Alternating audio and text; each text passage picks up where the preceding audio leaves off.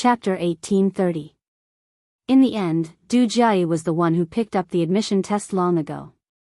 The reason was because his brother's sister had said that her dress wasn't pretty. Han Zhang had overheard this by accident. Otherwise, no one would have believed that his good friend would miss the entrance exam just because someone said that her dress was ugly. What was even more frightening was that she had been quite anxious for her good friend at the time. His friend's family had wanted to use their connections, so they didn't care about Du Jiayi's presence and told her all the countermeasures. Du Jiayi, who was anxious in front of others, took the initiative to cut off her good friend's escape route. She directly went to the examiner and told him that someone had lost their admission ticket and was looking for connections to take the exam without a permit. She pretended to help you time and time again, and cut off your escape route again and again. Only when you no longer have the strength to fight back would she stop and quickly kick you out.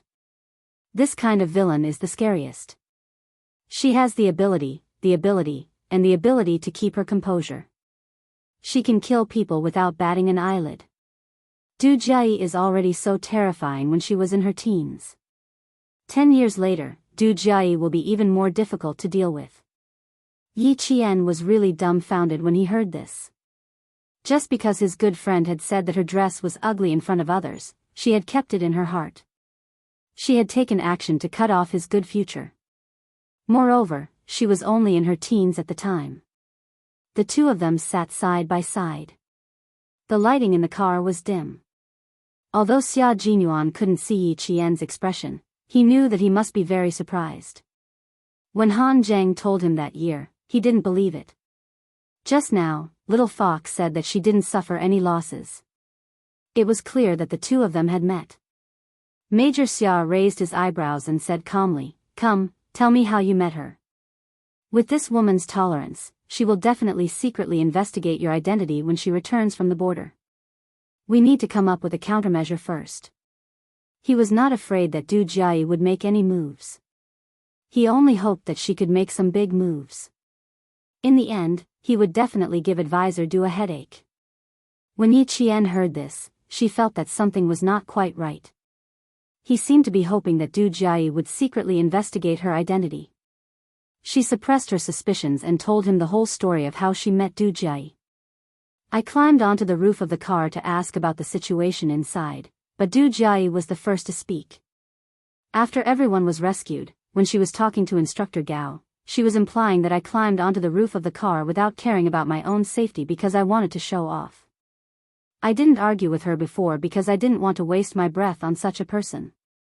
But now that she's slapping my face so blatantly, I won't tolerate it." But later on, he didn't think that Du Jiayi could be Yi Ying's aunt. When Xia Jinyuan heard this, even though he didn't laugh out loud, his eyes were full of smiles. "That's right. With our status, we can't take the initiative to bully them. But if they bully us, it's fine if it's just a commoner, but for people like Du Jiayi, there's no need to tolerate it. Even if you go against the Du family for me, it's fine." Yi Qian seemed to ask casually, but in fact, her left hand was tightly clenched. She didn't believe that the Du family didn't take action in her previous life. Just as Wei Jiu said, the Du family was a family that cared about their reputation. They wouldn't make things difficult for her openly, but secretly. Therefore, she didn't believe that the Du family in her previous life didn't know that Yi Ying was always making things difficult for her. She also didn't believe that Yi Ying was brave enough to hide her in-laws to kill her. Chapter 1831. She did not resent the Du family for not doing anything. After all, in her previous life, she was just an insignificant person to the Du family. They would not deliberately make things difficult for her. At most, they would turn a blind eye. But now, if Du Jiayi really wanted to take revenge for something that was her fault in the first place and she was merely retaliating, then she would really go against the Du family.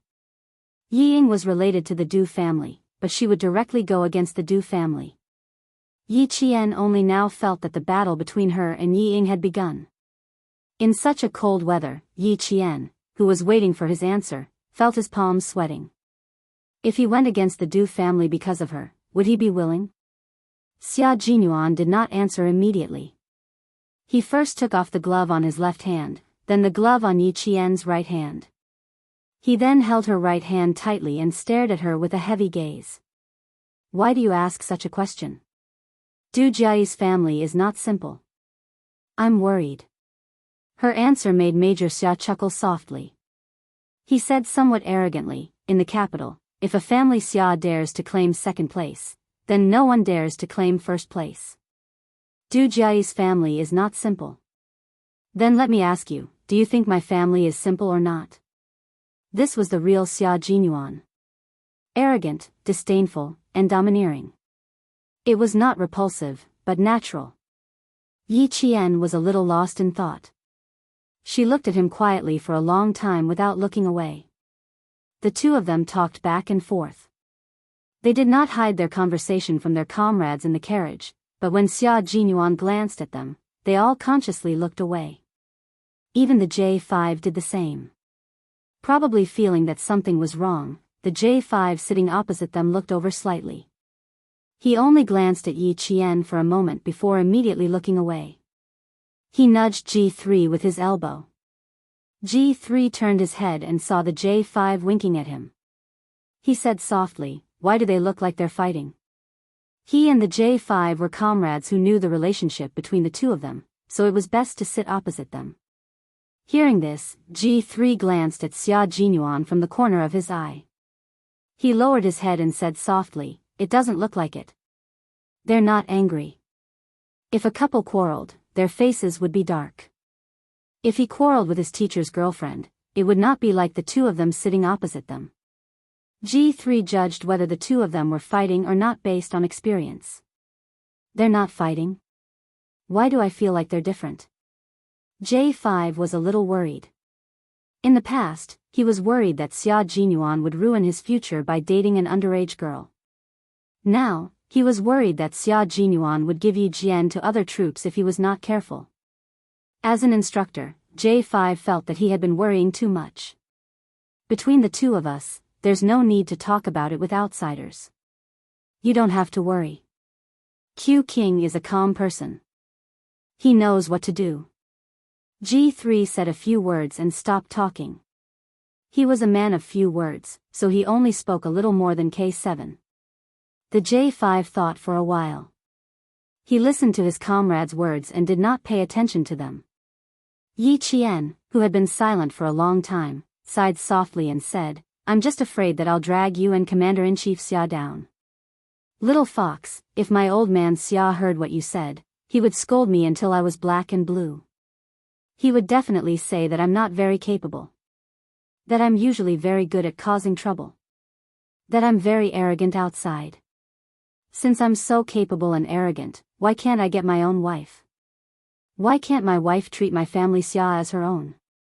Chapter 1832.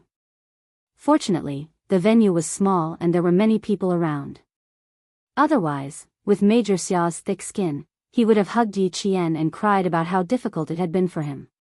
Major Xia's thick skin was just as thick as his skills. As long as there was a chance, he would show Yi Qian just how thick his skin had grown. Yi Qian thought of Commander-in-Chief Xia's past and couldn't help but chuckle.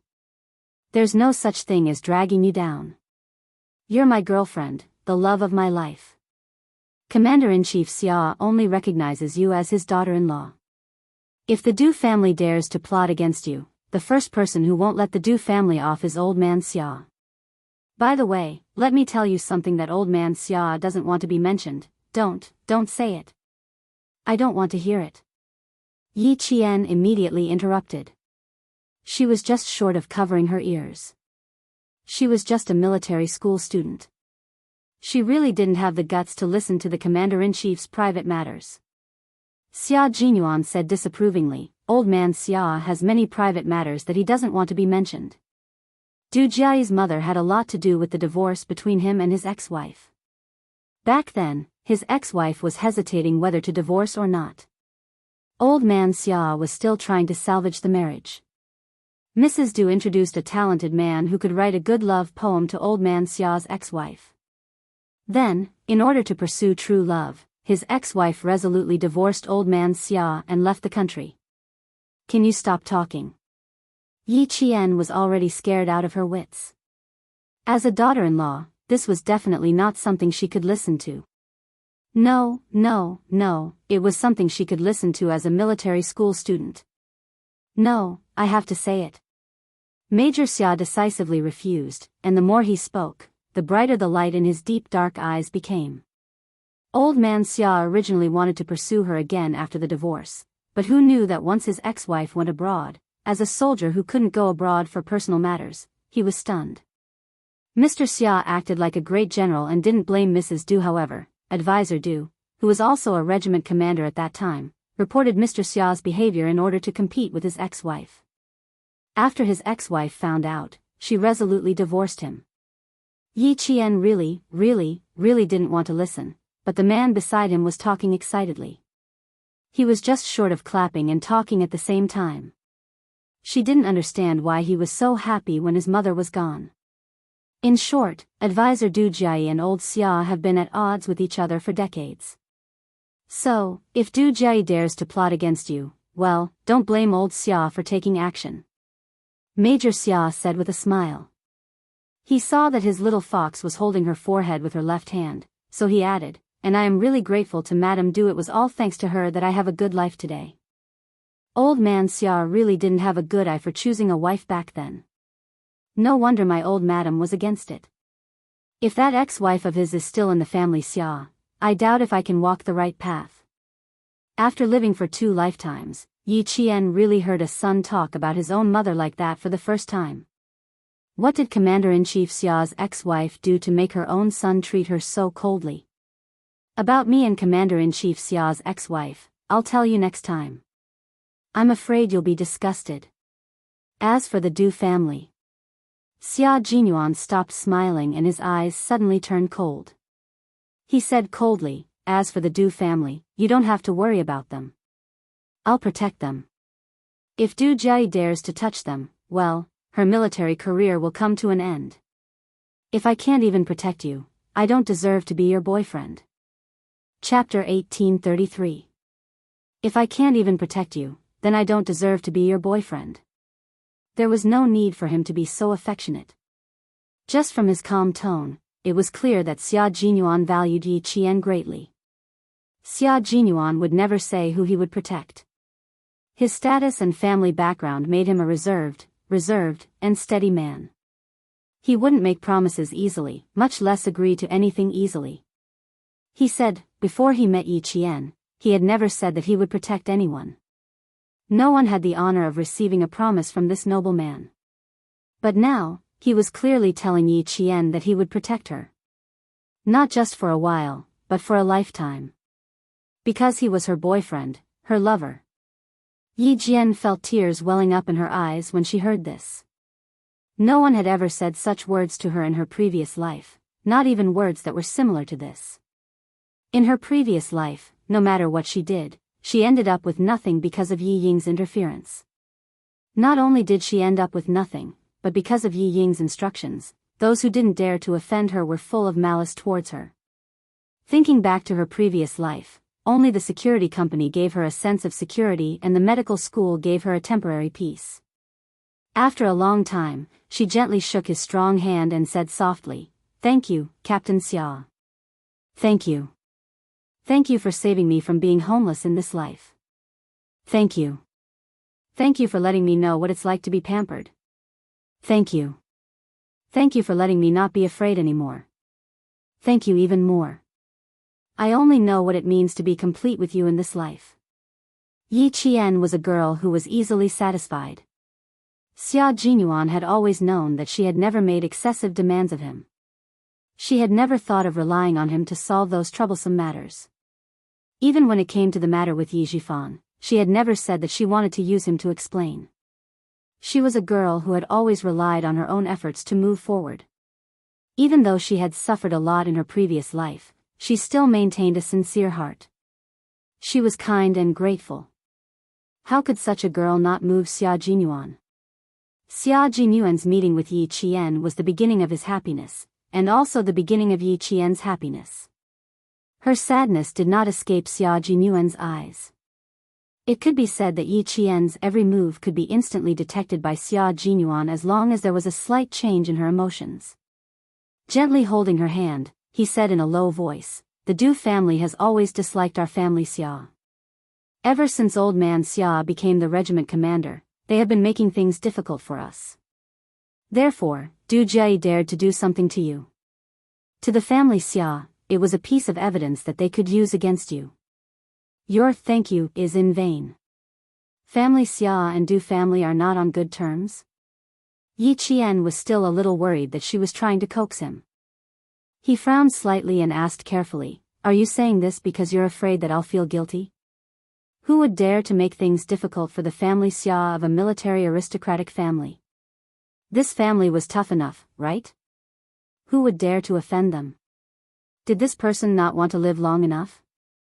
If he wanted to make an enemy out of the Xia family, he would have to weigh his own abilities first." Chapter 1834. You're just a silly fox. Do you think I would make up such a big lie out of fear that you would feel guilty? Her cautious expression pierced his heart deeply.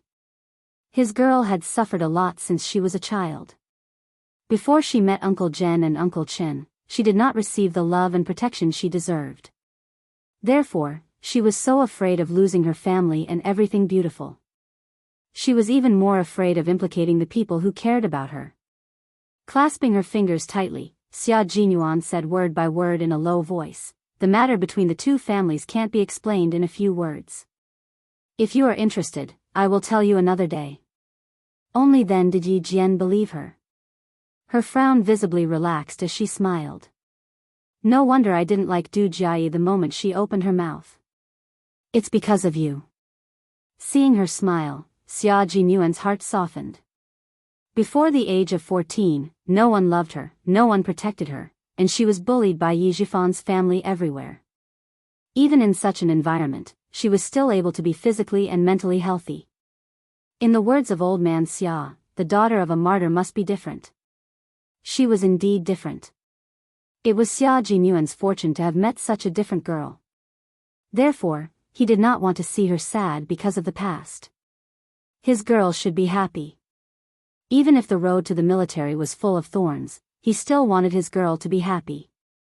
If she was not happy, he would use his own way to help her walk out of her sadness and regain her happiness. Major Xia, who prioritized Yi Jian, gently squeezed the slender little hand in his big hand. His thin lips curled up slightly, revealing a hint of a mischievous smile. "I actually don't want to accept your thank you. If I accept it, I won't be able to make any other requests. But if I don't accept it, I'm worried that you will feel uneasy." Her sadness did not escape Xia Jinyuan's eyes. Therefore, he began to show his mischievous nature again. "How about this? I'll accept your thank you, and then you can give me some benefits. For example, a kiss?" Speaking of sweetness, Major Xia, who had forgotten the pain after his scar healed, became energetic again. He glanced at all his comrades in the car and saw that all of them had their eyes closed. He leaned over and said, "Just once, not too much." Every time this happened, Yi Qian felt helpless. Why was it that the dignified Major Xia, who was always so proper in front of others, could only be proper in front of her for less than 5 minutes? Other than in battle, there was no one else who could be so serious the entire time. The moment she heard that bad tone, she just couldn't feel any disgust. Fortunately, the comrades who had been running around for a day and a night had already fallen asleep. Even the J5 and G3 sitting opposite had their heads leaning against each other. They hugged their rifles tightly and closed their eyes as if they were sleeping soundly. With their eyes closed, they saved Yi Qian from a lot of embarrassment. "Are you shy? Then I'll close my eyes too." Before he could finish his sentence, Yi Qian suddenly leaned over. She found her target and kissed him directly with her slightly cold and delicate lips. Her target, Major Xia's thin lips. Major Xia was a little stunned when he felt her slightly cold lips. His little fox was so bold as to kiss him on the lips in front of all his comrades. And he actually had his eyes closed and wasn't looking at her properly. "How is it? The dessert tastes good, right?" Yi Qian had already sat up straight and asked him calmly, "Compared to the dessert you wanted, I think Captain Xia would like this dessert more." Although it was a light kiss, what did he mean by that? It meant that his girl was beginning to accept him completely. Chapter 1835. It wasn't just a little bit of pleasure, it made him so happy that he really wanted to do it again. But that was obviously impossible. Only Major Xia, who looked regretful, casually glanced at the J5 opposite him and said, "Since when did you suddenly attack?" "It was over before I could react." "What a pity." The sky was already bright outside.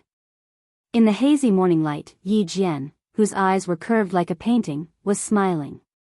Her gaze was slightly tilted as she looked over with a woman's coquettishness. "As long as Captain Xia likes it." Major Xia nodded repeatedly. He really liked it. He didn't mind doing it from time to time.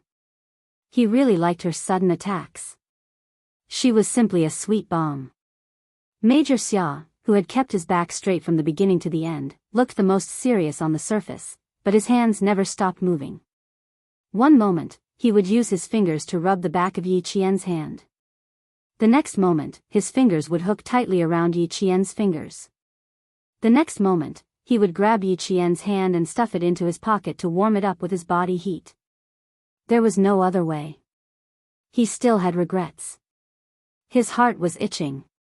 If he didn't find something to do, his heart would feel terrible. The Tibetan route to Daban was full of twists and turns, and there were countless dangerous roads. The two trucks carrying dozens of special forces followed this dangerous road that had sacrificed countless engineering soldiers to reach the same destination that everyone had arrived at together. The J5 moved slightly. There was a faint smile at the corner of his mouth. What quarrel? Their feelings were clearly sweet. Yi Qian was bold enough to kiss him directly. Their captain was stunned for at least 3 seconds. Obviously, he didn't expect Yi Qian to suddenly kiss him. TSK, TSK, TSK. This sweetness made his mouth feel like it was full of sweetness. He wanted to look a little longer, but unfortunately, their captain didn't let him. A cold gaze inadvertently swept over, making him quickly close his eyes. He thought he had hidden it well. Who knew that everything was exposed? Ha ha ha, this was probably why Yi Qian was stunned when he kissed him. Even when taking a shower in the unit, he had to draw the curtains. Q King, who valued privacy very much, wouldn't let others see his girlfriend kiss him, not even his comrades. It was quiet in the car that was filled with friendliness. Everyone's body was swaying along with the bumpy road. Sometimes they were leaning forward, sometimes they were leaning backward, sometimes they were shaking left and right. In such a dynamic environment, all the special forces soldiers in the car, including Yi Jian, were sleeping soundly. It was amazing. Occasionally, the back of a member's head would suddenly hit the hard surface of the hard car. With one eye half open and the other closed, they didn't even need to rub the back of their head and went back to sleep. At night, they met up with the remaining members of the Storm Commandos and began to complete all the tasks in the altitude training. Qin Xiu and the rest arrived at the outpost at Xinxian Bay around 2 in the afternoon the next day. When they arrived at the outpost that was close to the sky, he and another translator, who rarely spoke or showed up, got out of the car and went into the camp arranged by the outpost. They never came out again. The sky above the outpost was very blue. There were no trees or grass. Under the white snow, there were brown gravel. Because the oxygen content in the air was less than half that of flat ground, but the ultraviolet intensity was half that of flat ground, it was extremely difficult to plant trees in Xinxian Bay. The arrival of the art group made the outpost lively. Red lanterns were hung up even before the spring festival. Although the water was only 70 degrees, it was a temperature they could hold in their hands. Chapter 1836. Singing, dancing, and skits were all performances that the art troupe could perform. There were still 10 minutes before the 2-hour performance ended, but the soldiers in the outpost were still reluctant to leave. Du Jiayi suggested to Instructor Gao and the leader in charge of the construction to see if they could increase the interaction between the soldiers and the art troupe. Company Commander Feng of the outpost looked at the time and saw that there was still a familiar figure who had not returned. He agreed readily. When the soldiers and the art troupe sang together and the atmosphere reached its peak, Company Commander Fong quietly stood up and left. Not back yet?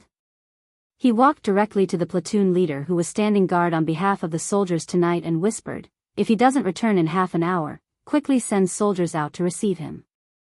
If something were to happen to a diplomat and a specialist of a certain heavy and powerful weapon right under his nose, he would be a sinner of the country.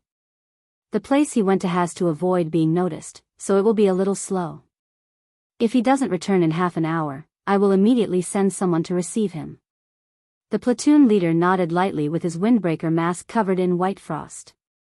He looked around the barracks vigilantly and said, "Half an hour ago, a soldier reported to me that the female soldier with the rank of captain in the art troop asked him which outpost a military officer named Xia Jinyuan was at. He graduated from the National Science and Technology University." Graduates from the National Science and Technology University all had military ranks, so he was definitely not an ordinary soldier. When Company Commander Fong heard this, his eagle-like eyes shone brightly. Although he did not know who Xia Jinyuan was, it was a little abnormal for him to come to the outpost to ask about a military officer who graduated from the National Science and Technology University who might be assigned to the border. What was even more abnormal was that if it was a normal person, he could have asked him directly and not a normal soldier. As a sentry at the border, any military officer's alertness was definitely not ordinary. Only the female soldier with the surname Du is a captain in the art troop. Ask the soldiers to keep an eye on her and not let her wander around. Company Commander Fong no longer had a smile on his face. He became very serious. "If she asks the soldiers again, ask the soldiers to bring her to see me." As he spoke, a few small black dots moved faintly. The platoon leader immediately looked through his binoculars. "Company Commander, the political commissar is back. Keep an eye on the inside. I'll go pick them up." Compared to the performance of the art troupe, Company Commander Fong naturally placed more importance on the commissioner who came for the border defense, as well as the diplomat who was also a translator. The translator accompanying Qin Xiu was not a translator, but a missile specialist who carried an important object with him. The satellite launch base at the northwest border of the entire frontier had entered the final phase of testing. At the same time, there was also the construction of a national defense base. The snowy mountains in the northwest of the frigid winter border were sealed off, but it was also the best time for some national defense to be launched. Qin Xiu accompanied the commissioner here and was in charge of completing the exchange between the commissioner and an important figure of a certain country that purchased our country's missiles. Exchanges between countries that could appear on TV could be widely publicized. Exchanges that could not be released could only be considered core exchanges that were completed in secret. Qin Xiu, who was protected all the way back, saw the national flag fluttering in the wind in front of him. Although he could only see the outline of the flag, Qin Xiu still felt a sense of security, as if everything had finally been arranged. As a citizen, only in his own country could he truly feel a sense of belonging and security. Qin Xiu, who had finally completed his mission, declined Company Commander Feng's invitation to watch the art troupe's performance. Du Jie was present, so he did not go. He did not want to be recognized. Chapter 1837. As for Mrs. Qin's advice, Qin Xiu chose to forget about it. The commissioner didn't go to watch the performance either. He returned to the barracks with Qin Xiu, closed the door, and rested. Their mission was complete. They could finally have a good night's sleep. Qin Xiu lay on the bed and didn't fall asleep immediately. Although his body was very tired, so tired that he couldn't even open his eyes, the image of Qin Yan, who was full of spiritual energy, still appeared in his mind. She was an interesting girl. She didn't resemble any of the girls he had seen before. The real socialites in Beijing were all capable, but compared to Yi Qian, they were still a bit lacking. His first impression of Yi Qian was her unforgettable face. The sunlight shone through the clouds and through the glass, scattering light on the girl sitting by the window. As he waited, he inadvertently looked up. The girl bathed in the sunlight had delicate skin. When she looked back, her watery eyes seemed to gather the purest spiritual energy in the world. She was attractive at first sight. She was very beautiful. At the time, he thought so. Moreover, he used the pillars as a cover to blatantly admire her smile. At the time, he didn't hide his bad nature at all. Her youthful face, youthful figure, bright smile. Later, when he saw her again, he recognized her at first glance. A second-year high school student could accompany a leader overseas. Which socialite in Beijing had such an honor?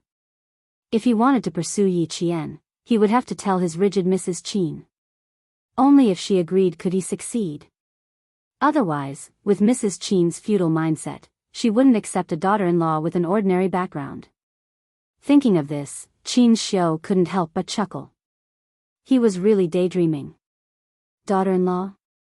With Yi Qian's talent, she had the right to choose a daughter-in-law, not her. However, Mrs. Qin and the Qin family had to pass before he could pursue Yi Qian. Regardless of whether he could win her heart in the future, he didn't want her to be humiliated because of her family. Suddenly, the faint sound of a woman's voice came from outside the window. Qin Xiu, who was resting with his eyes closed, didn't stay for long, but when the voice came from outside the window, he inadvertently heard it. Company Commander, is there really no soldier named Xia Jinyuan in our outpost? But why did I hear that he was serving in the most remote outpost in the border?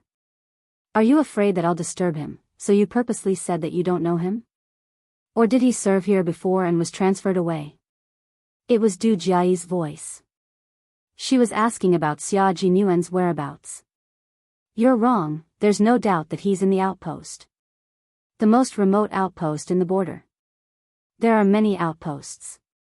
There are many outposts. Of course, you have to be sure that he is assigned to the northwest outpost of the border. Company Commander Feng smiled as he looked at the captain of the Arts and Crafts Regiment who had come to look for him after the ceremony ended.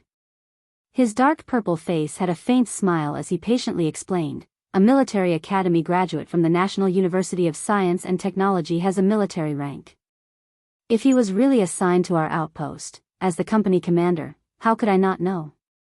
Captain Du, I can tell you with certainty that there hasn't been a single officer named Xia Jinyuan assigned to our outpost in the past few years. He was quite stubborn, insisting on getting the answer he wanted. But how was he supposed to answer when there was no one here? Chapter 1838. Du Jie finally believed that he wasn't lying to her. It seemed that he wasn't at this outpost, but at another outpost. She immediately put on a dignified smile and said, I'm sorry, Captain. Xia Jinyuan and I are old friends. He never contacted his mother after he joined the military. I was only looking for his whereabouts because his mother asked me to. I'm sorry for taking up so much of your time. Company Commander Feng had already learned about the situation from Instructor Gao and knew that there was no problem with Du Jiayi's identity. He smiled brightly and said, It's not a problem at all. It's a pity that I couldn't help you. Company Commander Feng had a good impression of the staff officer's daughter, who was polite and didn't put on airs at all. He was very willing to help her. How about this, Captain Du, you write a letter, and I'll ask around at each outpost. If there's any news, I'll send a letter to Barracks 30 Li. What do you think? When Qin Xiu heard Du Jiayi's overjoyed reply, his lips curled into a smile. That's for the best. She was so anxious to find Xia Jinyuan. It seemed that the daughter of the Du family liked Xia Jinyuan. The two families had a dead knot, and Xia Jinyuan was a strong-willed person. Du Jiayi would probably be frustrated. Of course, that wasn't his main concern. His main concern was that he could explain to Mrs. Qin that the daughter-in-law she liked already had someone in her heart. As her son, he wouldn't be the bad guy and ruin Du Jiayi's plans. With the Qin family's traditions, they didn't want rumors to spread about the daughter-in-law they liked. The first person to object wouldn't be Mrs. Qin, but the old master, who was enjoying his old age. The Qin family had always been strict. In the early years of the war, the Qin family went abroad to avoid trouble. After they returned, the old master Qin restrained the younger generation of the family from doing anything rash in order to prevent them from ruining the foundation of the Qin family. When it came to the grandchildren's generation, the Qin family was considered stable. However, the old master Qin couldn't help but feel a little angry when it came to history. Therefore, even if the Qin family returned to its prosperous state before the war, the family's traditions were still strict. The slightest deviation would anger the old master Qin. If one of the grandchildren married a woman who had a bad reputation before she got married, the old master Qin would remove his name to correct the family's traditions. The conversation outside gradually quieted down. Qin Shou heard Du Jiayi ask, "How are reporter Qin and his colleagues?" Only then did he know that company commander Feng and the others' excuse. He didn't know if he would tell Du Jiayi the truth or not. As a company commander of the outpost, he couldn't possibly make such a big mistake. The sound of footsteps and conversation gradually faded away until the surroundings were quiet again. Qin Shou, who was lying flat on the bed, closed his eyes again. There was a smile at the corner of his mouth. He had probably solved another worry, so he fell asleep after a while. The charcoal stove emitted a certain aura. Smelling the unpleasant smell, Qin Shou slept until dawn. The next day, Qin Shou began to do what he was supposed to do as a reporter. He interviewed the company commander, platoon leader, and comrades. Then, he followed the company commander up to the high-altitude outpost. It took Qin Shou 2 days to finish. During this time, Du Jiayi made excuses several times to come and read his manuscript, but she was rejected. In the end, Du Jiayi's face was livid. She didn't calm down even when they returned to the 30-mile camp together. Xia Jinyuan, who was about 300 kilometers away from the 30-mile camp, found out that Du Jiayi was asking about his whereabouts on the 4th day after Qin Shou and the others returned to Beijing. At the same time, she also inquired about which army Yi Qian belonged to, what the number of the army was, and other information about his identity. Chapter 1839. In response to her inquiry, the leader of Camp 30 Li said, "This is what a soldier should do and also a soldier's duty. You don't need to repay me to avoid ruining the atmosphere." His words directly blocked Du Jiayi's words, making it impossible for her to ask other leaders. She had no choice but to return to the Nongguang military region with regret. When Xia Jinyuan found out that Du Jiayi had asked about him while asking about Yi Qian, his eyes suddenly sharpened. "She found out that I was serving at the border." She didn't know that he was training at the border, but she found out that he had been serving there since he graduated from the National University of Science and Technology.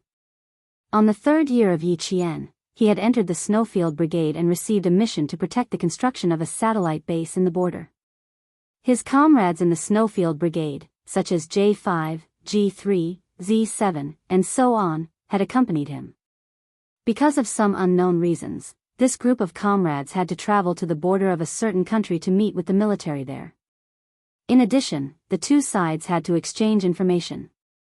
Only a few of them, who only had military ranks and no military information, had information about their military service at the border. Previously, Han Zhang had said that he still remembered that he belonged to the border army, which was why he had served in the army. It was understandable for her to ask about Yi Qian, but it was incomprehensible for her to ask about Xia Jinyuan's whereabouts. What's more, she was actually asking about him at the border. It was obvious that she was very certain that he was serving at the border. The only way to find out that he was serving at the border was by using his identity to protect the construction of the satellite base. The Major General had already investigated this matter thoroughly, so he said, "The border is at the level of the Deputy Military Region. This is Staff Officer Du's hometown. It's not difficult for Du Jiayi to find out if she wants to." She's really something.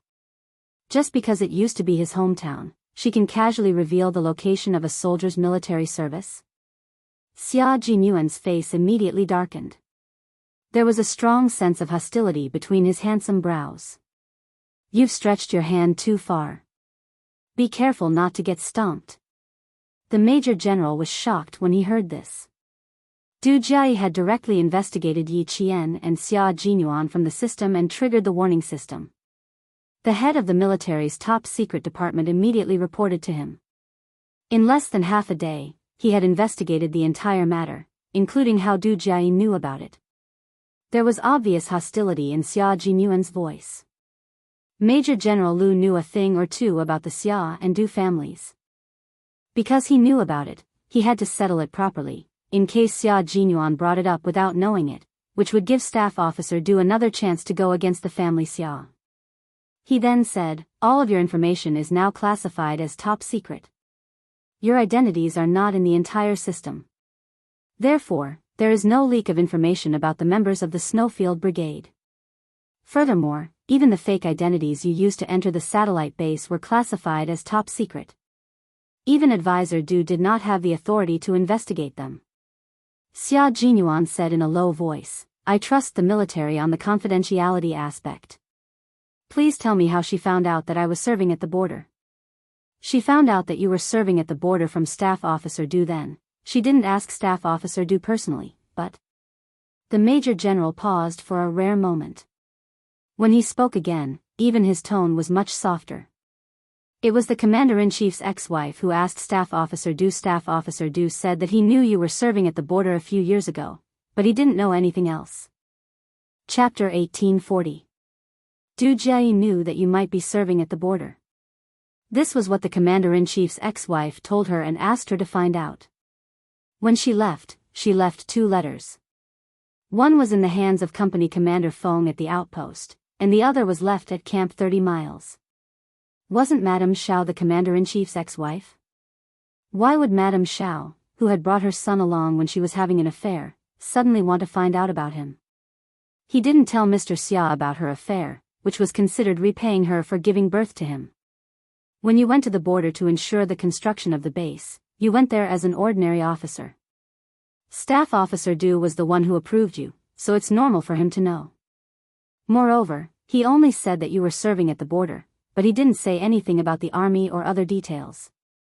You should calm down a little." Major General Lu didn't want him to lose his mind, especially when the Commander-in-Chief's ex-wife, Madame Xiao, was involved.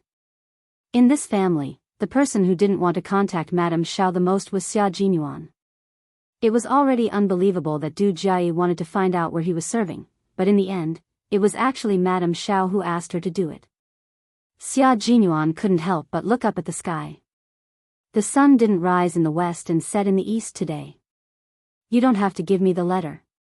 Just destroy it. As for the anger in my heart, to be honest, I'm not angry at all." He originally wanted to find out what Du Jie's motive was, but now it was completely unnecessary. Didn't Madame Xiao see her as her biological daughter? Madame Xiao asked her biological daughter to do something, so her biological daughter had no choice but to accept it. Xia Jinyuan, who contacted Major General Lu through the ground navigation system, smiled faintly and said, since she was asked by Madame Xiao, "It doesn't matter much. However, you still need to keep an eye on Yi Qian. She can't find out Yi Qian's information just because she wants to. Moreover, her information is classified as top secret along with yours. If anyone searches for Yi Qian's information in the system, the military's confidential department will immediately know and contact me. Yi Qian hasn't joined the army yet, so she can't find anything even if she wanted to." The Major General was not worried that Yi Qian's information would be investigated, nor was he worried that someone would find out about Xia Jinyuan. Instead, he was worried that Xia Jinyuan would do something irrational because of Ms. Zhao's interference. The Snowfield Brigade did not belong to any army. In some cases, every member of the Snowfield Brigade was an unregistered citizen without any information about their identity. They had enjoyed all the privileges of our country's soldiers when they were alive, but if they died, they might not be able to enjoy the glory that a soldier should have. Only the Major General of the army had access to the information of everyone in the Snowfield Brigade. Even Commander-in-Chief Xia did not have the authority to do so. However, Xia Jinyuan wanted the Major General to be careful, so he told him about the friction between Yi Qian and Du Jia.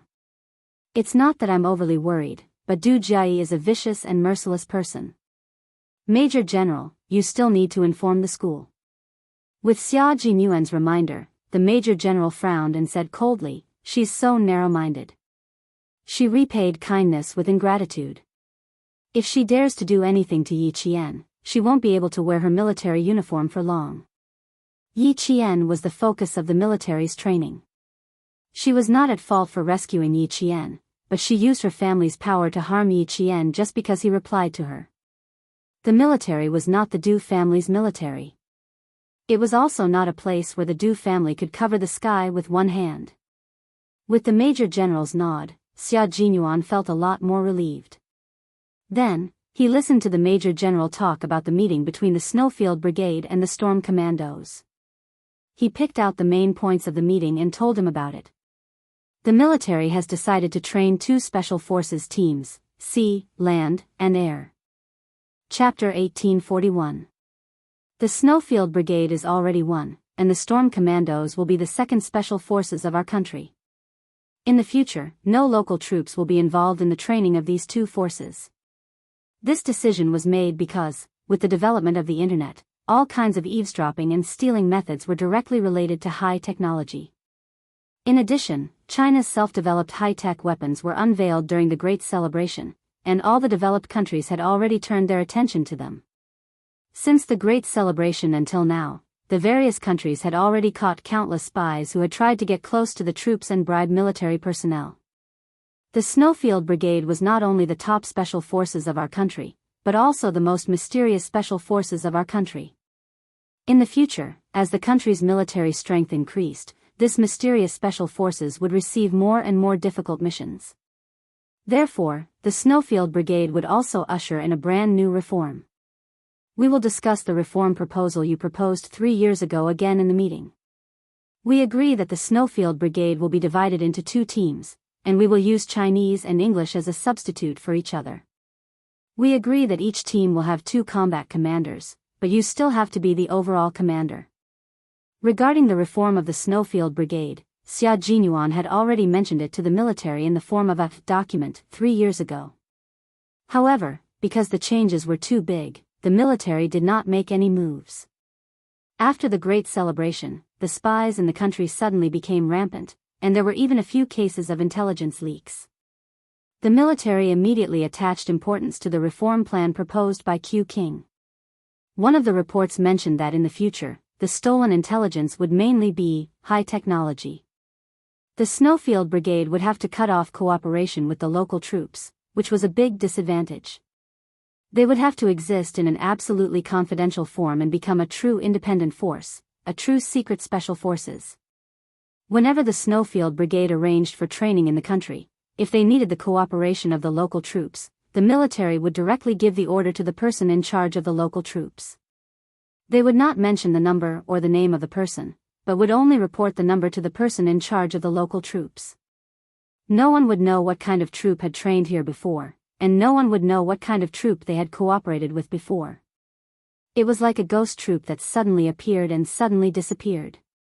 Just like the training this time, there was still the cooperation of the local troops, which was precisely what Xia Jinyuan could not accept the most. In the end, he ran into Yi Qian's junior high school classmate. Even though he wasn't sure if that boy was Yi Qian, it still made him suspicious. After the confrontation, he immediately reported it to the military. With this incident, coupled with the increasingly rampant illegal activities, the military finally agreed to Xia Jinyuan's reform policy. 3 years ago, Xia Jinyuan had already seen it. 3 years later, he had even focused on analyzing the reserves of special forces in various developed countries. He had also clearly pointed out that there were too few special forces in China for tri-terrain combat and that they had to be nurtured. The Storm Commando team was originally an amphibious frogman assault team, but because of Xia Jinyuan's document, they directly became a reserve amphibious assault team, and all their training programs would be improved. Li Jinyan was a little stunned when he learned that they had become a reserve amphibious assault team. He immediately asked the Navy commander, "Why did you suddenly make such a decision?" There was no news at all before this. He didn't receive any news at all. When it was first established, it was positioned as an amphibious unit. How did it become a reserve, tri-terrain unit without him knowing anything? It made him feel that it was too rushed. Chapter 1842. He also didn't know how the Storm Commandos he led had suddenly become a preparatory, tri-amphibious, special forces. Indeed, Demon King Li was a major who could withstand the storm and the test of surprises. He didn't panic or be surprised. He only asked calmly. Naturally, he had to ask clearly. It was impossible for him to lead his men into a tri-amphibious special forces in a daze. Not only was this irresponsible to himself, but it was also irresponsible to all his team members. It can't be considered sudden. The military already had a plan 3 years ago. The meeting ended at around 2:00 in the morning last night. The Navy commander had been waiting for Li Jinyan to call to report on the progress of the training. He was very happy in his heart, and his tone was rather calm. He didn't show it. I didn't expect to choose the Storm Commandos led by you in the end. After all, our team hasn't even been established for 2 years. The military decided to put another tri-amphibious team on the agenda after the celebration.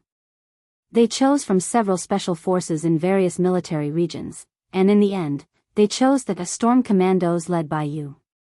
Jinyan, your ability is obvious to all. Although I'm surprised, I also think that this is the responsibility you should bear. You have to shoulder this responsibility that has been given to you. I'll hand the Storm Commandos over to you. I hope that you can achieve something.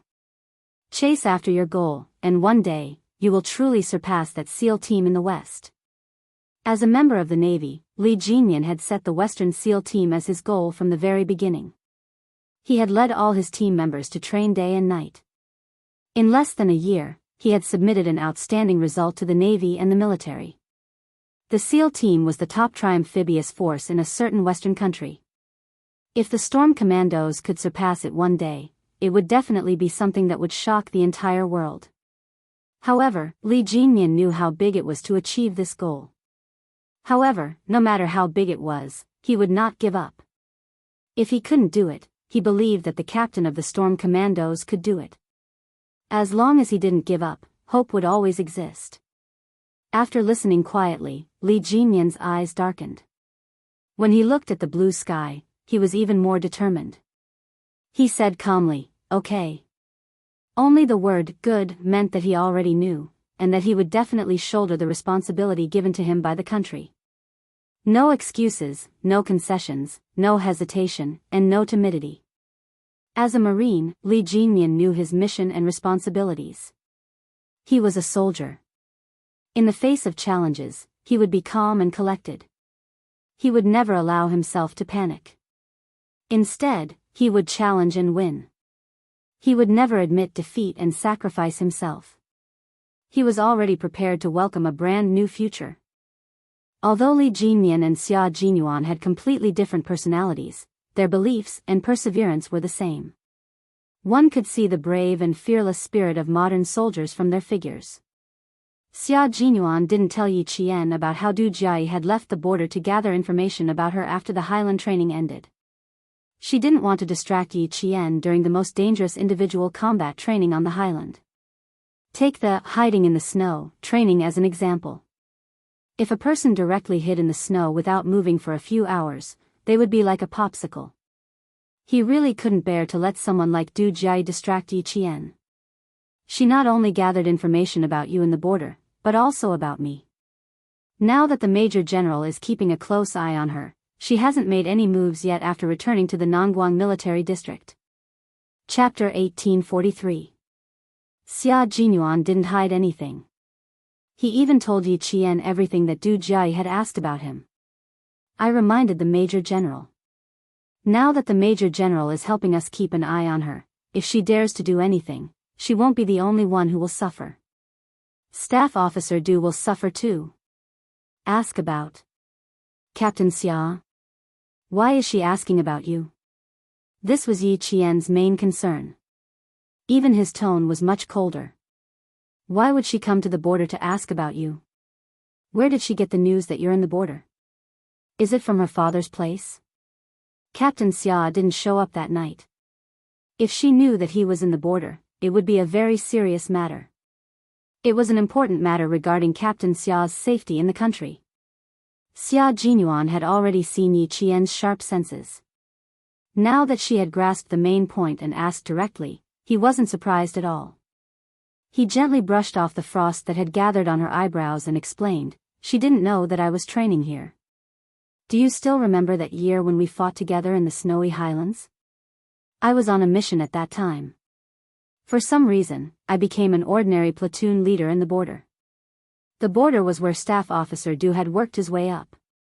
At that time, he only knew that I graduated from the National University of Science and Technology and was serving in the border.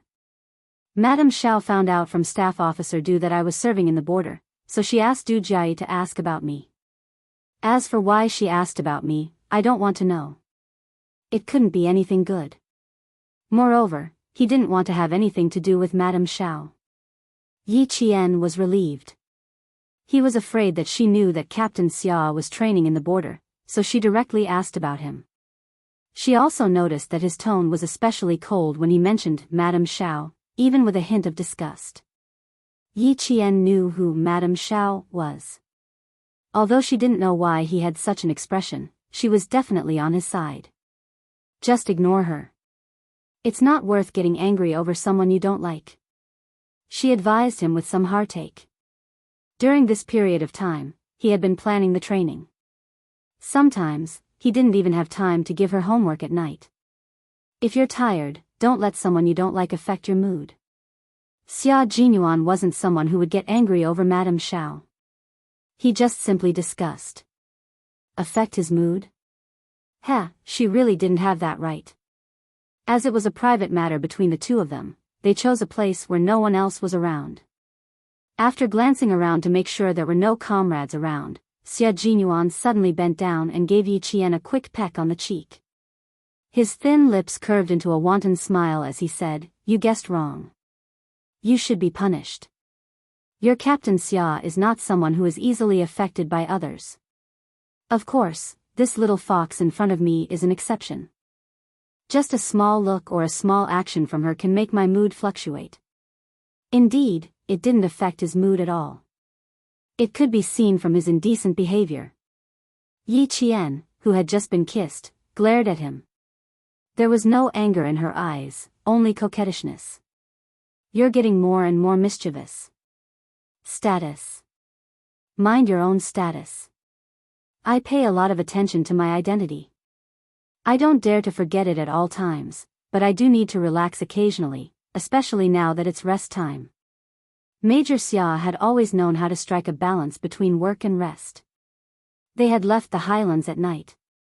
Now, it was equivalent to taking half a day off to wait for the helicopter from the aviation team to arrive. He could take advantage of the rest time to have some sweetness. It could help him sweep away the stress of the past half a month. The two of them didn't leave alone for too long. Just as Yi Qian said, they still had to pay attention to their status. In addition, Li Jinmian came looking for them, so Yi Qian left first and seized the time to revise her homework. Returning to school would be the midterm exams, so she had to hurry. Chapter 1844. It was bitterly cold in the northwest of Xinjiang, but the sun was shining brightly in Nanguang. The lowest temperature today was only 8 degrees Celsius. Compared to the dozens of degrees below zero in Xinjiang, Nanguang was as warm as spring. Yi Zhifan, who was in a suit for the first time, was in a sharp contrast with the soldiers in dark green uniforms. Seeing that the door of the office building was guarded by heavily armed soldiers, Yi Zhifan could not help but swallow his saliva. He had been an officer for nearly 20 years, and this was the first time he had interacted with a senior officer in the army. He put his left hand into his pocket and touched the cold jade pendant. A trace of uneasiness flashed in his eyes. Yes, uneasiness. The reason why he could talk to the young master of the Du family was because he received a call from the mysterious man again. It had been more than 10 years since he received a call from the mysterious man. When he received the call again, the disguised voice did not change much. Probably because he was older, the voice was not as impetuous as it used to be.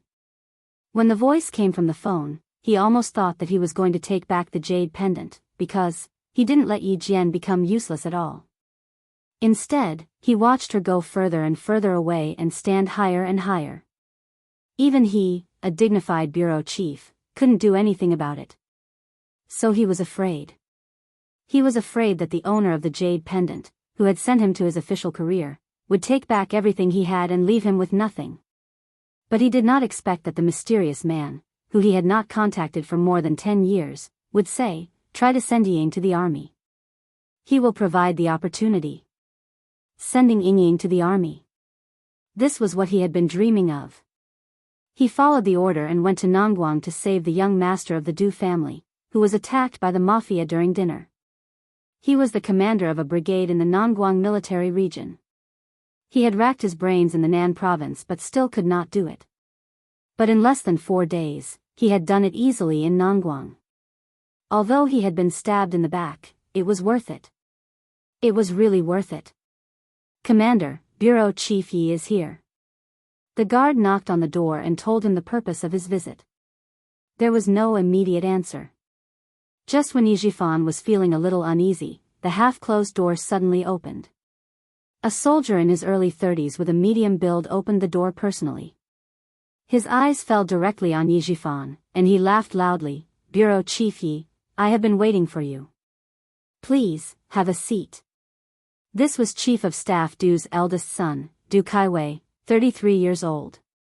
He was the commander of a brigade in Nangguang military region. His enthusiasm suddenly made Yi Jifan's heart, but when he saw Commander Du smile. Director Yi, you should have time to have a meal with me after we're done with work. Of course. And I. Director Yi had blocked the knife for him. If he hadn't blocked it, the knife would have landed on Du Kaiwei's neck, and his head would have fallen to the ground on the spot. Just because of this, he could not neglect it. Yi Jifan smiled very elegantly. Facing the warm hospitality, he was still calm. He did not show how happy he was. Chapter 1845. Before Yi Jifan went to Nangguang for the business trip, he had already roughly learned about the Du family's situation. Although it was not a real prominent family, it was still quite rich. Chief of Staff Du's family was relatively simple. There was an elder brother who was the second most powerful person in Nangguang province. His children had already joined the army. Although Chu Yunxing didn't know what they were doing, with an elder brother who was the second most powerful person in Nangguang province, it shouldn't be too bad. Chief of Staff Du was the second son. He had 2 sons and 2 daughters. Commander Du was the eldest son. He was only 33 years old. He also had a younger sister who was a member of the Standing Committee of Jiang Province. This Mrs. Du was in her early 40s, she only had 1 daughter, and she was still studying abroad. But the most noteworthy one was Chief of Staff Du's wife, Mrs. Li. It could be said that the reason why the Du family could become what it was today was largely because of Mrs. Li. She was a very knowledgeable and decisive woman who relied on her family's connections to raise the Du family, which was originally just a peasant family, to its current status. Yi Jifan deliberately learned about Mrs. Li when she was young and what had happened in recent years. He knew that her status in the Du family was quite high, and everyone in the Du family respected her very much. Chief of Staff Du also listened to her every word. Mrs. Li was in charge of everything in the Du family, and she never asked about it. However, it was also understandable that a woman who relied on her family's connections to raise her husband's family to its current status would treat her like an ancestor. This commander in front of Chu Yunxing also respected his mother very much. It was because of this Madame Li that Yi Jifan had no choice but to be cautious. Facing Du Kaiwei's warm hospitality, Yi Jifan, who purposely learned about it before coming here, took a sip of tea and said calmly, Commander Du, you are too polite. The thing you told me last time, I have thought about it again and again. My daughter is studying abroad in France. If she suddenly drops out of school and joins the army, once she stops studying, it will be very difficult for her to pick it up again. She just turned 19 years old a few days ago. I'm afraid that she won't be able to handle the hardships if she joins the army at such a young age. It was not that he didn't want to bring Ying back to Nangguang province, but with Mrs. Li, a powerful woman who didn't like other people forcing her to help him, he needed to know what she wanted. In the Du family, only when Mrs. Li nodded her head would things go smoothly. Moreover, he didn't believe that Mrs. Li didn't know that he saved Du Kaiwei. He even suspected that it was Madame Li who suggested to let Ying join the army. She wanted to test him. If he had really met Du Kaiwei by chance, it would have been fine. However, he had been arranged step by step by someone else. The Du family was not an ordinary family, so he felt a little uneasy. He had to be careful at every step. Du Kaiwei's eyes flickered when he heard this. It was a little strange that he had actually refused. Du Kaiwei gently placed the teacup in his hand back on the solid wooden coffee table. He rested one arm on the back of the sofa and spread his legs slightly. He sat casually and had a domineering aura. He couldn't help but smile and ask, "Director Yi, you don't believe me, right?" According to his investigation, in order to send his daughter to the army, Director Yi had put in a lot of effort and tried to establish a relationship with the Southern Province military region. Unfortunately, he failed every time. In his opinion, the biggest failure of Director Yi was that he married a wife who was as stupid as a pig. It would be strange if Director Yi could establish a relationship with the Southern Province military region after offending a national treasure like that. Du Kaiwei did investigate Yi Jifan's affairs. When he learned that the person who saved him was the director of the construction bureau of the Southern Province, he was a little relieved. He originally suspected that it was a trap. Chapter 1846.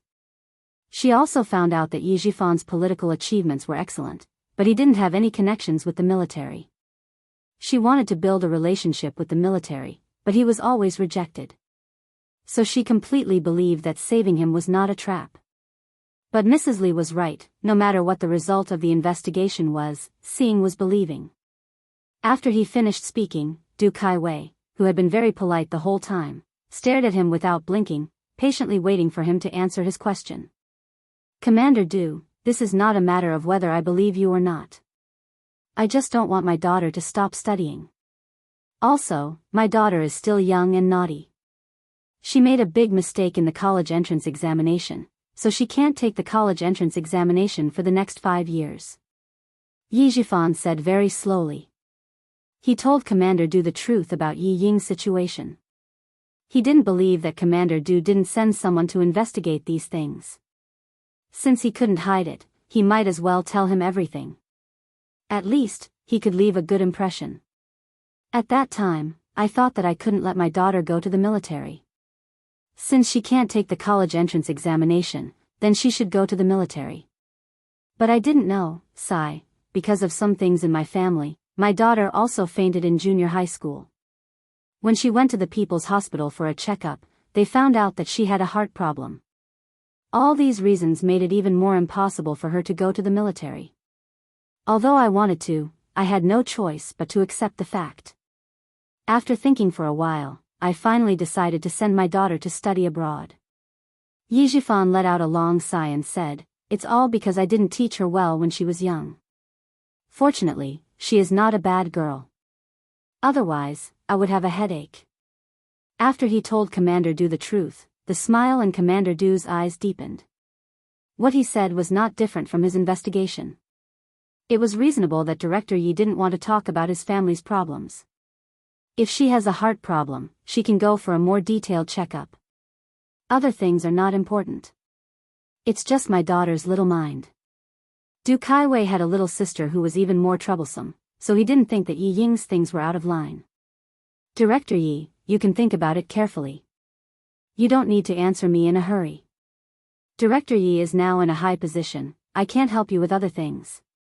Only if your daughter goes to the military, I can say something. Also, when my family found out that it was Director Yi who saved me, my parents really wanted to come to Southern Province to thank Director Yi in person. Unfortunately, both my parents were busy and couldn't get away. They could only wait for an opportunity to express their gratitude to Director Yi." When Yi Jifan heard this, he knew that he had made the right move. The Du family was indeed trying to rope him in. Thank goodness, thank goodness. Fortunately, he knew about Madame Li's past, so he did not rush to agree. When the Du family was investigating Yi Jifan had already investigated the Du family. However, he had always been cautious. When he found out that Madame Li was actually in charge of the Du family, he hurriedly investigated Madame Li's character. As a result, he found out that Madame Li had done something back then, which made him break out in a cold sweat. The old madam of the Du family had a cousin who had once lent half a liter of rice to the Du family during their most difficult time. About 10 years ago, that cousin saw that the Du family had become rich. He had not visited the Du family for a long time, so he took this opportunity to visit the Du family. He wanted to help his grandson, who had not been admitted to a good university, get in through the back door. Mrs. Lee immediately agreed and sent her grandson to university.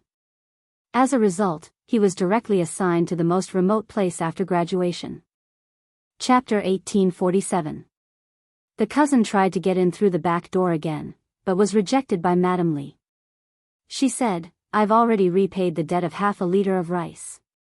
"Cousin, are you trying to force me to repay your debt?" "I'm sorry, but I won't fall for that." It wasn't easy to investigate this incident, and it came from Staff Officer Du's hometown. If he didn't know, he would have brought his daughter's information to them. Taking things slowly was Yi Jifan's rule as an officer. He was never aggressive and never took risks. With someone supporting him from behind, he just needed to walk steadily.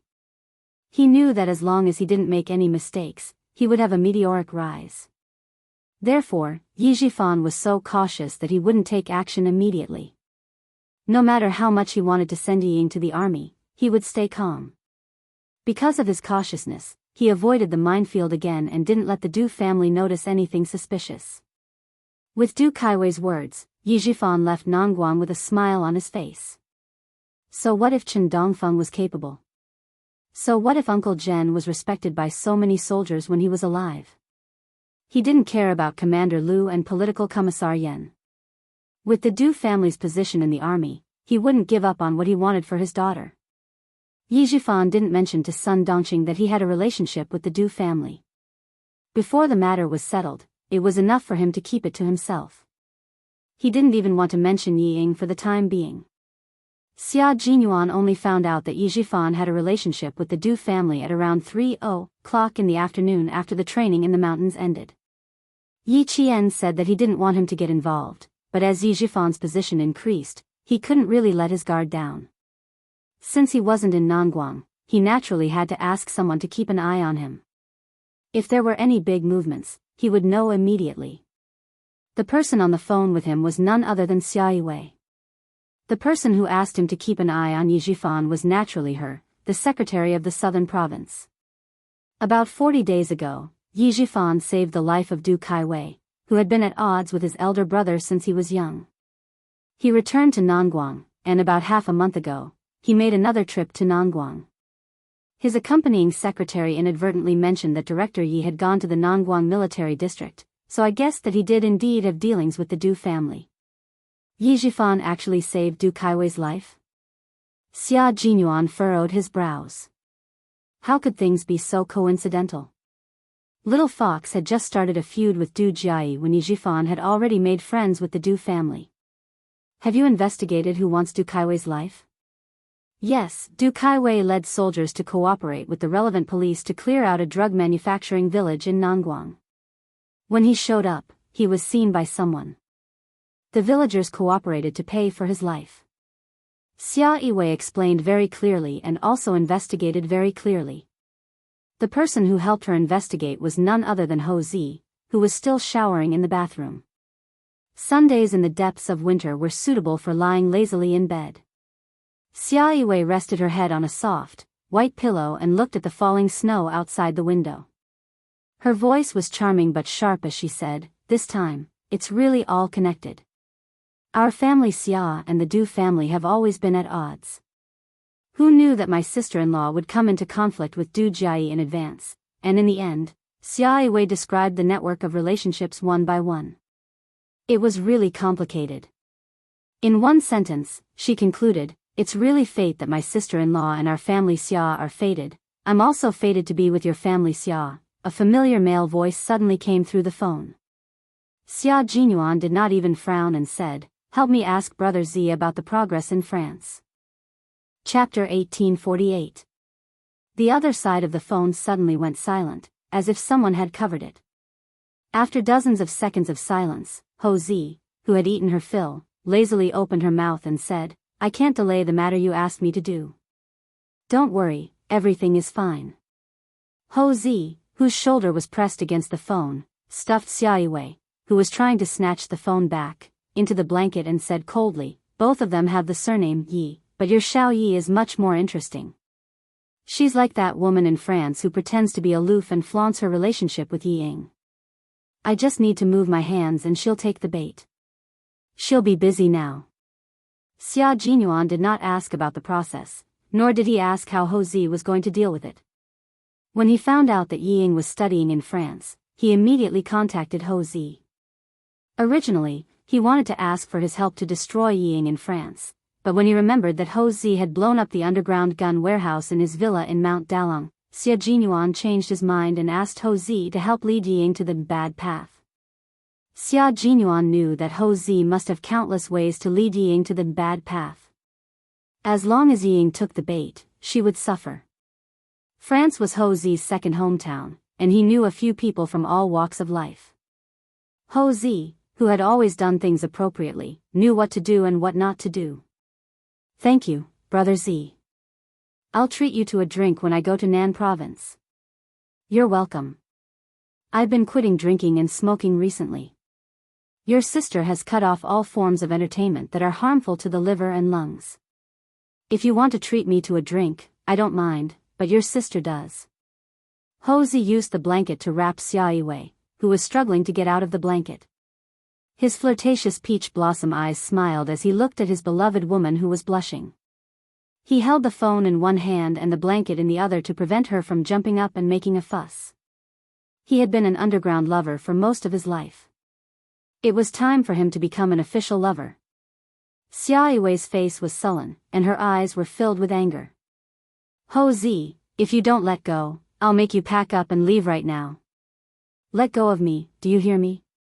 Xia Jinyuan heard her words clearly.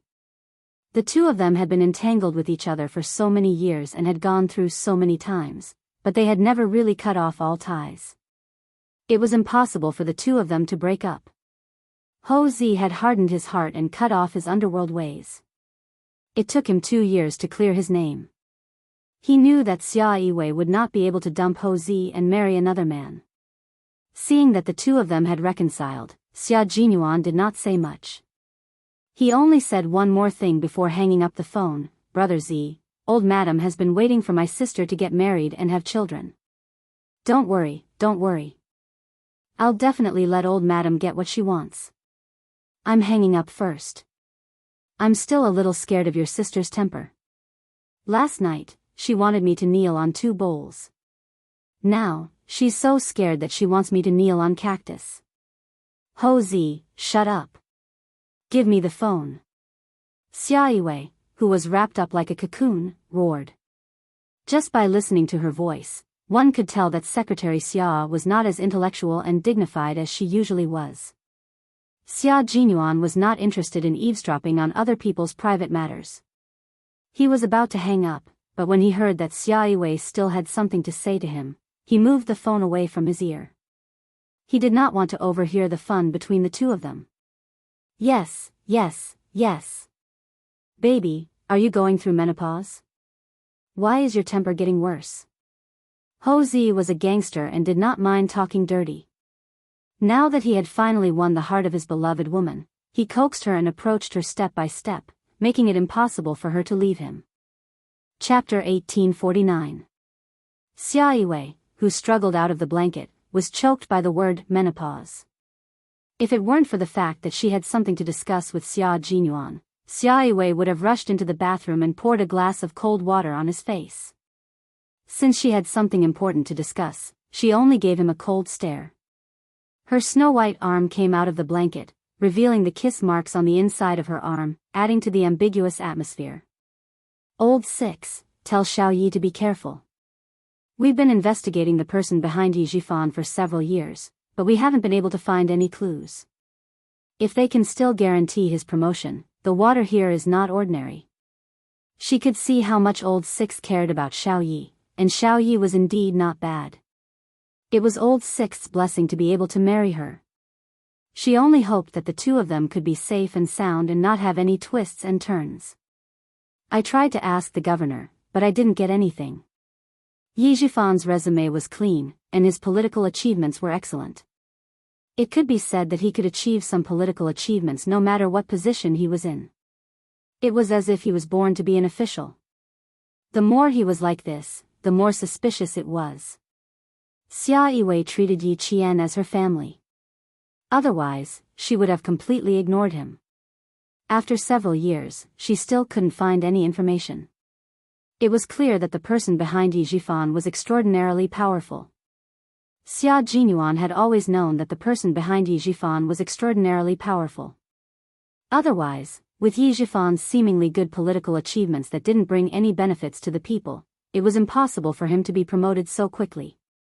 Now that he had connections with the Du family, it gave family Xia a chance.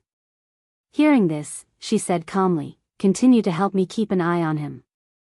If you can't find any loopholes in him, his daughter will become his loophole."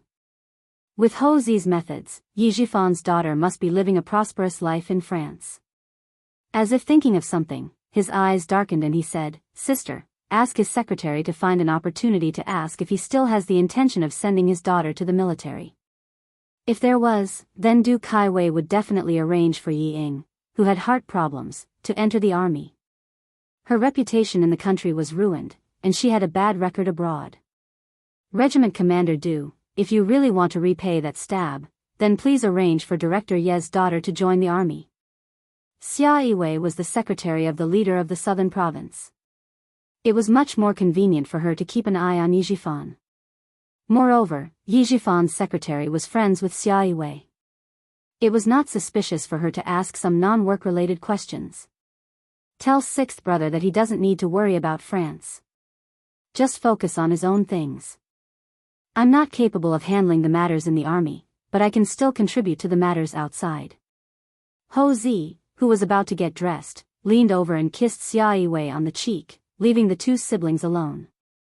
He had to go downstairs to prepare lunch for his wife.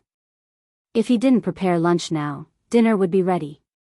Xia Jinyuan didn't talk for a long time. He had just finished the training, so he was actually a bit tired.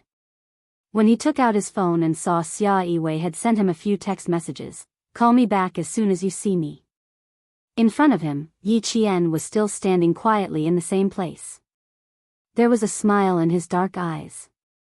He slightly moved his ankle that he sprained last night, and then strode straight towards Yi Qian. Everyone was wearing a jungle combat uniform. The paint on their faces was smeared with sweat, making them look even more unrecognizable. There were still a few comrades who hadn't come back yet. While waiting, they didn't forget to exchange their training experience and tactics with each other. Diving for a long time requires you to finish it in one go. You can't stop at will in case of insufficient oxygen. However, for a long-distance march in the mountains, we must strike a balance between work and rest. When we need to run, we must increase our speed. When we need to rest, we must stop. Only then can we maintain our stamina and keep our body excited. J5 was talking to a few members of the storm commandos. Yi Jian stood beside and listened carefully. Chapter 1850. Every member of the Snowfield Brigade was very outstanding. Their tactical experience and training were accumulated over a long period of time. After more than 40 days of joint training, Yi Qian was amazed by the abilities of each of them. The T6 soldiers had delicate baby faces, but once they held a sniper rifle, they could directly complete an accurate sniper shot with a golden hook hanging upside down from a tree. The Longhawks and Sparrowhawks were the scouts of the team. As long as the prey was targeted by them, it would be impossible for them to escape from their sight. Moreover, they could complete the reconnaissance in the shortest time possible. Yi Qian always felt that she was full of energy from head to toe when she trained and fought with them. Because they were all role models for her to learn from on her way to the military. Fighting with a group of role models, she would never relax or think about slacking off. She would always be spurred on. The Navy's main mission is anti-reconnaissance, anti-landing, beach raiding, and so on. The military skills and abilities you all have are incomparable to other branches of the military. Previously, you focused on naval combat, so you were limited. In the future, you will move toward a more large-scale tri-service systematic combat. With the ability of the Devil King, I'm guessing that within 3 years, you will be a very terrifying naval special forces. Brothers of the Storm Team, I'm looking forward to the establishment of the 2nd Tri-Service Special Forces. Your predecessor was the military's emergency mobile combat force in the 1990s. In case of an emergency, you can be directly commanded by the General Staff Department.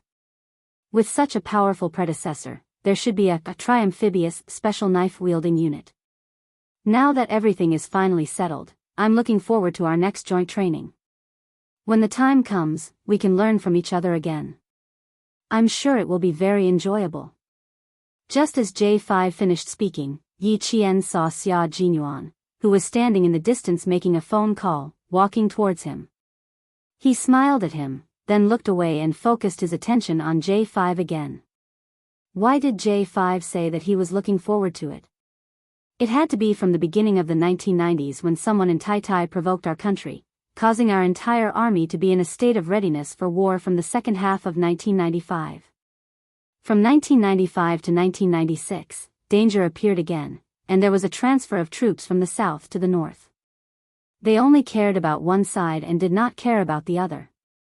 It also made the military and the highest leaders in the Great Hall more aware of the lack of amphibious forces in our country. It wasn't until 1998 that the Nongguang Military District sent a division to be reorganized into another strong force of the Navy that the transfer of soldiers from the south to the north was resolved. After that, the military requested the Navy to launch amphibious operations. When the time was right, they immediately issued the order and ordered the establishment of a special amphibious frogman force. They were now known as the Amphibious Frogman Combat Unit. It had been less than 2 years since it was established the year before last, and now it was changed to amphibious. Such a big reform would make any soldier who knew about it happy. What did this mean? This shows that the growth of our country's national strength and military strength, as well as the conditions for war reserves, are maturing day by day. As a special forces soldier who guarded every inch of the country's land, how could he not be excited? Only when the country is strong can the people be strong.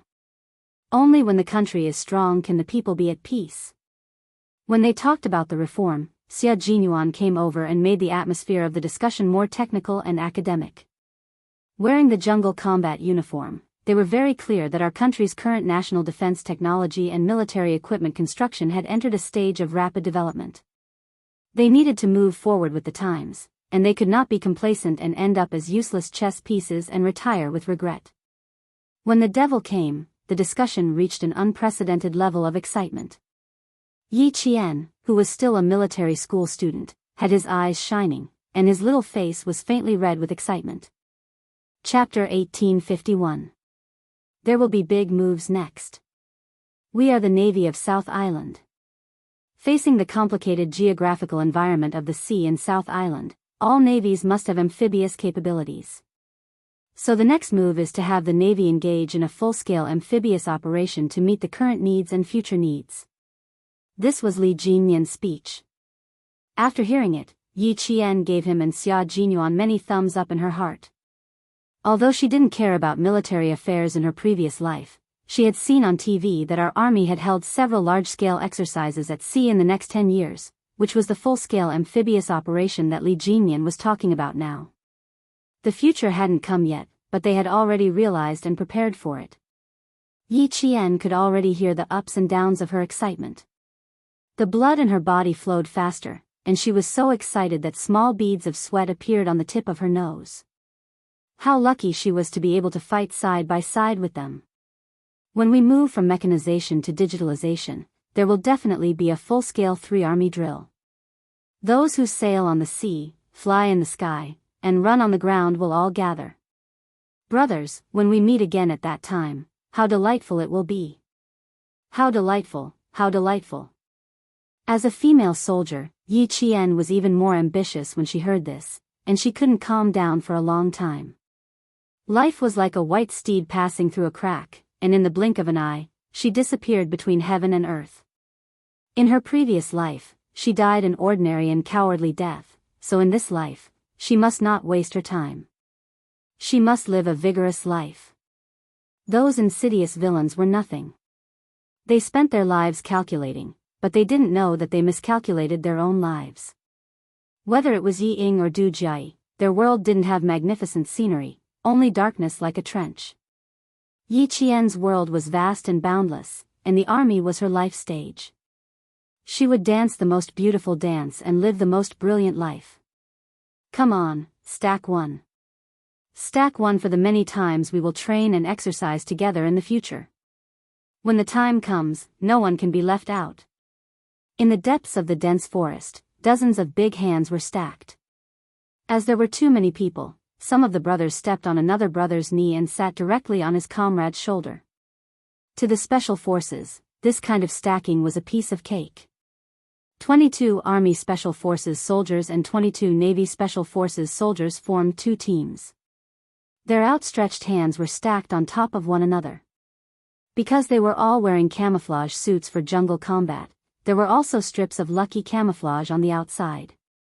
From afar, they looked like two big trees with vines growing out of them. It was a spectacular sight. Ching Miao, our bridge is yours. Let's go. The comrade sitting on the top floor shouted. Yi Qian, who was the last to reach the top, jumped and ran. The comrade on the second floor reached out and firmly grabbed her outstretched hand. With a lift, Yi Qian agilely climbed to the second floor, then quickly climbed to the third floor. She stood in the middle like a flagpole between the two teams. She stretched out her arms and placed her hands on top of the large hands of her comrades. 1, 2, 3, for our next meeting in the future, all the best. Come on. Come on. All her comrades shouted together. Their voices weren't loud, but they were so uniform that it was as if one person was saying it. Although their voices were low, their momentum was great, like the low chime of a morning bell that reverberated in the depths of the valley. This was the friendship of a comrade, a friendship that went through life and death, and entrusted their backs to each other. Although they didn't make a sound, it was as deep as the sea and as vast as the sky. Chapter 1852. The promise of not one less was their promise to each other, as well as to themselves. However, they were special forces soldiers who walked on a knife's edge. Perhaps one day, they would fall off the knife and the cold gleam of the knife would pierce through their hearts. That would be an eternity. K7 chewed on this promise and committed it to memory. Looking at his comrades hugging each other and saying goodbye, he felt a slight warmth in his cold heart. Some people said that he was too cold and inhumane, and that it would be best for him to be reformed in the army. Perhaps he would be able to cover his face with his heart by going through life and death situations with the soldiers. He didn't say no, and a week later, someone sent him to the army. How many years had it been? It had been 8 years since he graduated from medical school when he was 19 years old, and now he was 27 years old. It had been so many years, but he had never thought of leaving the army. He had never thought of going home. The figure in front of him was so lively, so loyal, so why should he leave? This was his comrade. His comrade who had gone through life and death with him. After folding his arms, K7 stood far away. Looking at his comrades hugging each other, there was a smile in his eyes. Then, there was a smile on his pale face. In the end, his lips, which were rarely curved, were raised high. He walked very quickly, as if he was chasing after something. When he walked in front of a member of the Storm Commandos, he suddenly reached out and hugged him tightly. See you next time, brother. It was the most common farewell hug, but the Snowfield Brigade members who saw it looked as if they had discovered a new continent. They stared at K7, who had never hugged his comrades before. The one who was hugged was Whale. He didn't know about K7's personal situation and habits, so he hugged him back and said, of course, of course. When he let go, the big smile on his face really blinded the eyes of his teammates in the Snowfield Brigade. His bad habit was gone. He could even hug his comrade. Fuck. When did it get better? Why didn't they know? Yi Qian didn't know either, but he noticed that Xia Jinyuan and the others' expressions were a little strange, so he asked softly, why are you guys so shocked when K7 hugged Whale? Isn't that normal? It's not normal. K7, who graduated from medical school at the age of 19, never hugged anyone. It was the same in the army before, and it was the same in the Snowfield Brigade. He has a psychological trauma, so everything is normal except for hugging, Xia Jinyuan explained in a low voice with a smile. He took this step, which means that he has overcome his psychological trauma. Hearing that, Yi Qian thought about it carefully and realized that K7 had never hugged his comrades before. Then, he saw him hug his comrades from Storm Commandos one by one. Yi Qian was very happy. Overcoming psychological trauma was not an easy task. Qing Miao, I'm afraid it won't be easy for us to meet again after this farewell. You're a female soldier and the female soldier I admire the most. The great whale walked over. He couldn't give the female soldier a solid hug, so he just hugged her lightly before letting go. He looked at her with his bright eyes and smiled gently but reluctantly. Our team is also your team. You are welcome to come and train with us often. The Demon King will also be very happy to have you here. Xia Jinyuan heard the first part of the sentence very well, but the last part made him raise his eyebrows. Why did it sound like there was another layer of meaning? Yi Qian answered seriously, you guys still have a lot of skills that I haven't learned yet. As long as there are arrangements, I will definitely return to the team. Ha ha ha, sure, we'll all be waiting for you. Whale's laughter became louder. Chapter 1853. At this moment, they were all looking forward to meeting each other again. They could train together again. The sea, the mountains, the highlands, the Gobi Desert. They had been through all these together. If there was a chance, they would do it again.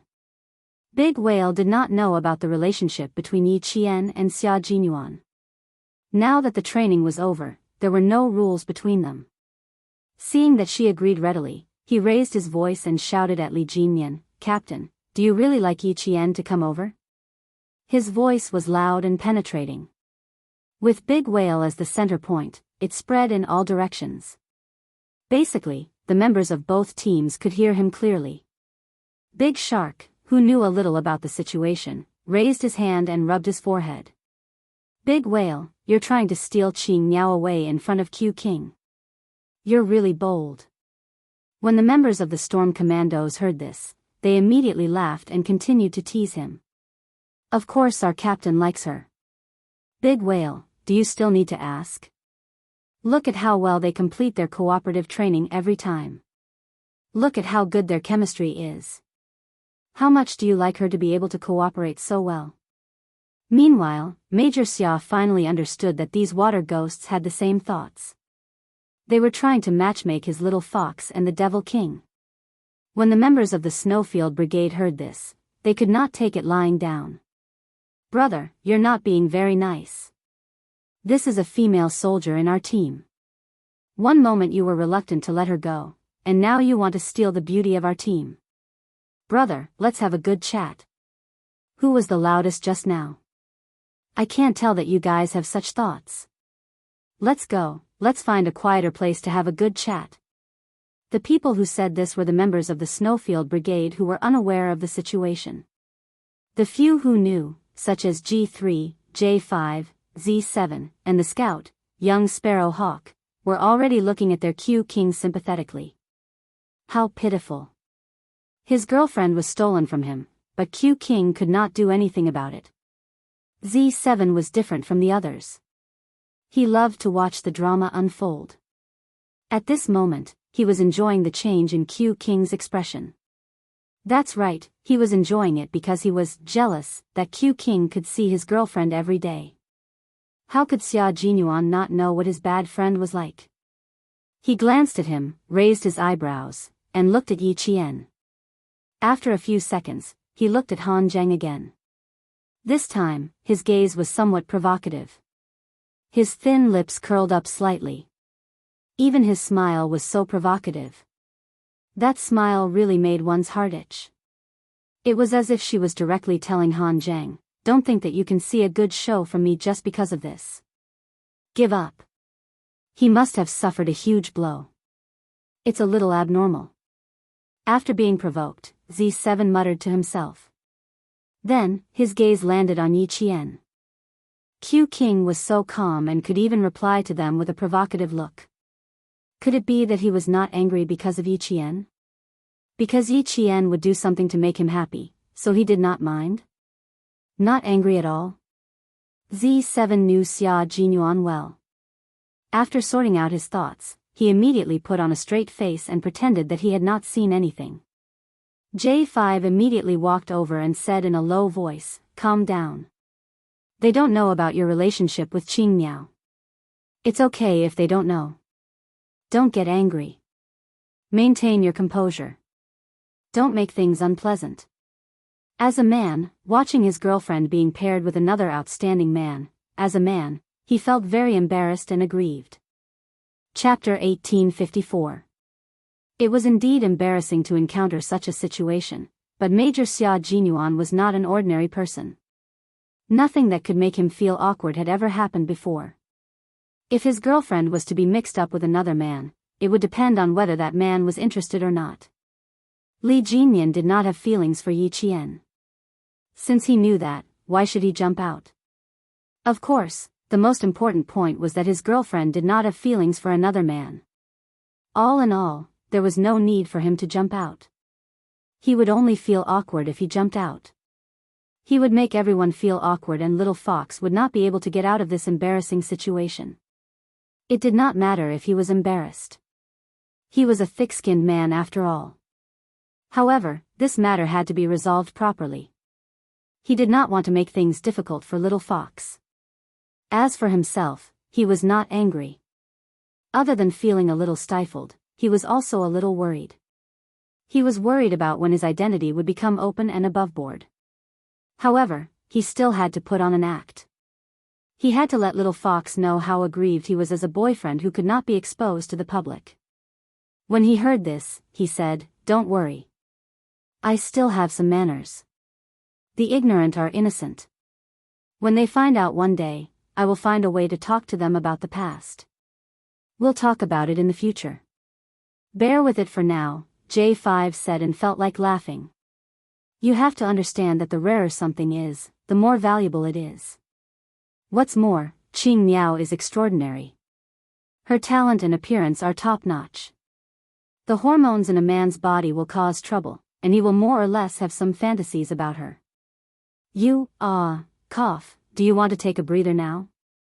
Major Xia felt that his comrade was too good at backstabbing him. He had not thought of anything else, but his comrade had thought of everything. What did he mean by, more or less fantasize about being with her? You're not here to comfort me so you can stab me a few times, right? Major Xia stared expressionlessly at his comrade who was trying hard to hold back his laughter. Fantasize about being with her? If you said, fantasize about being with a girlfriend like Qing Miao, I might be able to accept it. When J5 heard this, he laughed and patted Xia Jinyuan on the shoulder. He laughed so hard that his shoulders shook. I'm honest. I'm not lying. Please forgive me. An honest man can't go against his conscience and lie. It was good that she was not angry. He was really worried that a dispute would arise because of this. After laughing, J5 said seriously, but this also shows that as long as the two of you don't let the public know about your relationship, something like this will happen again. Q King, in my opinion, if you want to solve this problem, you should just ban the jokes between comrades. It doesn't matter to us guys. We're thick-skinned and flirty. She's a female soldier. If such jokes are made frequently, not only will it affect her mood, but it will also ruin her reputation. Yes, I'll make a statement after they leave. Xia Jinyuan, who had the same intention, nodded lightly. His gaze had already landed on Yi Qian. She still had to solve this problem herself. Due to his status, he had to wait for Demon King Li to make a statement first before he could stand up. Although the two teams trained together, they were two different teams after all. They had their own captains, so Li Jinyan had to be the one to stand up for the Storm Commandos. Xia Jinyuan, who was born in a military family, knew how to get along with his colleagues. He would not let himself make the mistake of overstepping his authority. Major Xia was also someone who would not let himself be taken advantage of. Since he wanted to let Yi Qian know that he was upset, his expression in the blink of an eye was so pretentious that even J5 silently distanced himself. As expected of a soldier king, he really knew how to act. Chapter 1855. Yi Qian, on the other hand, did not realize what Big Whale meant at first. It was only when she heard their banter that she realized what Big Whale was implying. She was not embarrassed. They were just joking, and no one took it seriously. She did not take it to heart, but what about her boyfriend? Yi Qian, who understood what was going on, immediately went to look at her boyfriend. When she turned her head, she saw her boyfriend, Major Xia, looking at her with an extremely resentful gaze. When he saw her looking at him, he even sighed heavily, looking like a resentful husband, in his boudoir. Yi Qian felt her scalp go numb. Captain Xia, you are really not suitable to be a resentful husband. She still needed to comfort him. If she put herself in his shoes and someone else used him to make fun of other women, she would also feel uncomfortable. Although she did not have any experience in love, she knew that love was about mutual respect, putting each other in the heart, and always being considerate of each other. Moreover, although the members of the Storm Commandos were joking, this kind of joke should be prohibited. She did not like this. You guys are really bold. You even dare to make fun of your own captain. Your captain is not just anyone, he is the Demon King. I can already foresee that when you guys return, you won't be able to escape from dozens of nautical miles of armed swimming.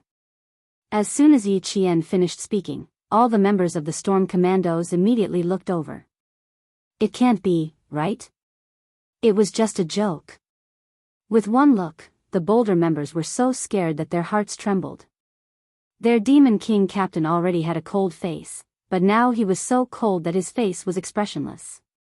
Everyone knew that the expressionless Demon King was the scariest. Xia Jinyuan was already laughing. Dozens of nautical miles of armed swimming was not an easy task. They only knew about Little Fox's abilities and character, but they did not know that Little Fox did not like to make such jokes, especially when it came to relationships. Li Jinyan's expression had already become extremely cold. He was a little lawless. There should be a limit to making fun of others. He walked to Big Whale's side coldly. Big Whale knew that he was in trouble. He lowered his head and immediately admitted his mistake. I'm sorry, Captain. I was wrong. He had to admit his mistake immediately. Moreover, his attitude must be sincere. None of the members of the Storm Commandos saw this and immediately grabbed the neck of the comrade who had made a joke. We're in trouble because of your foul mouths. I still had a few days off when I went back, but now, it's all gone. Just as he finished speaking, the Demon King said coldly, I originally planned to give you 3 days off to rest. Now it seems that there's no need for that. Go back and challenge the 30 nautical miles of armed swimming. He couldn't say too much, but the punishment was very clear. Whoever dared to make such a joke again would be severely punished. All the members of the Storm Commandos stood straight and accepted their punishment without any objections. Xia Jinyuan walked to his side and fought side by side.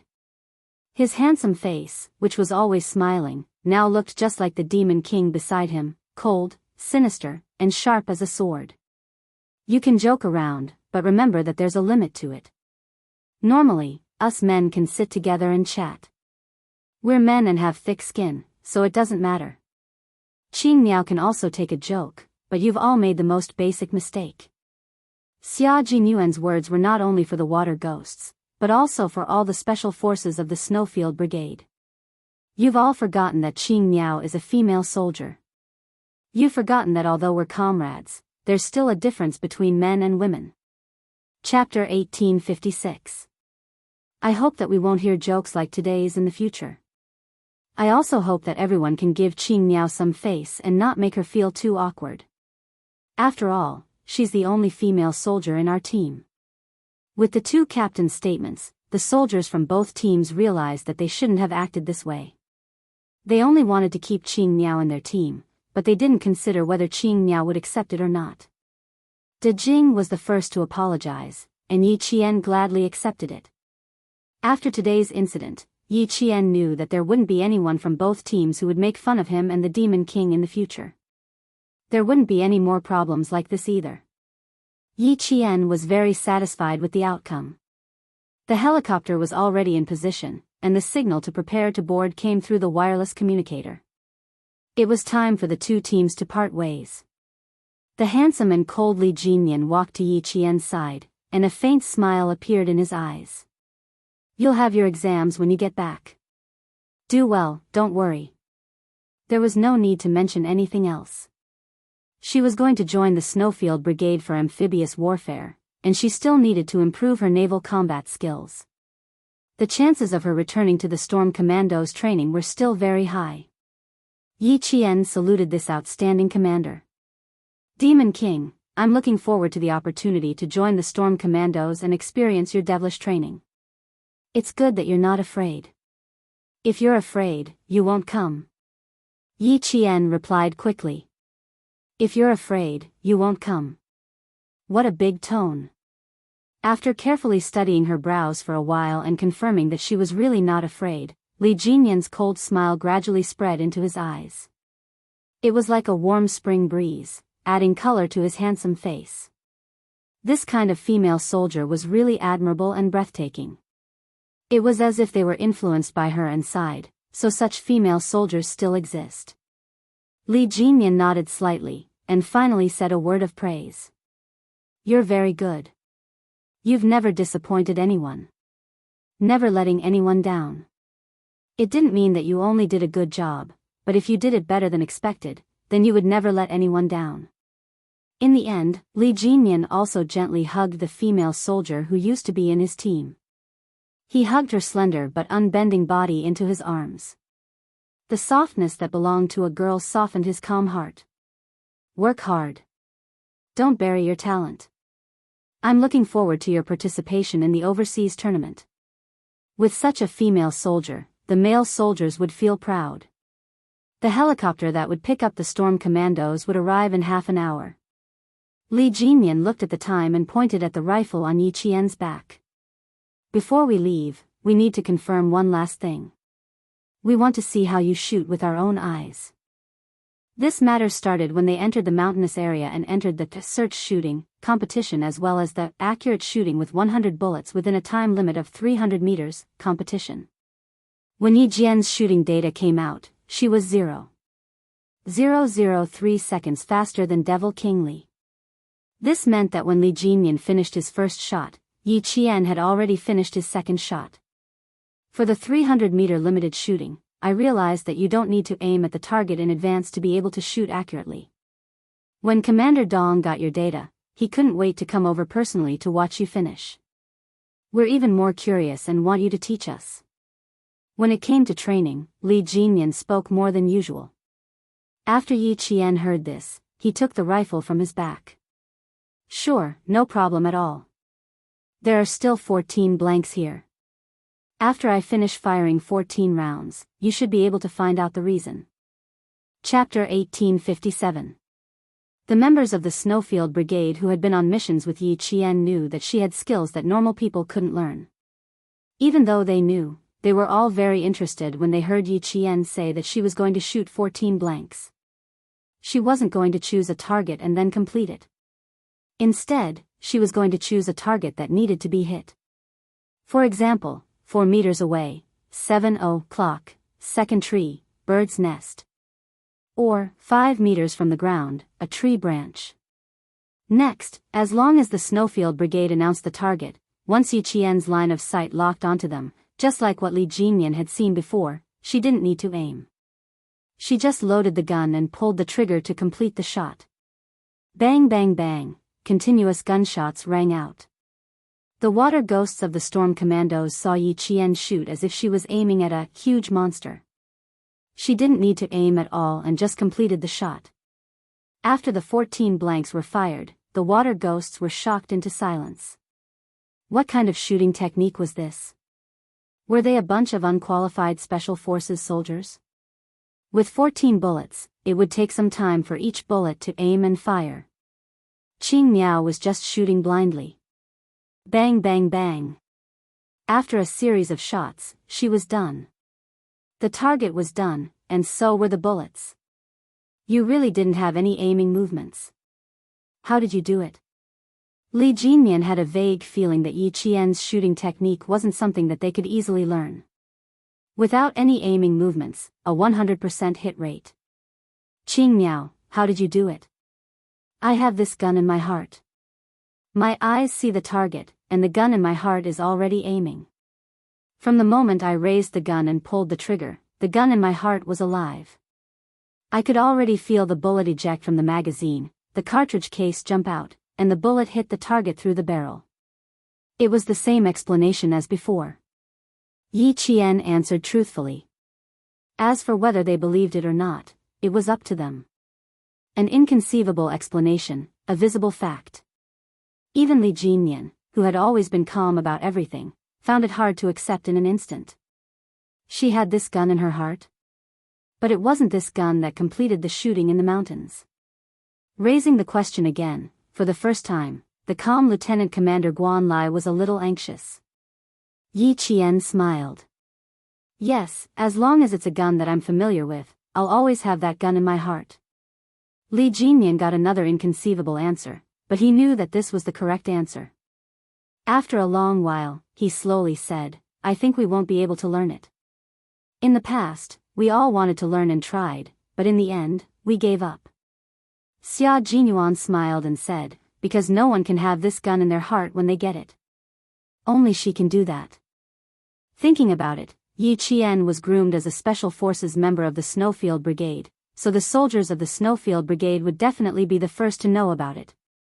Since they were familiar with the battlefield, they would naturally want to learn as well. Unfortunately, no one could do it. Indeed, we can't do it. I know that without even trying. Li Jinmian got an unbelievable answer. He smiled helplessly and said, Commander Dong told me that since Qing Miao can't become a Marine, then we should learn her shooting skills. After a slight pause, he added, when I go back and report this, Commander Dong will be secretly upset for a while. After listening to her explanation, the shock on the faces of the water ghosts didn't disappear for a long time. They tried to think about it in their hearts and even raised the rifles in their hands. In the end, their first action was still to aim. Chapter 1858. Have a gun in their hearts? Yes, they all had a gun in their hearts, but this gun was dead, not alive. Unlike what Qing Miao said, the gun in her heart could still be aimed and fired. They couldn't learn this ability. Li Jinmian, who originally wanted to ask about how to quickly change the magazine, felt that it was unnecessary. He was afraid that he would get another unbelievable answer. However, Yi Qian said, because I have this gun in my heart, I know how many bullets have been fired and how many bullets are left in the magazine. When there are 3 to 4 bullets left in the magazine, I can change the magazine with one hand. During the process of changing the magazine, all 3 to 4 bullets have been fired, and I can just remove the old magazine and reload it with a new one. I don't need to wait for the tracer to appear or pay attention to the warning of the magazine. She explained the last question in his heart. Li Jinmian nodded lightly. I understand. It's all based on the fact that you have a living gun in your heart. As he spoke, he looked at Xia Jinyuan and lowered his voice slightly. Fortunately, you joined the army and didn't get buried. Fortunately, she was a Chinese soldier and one of them.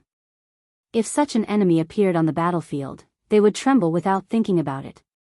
Yi Qian nodded and said, you can say that. Previously, the Navy commander also told me that I also wanted all my comrades to learn how to shoot. However, Q King and the others have all tried, and they didn't achieve the expected effect. Because we can't do it, we'll never be able to achieve it. Xia Jinyuan said helplessly. At that time, he was very interested and thought that he might be able to do it too. However, it turned out that he was thinking too much. The water ghosts of the storm commandos touched their faces. Alright, it was time for them to wake up. Don't think about learning Qing Miao's shooting skills. Before they saw it for themselves, they were all delusional. Outside the dense forest, the faint rumbling sound of propellers could be heard. It pulled the water ghosts back from their shock and they looked up at the sky. The helicopter to take them back to South Island had arrived. After receiving all the explanations, Li Jinyan smiled at the female soldier who had once again surprised him. He turned around and faced the water ghosts behind him. His cold voice rang out with extreme harshness, "Everyone, assemble." Li Jinyan, who turned around with a smile, was the cold and seemingly ruthless young lieutenant commander. It turned out that the 22 members of the Storm Commandos had gathered within a minute, and the last seat in the front row was empty. This used to be Yi Qian's seat. Without Yi Qian, their original number was reduced to 21. The empty space reminded them that the female soldier Qing Miao would not return to the South Island with them. Their resolute gazes fell upon Yi Qian. Even if they were reluctant to part, they still had to bid farewell. "Attention, salute." As Xia Jinyuan's commanding voice sounded, all his comrades straightened their backs like steel plates, raised their right hands neatly, and saluted the departing figure. "The Green Mountains will not change, and the green water will flow forever. We will meet again.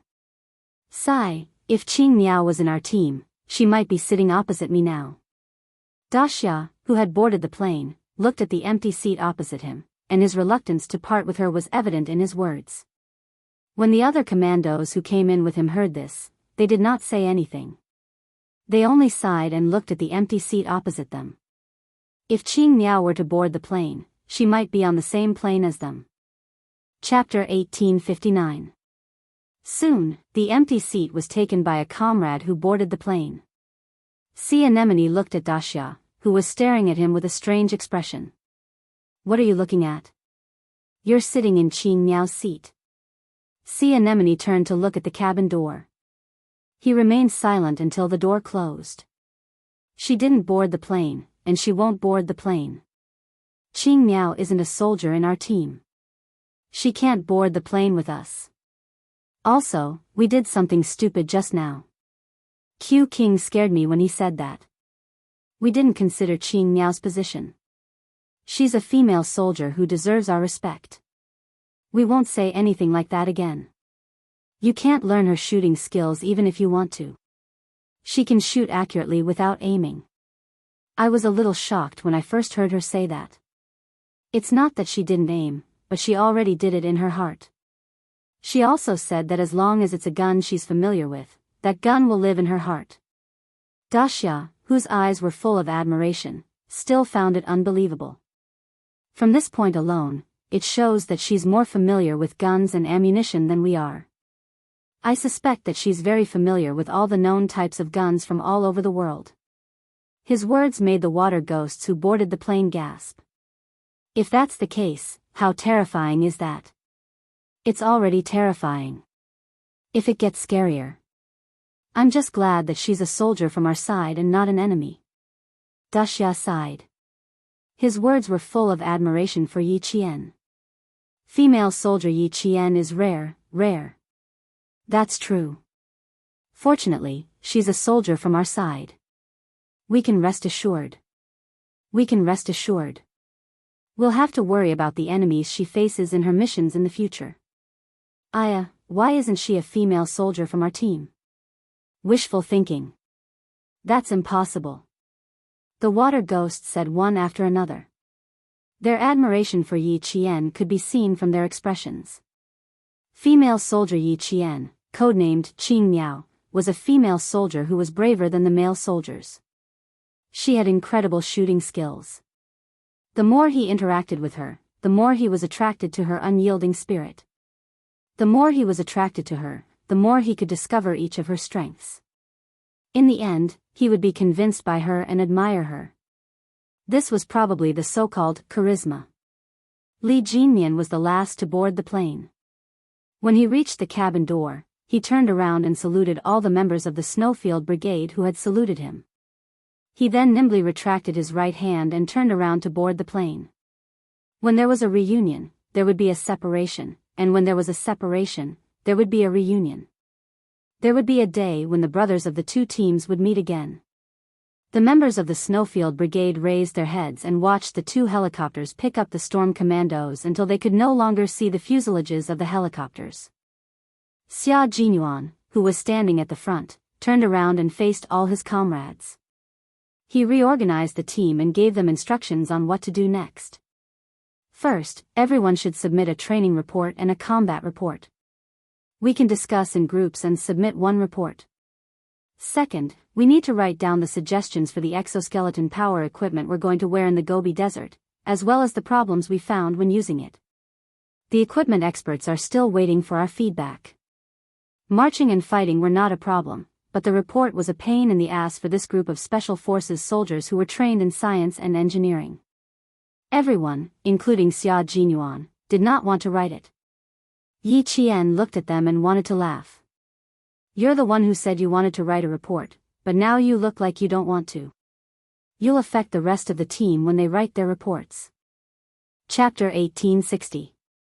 I was influenced by the veterans. It was my first year in the team. Do you know what the first thing the J5 said to me was? He said, "Finally, someone who can write a report." And from then on, I don't want to write anymore. The tired Xia Jinyuan closed his eyes as he spoke.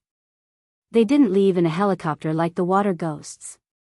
Instead, they left in a truck, arrived at the military airport, and flew back to the base. This time, they didn't alert the local troops when they entered the mountain for training. They only used 4 trucks from the local troops and prepared enough fuel to drive the trucks into the mountain. Now, they naturally had to drive the trucks to leave. Yi Qian, who was driving, saw this and said softly, "Stop talking. Go to sleep." Xia Jinyuan, who was both physically and mentally exhausted, was already silent. His head was tilted to the side of the window. His thin lips were slightly pursed, and he had already fallen asleep. Yi Qian quickly sized him up. When he saw the obvious fatigue between his brows, his heart ached. The car was driven very steadily. Xia Jinyuan didn't wake up even when K7 came to take over. Drive in a flat area. He's quite tired, Yi Qian whispered as he handed over the car keys. Let him have a good sleep. K7 smiled and made an "okay" gesture. After Yi Qian got into the car, he glanced at Q King, who was sleeping soundly, and chuckled. If you and Yi Qian can really develop a relationship, it's not bad. He didn't care that the sleeping person couldn't hear him. After he finished speaking, he started the car. After Yi Qian arrived at the airport, she flew to the city where the university was located. She followed Xia Jinyuan and took a direct flight to Beijing. Principal Chen was still in the hospital. She wanted to visit this person who still cared about her at the brink of death. She didn't allow Commander Liu and Political Commissar Yen to inform him. When the plane arrived at Beijing's airport, it was already past 2 in the morning. When they arrived at the military hospital, it was already 3:30 in the morning. Yi Qian, who did not even have time to wash up, got out of the car in his jungle combat uniform. He did not walk but instead ran towards the lobby. After taking a look at the hospital's map, he ran through the lobby and headed towards the sanatorium. Xia Jinyuan ran with her while contacting the sanatorium. Visiting Principal Chen was not something that could be done at will. The guards had to be ordered to let them in. Even though the Southern Province People's Hospital found out that it was indeed the nurse's mistake, the military did not let down their guard because of this. A world-class sniper had almost died due to a medical accident, so the Southern Province People's Hospital should be punished. Yi Jian ran all the way. It took her less than 5 minutes to get out of the car and reach Headmaster Chen's ward. The old squad leader is already resting. After recuperation, he slept quite well this week. His meals are also up to standard. All his bodily functions are up to standard for discharge. He can be discharged after another half a month of treatment. The guard already knew that the female soldier in front of him was the squad leader's only relative. He didn't even need Yi Qian to ask before he told her everything. The squad leader wanted to leave the hospital half a month ago, but was stopped by the commander-in-chief. After that, the squad leader never mentioned it again. But what? Through the glass in the ward, Yi Qian looked at Principal Chen, whose arm was still hooked up to an 4-drip. His face was much thinner than before. Yi Qian did not realize that she had already shed a lot of tears. The guard paused for a moment before she felt the saltiness of the tears in her mouth. The guard quickly looked at the teary female soldier and lowered his voice. The squad leader agreed, but one night, he wanted to sneak out. After he was discovered, the commander-in-chief sent 6 guards to keep an eye on him. This was indeed Uncle Chen's style. Yi Qian smiled with tears in her eyes. Chapter 1861. There was only one light in the room, and it quietly shone a warm light in the corner.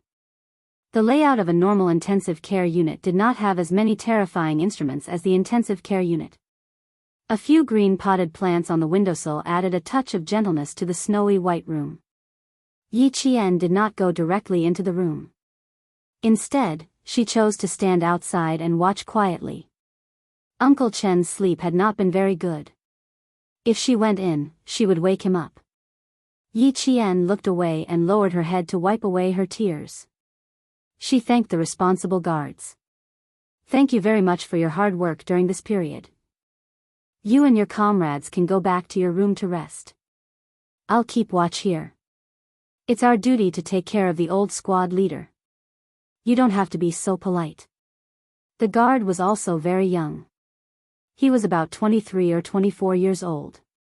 He was a little embarrassed by Yi Qian's politeness. He said shyly, "We have 3 shifts. Our comrades in the morning shift will arrive on time at 7 o'clock. The 2 of us can go back to rest then. There's no need to rest. The 3 of us can keep watch. If there's anything you want to ask, you can ask me. My comrades and I have always been here when the old squad leader was admitted to the hospital. We know more about the old squad leader's condition than the comrades in the morning shift. It was her duty to not leave her post at will. It was her fault. The normal intensive care unit arranged was very humane. It was similar to a bedroom and a living room. The only difference was that the living room was smaller, but family members could rest while keeping watch. There used to be a foldable bed, but it had been moved out and replaced with 2 round stools made of steel without backs. Although there were high stools, it was obvious that they were just for decoration. The guards had never sat on them before. The plastic packaging on the stools was in good condition. There were no traces of friction at all. Yi Qian moved the plastic stools out and began to ask Principal Chen about his condition during his stay. Another guard stood outside the corridor. The first day he was transferred from Nan province was indeed dangerous. All of his organs showed signs of failure. The first thing we did when we received the old squad leader was to send him to the emergency room. Yi Qian's heart clenched as soon as he heard the beginning of the story. His hands on his knees clenched into fists. His life could be in danger at any time due to organ failure. While she was gone, her family was experiencing life and death. The old squad leader's will to live is very tenacious. He survived 2 big risks. The experts later said that it was a miracle that he survived. After surviving the most dangerous week, the old squad leader will be able to speak a few words to us. Previously, when the old squad leader woke up during the day, he would only open his eyes slightly and would not be able to say a single word. Yi Qian's eyes reddened again, but he did not cry. This was because Uncle Chen had once said, as a soldier, would rather bleed than cry. She didn't want Uncle Chen to see her crying when he woke up. In this life, she could not disappoint those who wished her well. Although it was said that people lived for themselves, she understood that living for yourself meant being responsible for yourself.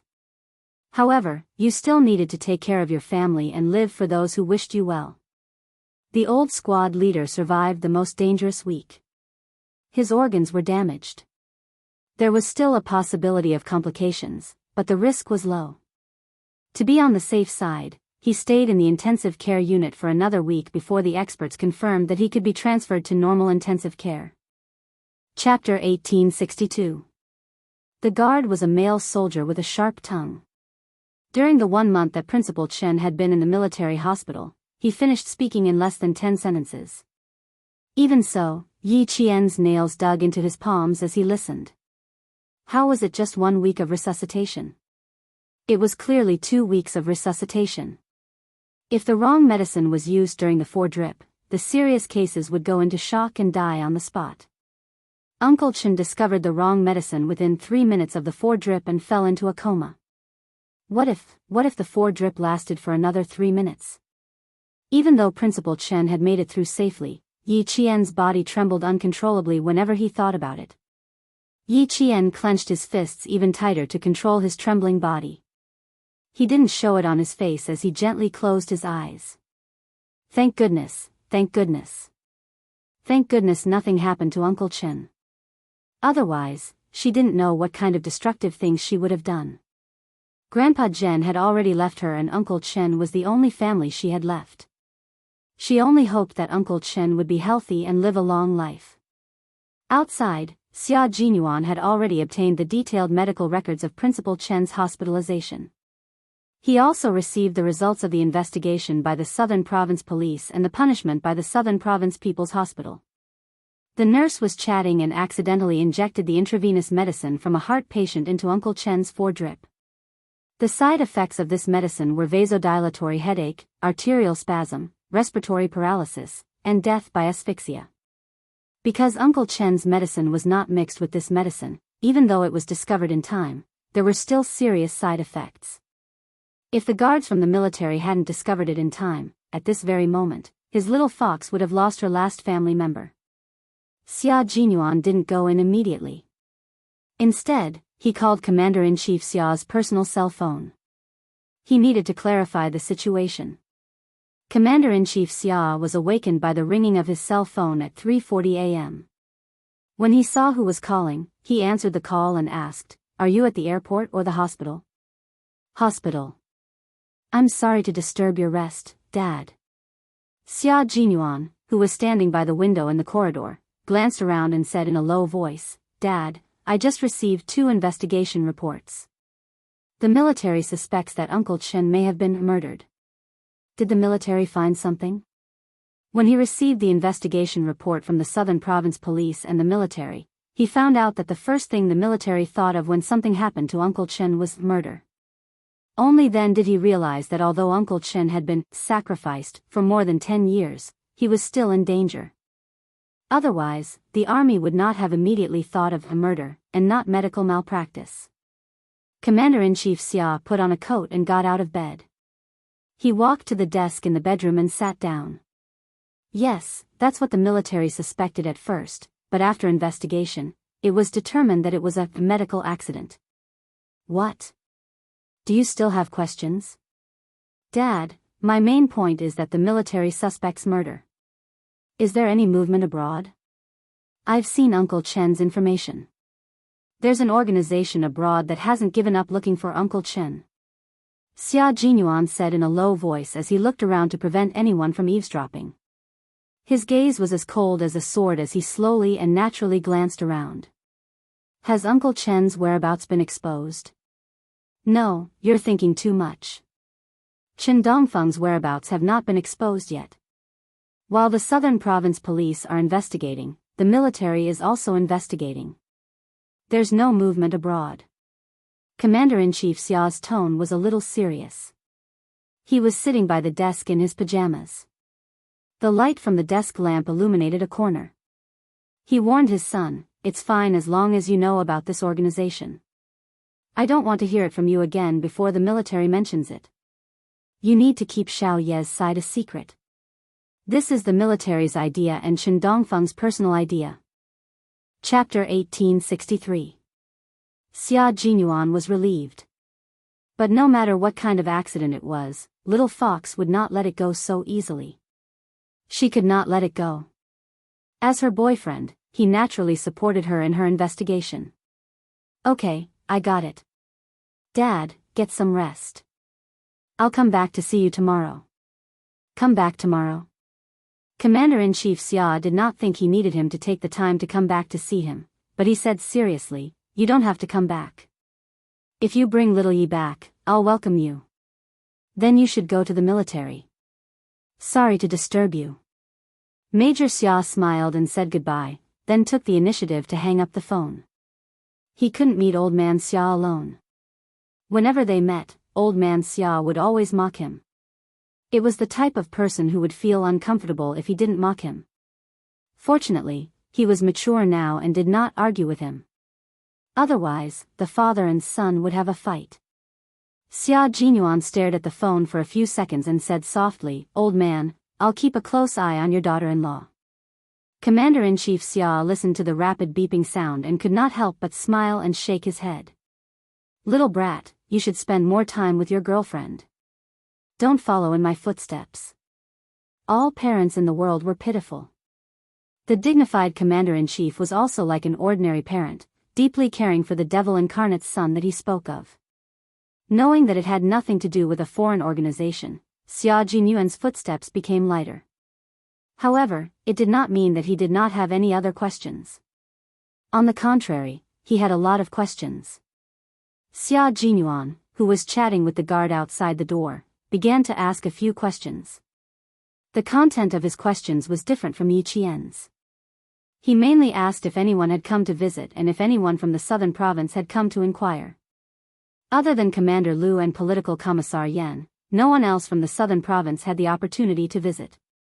He only asked if anyone had come to inquire about the situation. The People's Hospital of the Southern Province has sent people here many times. The military has issued a strict order not to leak any information about the squad leader. The General Military Hospital strictly followed the order and did not release any information. The people from the People's Hospital of the Southern Province still do not know about the squad leader's situation.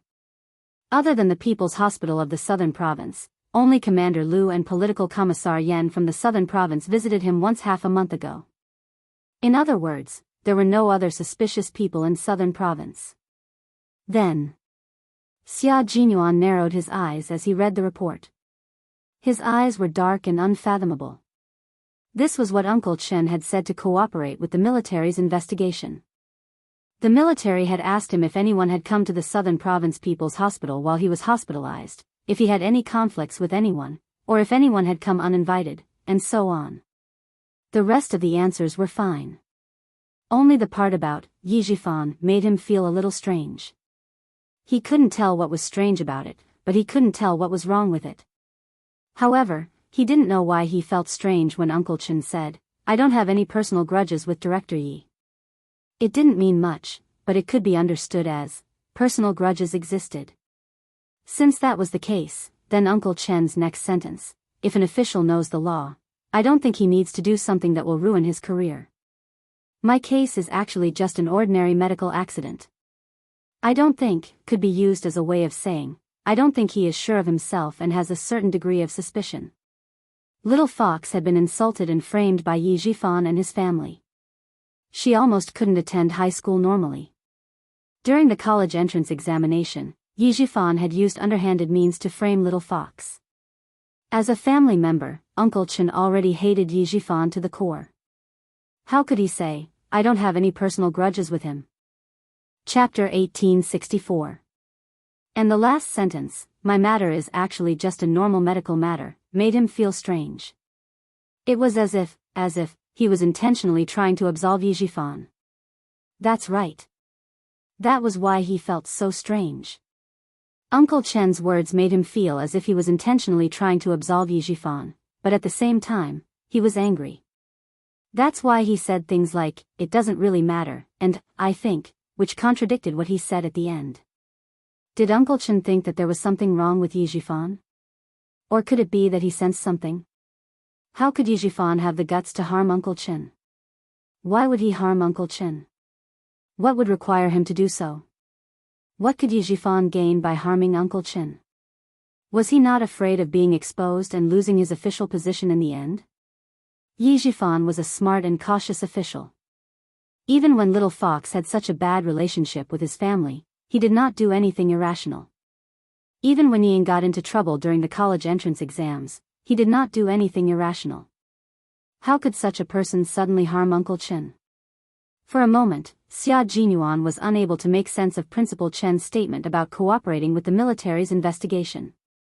He originally planned to show Little Fox the military's investigation report, but he decided to wait and listen to Uncle Chen's explanation first. Yi Qian did not ask for too long. She got up and looked at the sleeping Principal Chen through the glass. Her chapped lips were tightly pressed together, and her gaze was like that of a child who was afraid of losing something. It was as if she was afraid that if she blinked, everything would disappear. How could she not be afraid? In her previous life, Yi Qian longed for family and love, but even until her death, she was alone. In this life, she got what she wanted and made up for the regrets of her previous life. Uncle Jen had already passed away, and Yi Qian was most worried about Principal Chen. In addition, she knew the identity of Principal Chen, so she was even more afraid of losing her last family member. She was really scared, really scared. Even if she was a strong-willed soldier, she was still afraid of losing her family. If you keep watching like this, you'll wake up Uncle Chen even if you don't go in. Xia Jinyuan gently pushed open the door and walked in. He pulled Yi Qian away and told her not to keep looking at him. Seeing her looking at him like that, the sadness in her background made him feel as if there was something stuck in his heart, making him feel very uncomfortable. Her sadness made his heart ache the most. He really wanted to ask her why she would occasionally feel the sadness of the twilight. It was like a thick ink that couldn't be dissolved, isolating the entire world. He couldn't help but feel flustered. He had to ask. He had to ask. Uncle Chen was still lying in the hospital. If he asked her now, she would definitely say that she was worried about Uncle Chen. It's all in the past. Little fox, Uncle Chen is still fine. Why are you sad? You should be happy. Xia Jinyuan patted her shoulder and said to the guard, the two of us will keep watch here. We'll trouble you if we need anything. Yes. The guard saluted, opened the door, and left. Yi Qian, who was pulled back to reality, knew that something was wrong with her. She lowered her head and took a deep breath before turning around. Captain Xia was right. If she continued watching, Uncle Chen would definitely wake up. She turned around and saw the folder in his hand. Her eyes flashed with a hint of sternness. She asked in a low voice, "Did you get everything?" "Yes, they're all here." "You can take a look first." After entering the hospital, he went straight to get the backup of the medical records and the investigation report from the Southern Province Police. Yi Qian went straight to the recuperation building. Looking at Yi Qian, who looked normal and didn't look sad at all, Xia Jinyuan looked at her with pity and said gently, "Sit down and watch. If you're tired, lean against the wall and rest for a while."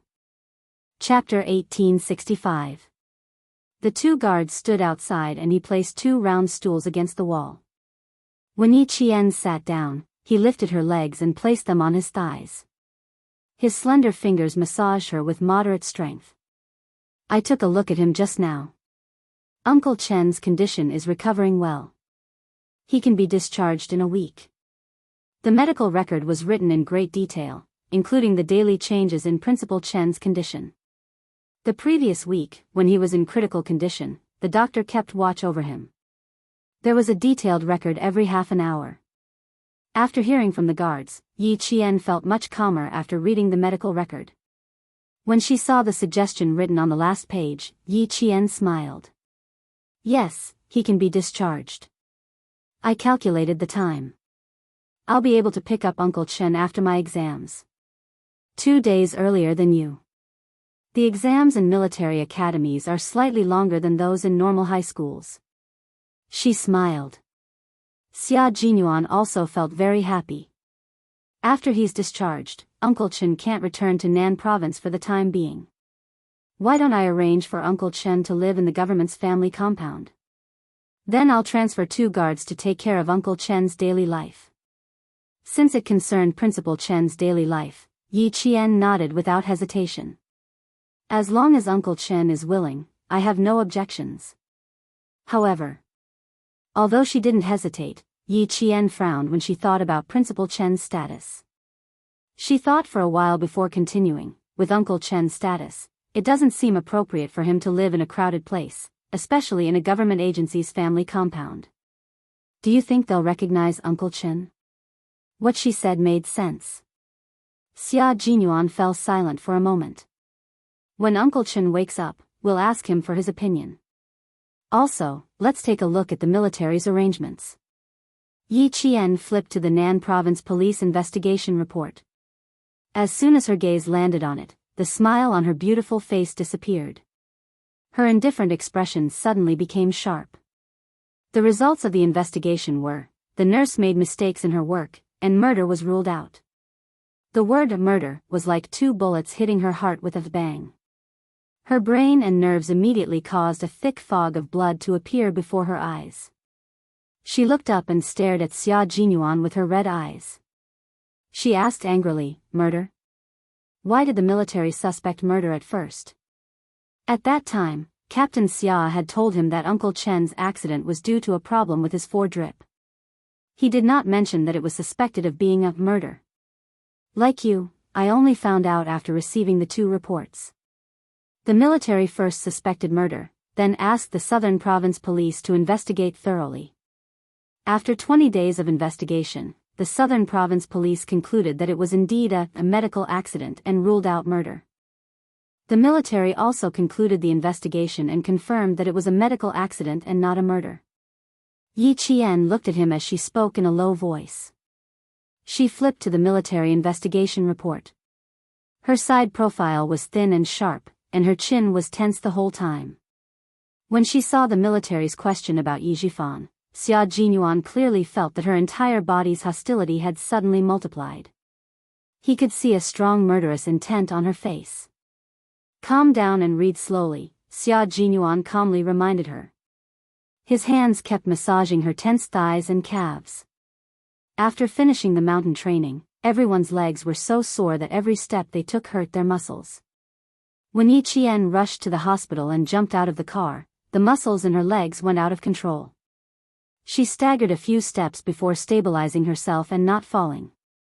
She was a girl who could endure. No matter how tough or tiring it was, she could grit her teeth and endure it. Chapter 1866. She was so good at controlling herself that it made him a little worried. He was afraid that if he held back too much, he would end up hurting her. Therefore, whenever he had the chance, he would help her loosen her muscles and bones and check if there were any bone injuries. There was an old saying in the army, "Recruits are more trustworthy, veterans are more sick, and there are more problems that are neither old nor new." The phrase, "veterans are more sick," meant that after being in the army for a long time, they would have problems all over their bodies, especially their knees. If they didn't take good care of them, they would be plagued with illnesses and it would affect their future battles. He increased the strength of his massage, and Yi Jianjian felt the pain. The red in her eyes that were staring at him gradually faded, and she slowly regained her calm. Yi Jifan's mother has been recuperating at the People's Hospital of Nan Province. Uncle Chen had gastric bleeding and was sent to the hospital for emergency treatment. Regiment Commander Lu and Political Commissar Yen were running up and down with their men, so it was inevitable that they would run into Yi Jifan. The report contained a conversation between Regiment Commander Lu and Political Commissar Yen. Yi Jifan did run into them by accident. The military also questioned Uncle Chen privately. Uncle Chen said that it had nothing to do with Yi Jifan. "Yi Qian, even if you're angry now, it's useless. Sometimes, things are just so coincidental that it seems like a case of murder." Xia Jinyuan looked at Yi Qian coldly. Even his voice was cold. "The things in the report have already been investigated. What's there to be angry about? Yi Jifan only came to visit Uncle Chen once. How could you lose control of your emotions so easily? If he really had bad intentions, he would be happier if you lost control of your emotions. You can only handle things calmly. Anger will only make things worse. Yi Qian, you need to calm down right now." With that said, Xia Jinyuan took the file without hesitation. "You need to calm down right now. Get some sleep and wait for Uncle Chen to wake up." Yi Qian knew that he was in a bad mood, so he didn't refute Xia Jinyuan's words. He took a few deep breaths to suppress the anger in his heart. "Okay, I'll rest for a while. I'll look at it after I calm down. I'll ask the guards to bring a folding bed over. You can rest here." In her current situation, it was better not to look at it anymore. If she also noticed the strangeness of Uncle Chen's words, her emotions would only fluctuate even more. It seemed that Yi Jifan's influence on Yi Qian was still quite big, even bigger than Yi Ying's appearance. The guard brought the foldable bed over, not forgetting to bring 2 quilts that reeked of disinfectant. Let's each take half a side. There was only one folding bed. Yi Qian, who was hugging the quilt, suggested, I'll sleep on this side, and you can sleep on the other side. Let's rest together. It was tiring enough to accompany her. She couldn't let him suffer. Upon hearing this, Xia Jinyuan gestured to the small foldable bed. I'm afraid that if I lie down, the foot of the bed will break. I don't choose a place to sleep. You should rest. Last week, her period had just ended. She had to train twice in a row and didn't rest in bed for a single day. It was said that girls must pay attention to keeping warm once a month, otherwise there would be endless trouble. She had run in the rain and rolled in the snow for 2 months in a row. Now that she was back and had a place to sleep, how could he let her suffer? She was afraid that he would suffer, and he was afraid that she would suffer. In the end, the Major's domineering personality kicked in. He carried Yi Qian and placed him directly on the long table. You're so dishonest. You have to insist on arguing with me. Don't you know that I'm actually more stubborn than anyone else? Who can argue with me? Don't move, don't talk. Uncle Chen is still sleeping inside. The domineering Major was in high spirits. He bent down and personally took off Yi Qian's military boots and jacket. Chapter 1867. Yi Qian really couldn't move. If she moved, the long table she was sitting on would creak. Not only was she afraid of waking Uncle Chen up, she was also afraid of alerting the 2 guards standing outside. After taking off his jacket, Yi Qian hurriedly covered his belt with her hands. You can't take off your pants.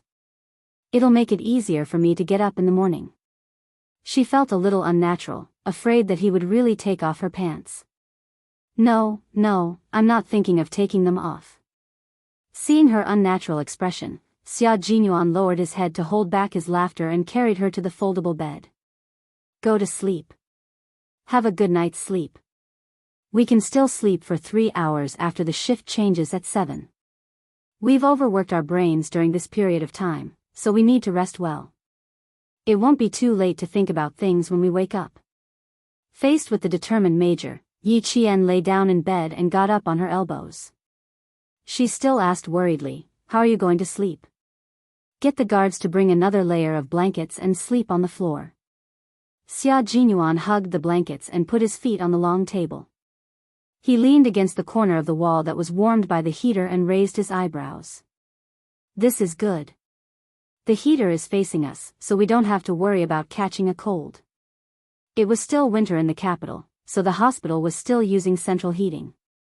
Yi Jian watched him close his eyes, as if he was too tired to say another word. Only then did she lay back down gently on the bed. She was a person who could calm down quickly. She was no longer as angry as she was before. She snuggled a little deeper into the bed, only her short black hair was visible, so he couldn't tell if she had closed her eyes or fallen asleep. Xia Jinyuan quietly opened his eyes and saw that she was lying motionless under the blankets. Only then did he relax and close his eyes again. There was a faint smile on his handsome face, and he soon fell asleep. The shift change at 7 o'clock. Xia Jinyuan only slept for 2 hours before opening his eyes. Sleeping in this position was not comfortable at all. 2 hours was his limit. His legs were long and slender to begin with, so when he put them down, they were like a bridge. When he put them down, his legs were numb and didn't feel like his own legs at all. He only gently put on his military boots when his blood flow returned to normal. 2 hours of deep sleep had swept away most of the fatigue in his body. He stood up and looked into the room. He met the eyes of Principal Chen, who had just woken up less than 10 minutes ago. The two of you are too good at tormenting people. Why didn't you go to the hotel next door to rest? Can you sleep well if you sleep outside?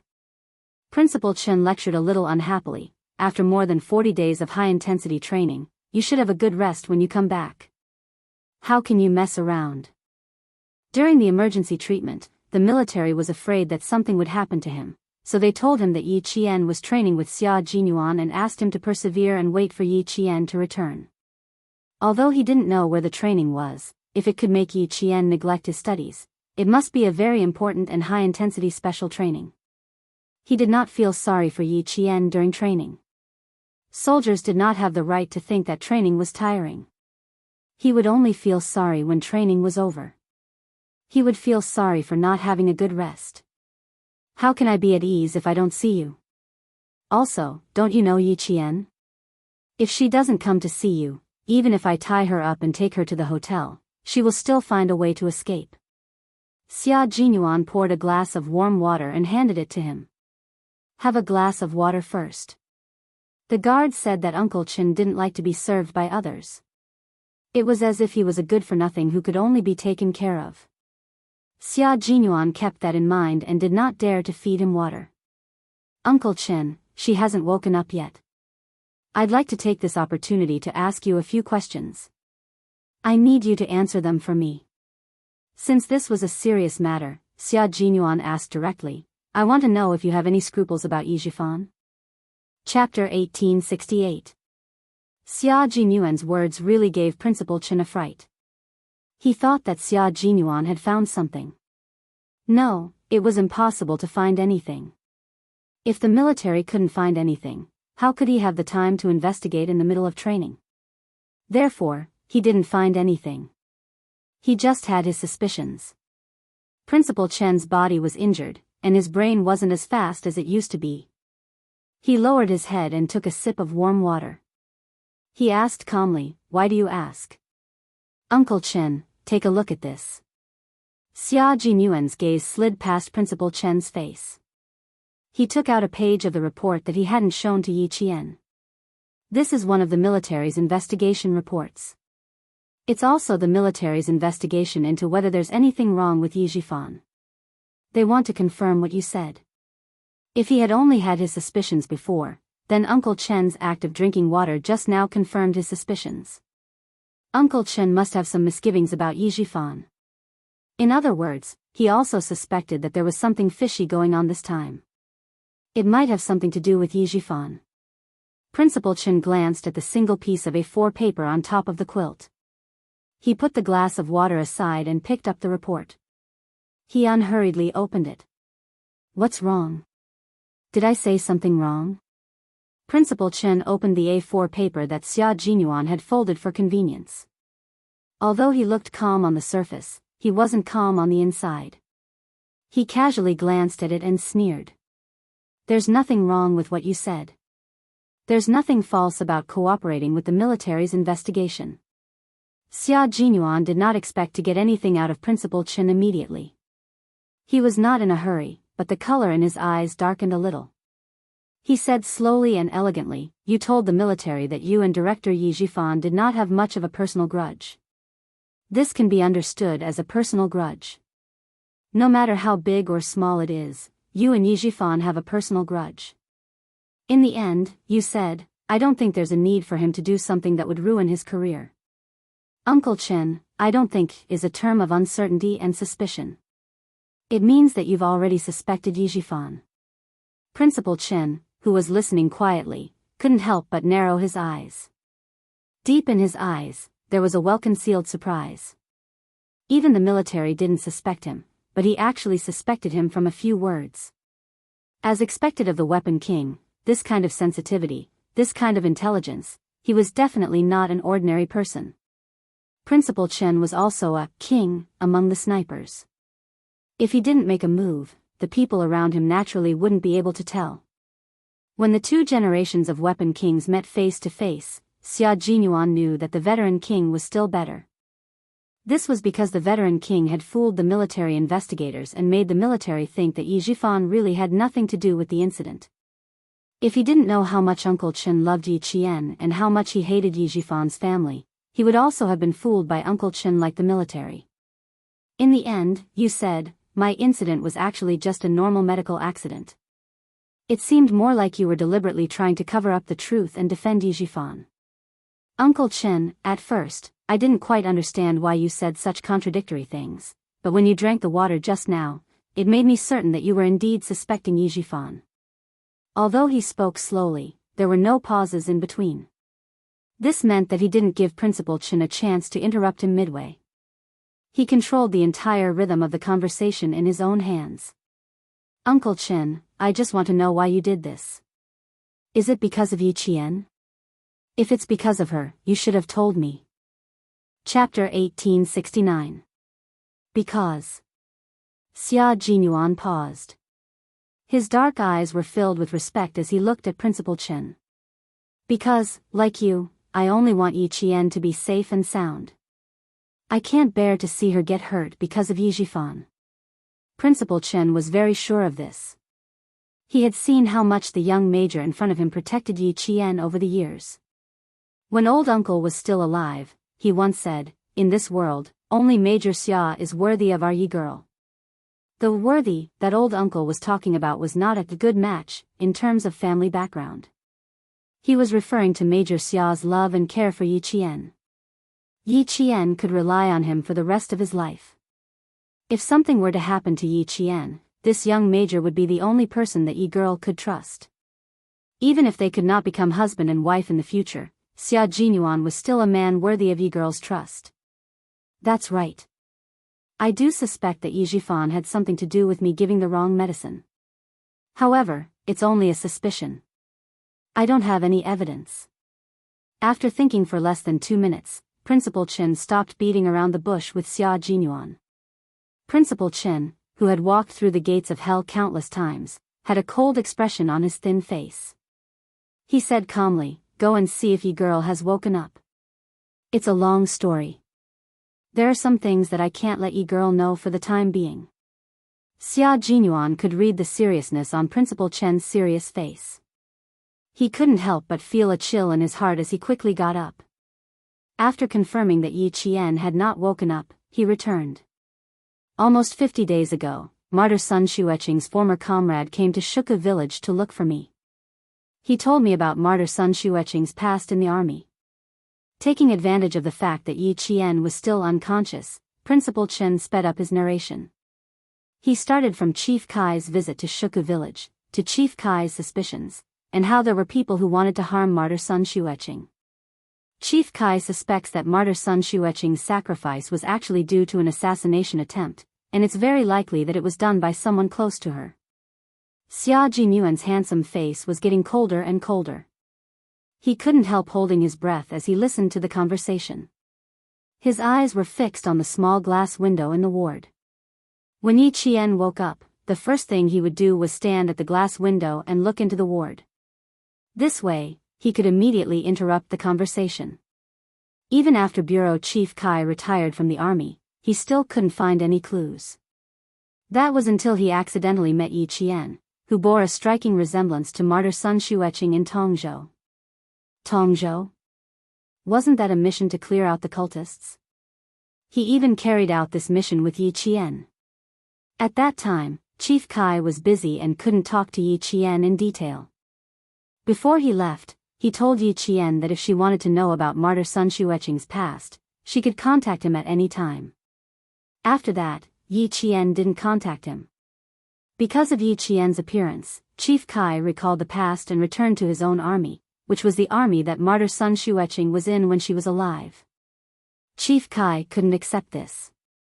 The army had information on all of them, but there was no information on Martyr Sun Xueqing, who sacrificed herself for the country. There wasn't even a single word about her. Yi Qian's mother was an outstanding female soldier when she was alive. She was also one of the first batch of female soldiers to officially join the female special forces. She had made countless contributions to the country and was personally received by the president during the commendation ceremony. She was one of the first batch of female soldiers who had made countless contributions to the country and had the highest honor. In the end, the army that she was in when she was alive didn't even have a single word about her. Her contributions to the army were erased just like that. It was equivalent to erasing Martyr Sun Xueqing's entire being. Chapter 1870. What did this mean? This meant that it was a covert denial of the existence of such a martyr, denial of this person, denial of all this person's contributions. It made everyone forget her, completely erasing her from everyone's memories. At this moment, Xia Jinyuan, who was also a soldier, was furious. How dare they? That's right, they are indeed brave. When this matter was brought up again, Principal Chen was also angry. No soldier could accept this fact. This was an insult to a soldier. If Martyr Sun Xueqing had made a big mistake, it would be fine. But she didn't. She was a soldier who sacrificed herself for the country. How could she be treated so unfairly? After Martyr Sun Xueqing passed away, the army sent her belongings back. Among her belongings was a very precious hornless dragon jade pendant. When this jade pendant landed in Yi Jifan's hands, it became a protective talisman for his meteoric rise as an official. Xia Jinyuan immediately frowned. Uncle Chen, I don't quite understand what you're saying. How could a piece of jade become a protective talisman for his meteoric rise? First of all, Yi Jifan was able to become an official because he was protected by Martyr Sun Xueqing. The government made him a village official so that he could take good care of Sun Xueqing. Later, the village official became an official in the town and gradually became an official in the city. Uncle Jen said that with the protection of the jade pendant, Yi Jifan would rise higher and higher in the ranks, but he would also fall even more miserably. The young major's brows were already furrowed. It was obvious that he didn't believe it. Principal Chen sighed and said seriously, I didn't quite believe it at the time, but I knew that Uncle Jen wouldn't say such things for no reason. Also, he said that the jade pendant wasn't something good and told Yi Jifan not to take it back. Although I didn't believe it, I still took it to heart. It wasn't until I was hospitalized with gastric bleeding that Yi Jifan approached me in the name of returning Martyr Sun Xueqing's relic to the little girl. I suddenly thought of the jade pendant, what Chief Kai said, and what Uncle Jen said. Thinking of this, Principal Chen said, Martyr Sun Xueqing used her own life to get an official position for Director Yi so that her daughter could be taken care of. In the end, Director Yi got the benefits but forgot the kindness. As he said these words, he had been paying attention to Yi Jifan's expression. He saw that his face had suddenly turned cold, and a deep viciousness had flitted across it. He knew that Yi Jifan had become suspicious. He suspected that he knew something. His expression told me that the benefit of the jade pendant was to protect his promotion. Uncle was right. I was still waiting for him to come again and deliver Martyr Sun Xueqing's relic, but something happened to me at around 11 that night. After saying so much, Principal Chen drank all the water in the cup. I warned Yi Jifan, and something happened. I was lying when I said that I didn't suspect him. But everything needs evidence. The military and the Southern Province Police did their best to investigate. Even the doctors and nurses in the hospital who knew that I was hospitalized were investigated. There was no evidence that pointed to Yi Jifan wanting to murder me. Major Xia, if you were me, you wouldn't insist that Yi Jifan has a problem. I know that there is a high possibility that he has a problem, but I have no evidence. Moreover, if he really did do it, his actions made me happy. What does this mean? It means that the jade pendant is important. Chapter 1871. Headmaster Chen, who was originally angry because of Yi Jian's mother's incident, sneered coldly. His actions are a sign of guilt. It also shows that there is someone behind the jade pendant who is secretly supporting him. Just now, I said that Chief Kai of the Tongzhou police station suspected that Martyr Sun Xueqing was sacrificed. He also said that he erased all of her deeds in the army. Major Xia, with your intelligence, you should know why I didn't directly say that I was actually suspecting Yi Jifan. Xia Jinyuan, whose face was already cold, answered in a deep voice, because you wanted to help Yi Qian lure out the murderer who killed his mother. Because at this point, you know that the murderer's identity is definitely not simple. Because he has the ability to protect Yi Jifan from a village official to a provincial official. At the mention of Yi Jifan, the young major's dark eyes rippled. I investigated Yi Jifan a long time ago and found that there was someone behind him, but I didn't find anything. This also shows that this person's identity is not simple and is very well hidden. There's one more thing I need to tell you. Yi Jifan has already connected with my family Xia's enemy, the Du family. The Du family's chief of staff Du has been at odds with my father since he was young. Chief of Staff. Principal Chen's expression changed drastically. He asked in shock, the General Staff Department? Yes, the General Staff Department, but he's a deputy. Xia Jinyuan nodded. His thin lips pressed together and the coldness in his eyes deepened. It's quite surprising that he has connections with the Du family. The eldest son of Chief of Staff Du Kaiwei, is the commander of a brigade in the Nongguang military region. After participating in a drug production cleanup operation in the village, he was targeted. One time, he went out for dinner and was suddenly attacked with a knife. He was coincidentally saved by Yi Jifan, who was eating with him. It's said that if Yi Jifan hadn't blocked the knife, it would have directly cut Du Kaiwei's neck and killed him on the spot. Now that you've heard about this jade pendant, even I have my suspicions. Such a big coincidence, is it a coincidence? Or was it arranged by someone? It's such a coincidence that I saved the eldest son of Chief of Staff Du, who doesn't get along with my family Xia.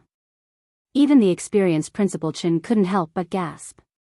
You mean, the person behind the jade pendant knows that the Du family and family Xia don't get along, so they deliberately let Yi Jifan get close to the Du family? Well, it turns out that I didn't think about it.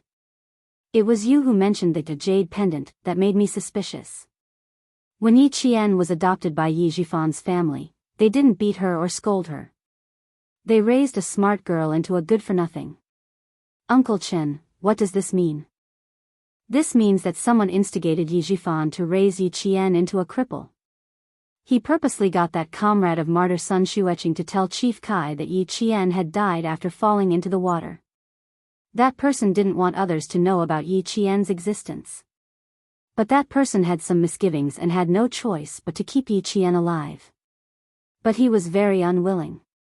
Even if he kept Yi Qian alive, he only wanted to see a good-for-nothing like Yi Qian. That's why he instigated Yi Jifan to turn Yi Jifan into a cripple. Xia Jinyuan was terrifying. His logical thinking and analytical skills were as rigorous as a net. As long as he caught everything in his net, as long as he could string everything together, he wouldn't miss anything. It was just a combination of what Headmaster Chen and Chief Kai had said, combined with Yi Jifan's various guesses, one after another, popping out from his mouth. It wasn't a whimsical thought, but a logical and well-founded one after another, cutting into the facts and analyzing them one by one. Chapter 1872. Xia Jinyuan's analysis was like a clap of thunder, one after another. Principal Chen was originally leaning against the headboard of the bed, but after Xia Jinyuan's in-depth analysis, he couldn't help but sit up straight. Although he was thin, his expression was still firm. The more he listened, the more serious his expression became. Major Xia, who was born in a military family, and whose elders and brothers were either in politics or the military, was definitely more politically sensitive than a retired soldier like him. Every word he said would not be shot without aim, and his speculations would not be made carelessly. On the contrary, Headmaster Chen felt his back drenched in cold sweat after hearing his speculation. He and Uncle Jen had both made a mistake. Uncle Jen and I have both made a very serious mistake. Principal Chen, who had a serious expression, punched the bed with one hand and said in annoyance, "All this time, Uncle Jen and I have only thought that Yi Jifan's family treated Yi Qian this way because they didn't want the little Yi girl to be too outstanding and overshadow Yi Ying. That's why Sun Dongqing always made things difficult for the little Yi girl. She either hit or scolded her because she was afraid that the little Yi girl would steal Yi Ying's limelight." It wasn't just Principal Chen and Uncle Jen who thought this way, but everyone in the village thought this way. Sun Dongqing couldn't bear to see other people doing better than her, and other people's children being stronger than her own, so she would definitely do this. They all thought this way and never thought about it in other ways. I heard from Uncle Jen that not long after Sun Xueqing was buried, old Madame Yi started spreading rumors in the village. She said that her eldest son and eldest daughter-in-law died early because of the little Yi girl. Whoever wants to take in the little Yi girl, beware of bad luck. With just one sentence, she convicted Yi Qian, causing everyone in the village to avoid Yi Qian like the plague, afraid that they would be tainted with bad luck. Xia Jinyuan had never heard of this part of Yi Qian's past. When he heard it, every word turned into fine steel needles that pierced his heart. It pierced his heart until it hurt, causing his handsome face to twist into a vicious expression. How old was little fox? He was only 2 or 3 years old. That was a time when farming was a big collective and there was no guarantee of livelihood. It was a time when news was blocked. No matter if they were in trouble or sick, the first thing they would do was to pray to the gods and Buddha. There was a rumor that the little fox was a jinx. The Yi family was really vicious. When Xia Jinyuan heard the pain in her heart, she sneered softly and said, "From the looks of it, old Madame Yi is paving the way for Yi Jifan to adopt Yi Qian. He's a jinx to his parents. Even if the village wants to adopt Yi Qian for the sake of the pension, they're scared by the fact that he's a jinx." A jinx in his life? To treat the little fox so cruelly and viciously, it was only right that he cursed them until they had nothing left. Principal Chen only knew about Yi Qian's past from Uncle General. Knowing all this, he felt even more pity for Yi Qian, and his heart ached for this little girl. Principal Chen looked at the middle-aged major, who was so angry that his handsome face was filled with anger, and felt gratified.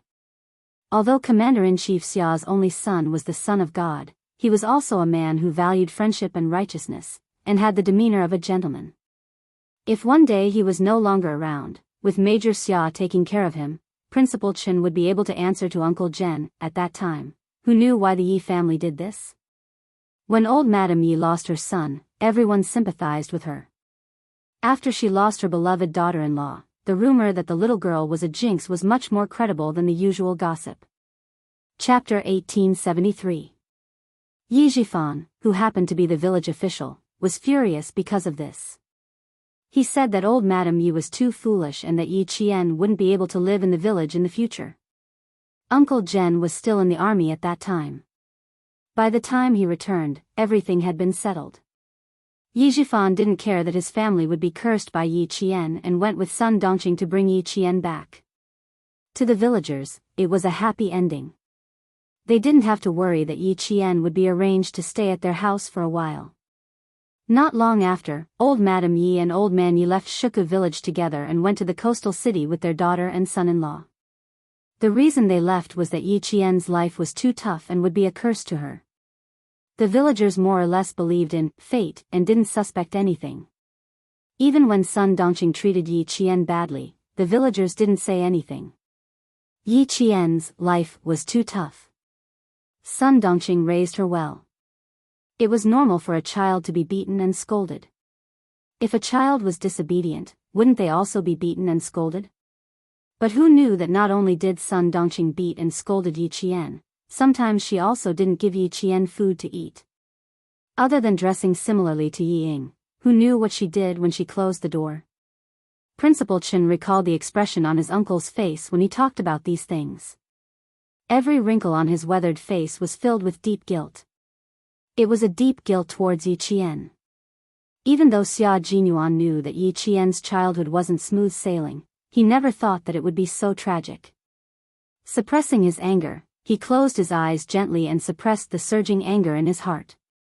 He said to Principal Chen, "Uncle Chen, tell me more about Yi Qian's childhood. I'll see if there are any other suspicious points." He wanted to know everything about her. He didn't participate in her past, but he wanted to know everything. He wanted to know how painful it was for her back then so that he could dote on her more in the future. He wanted to make up for all the pain she had suffered. He wanted to take responsibility for the rest of his life.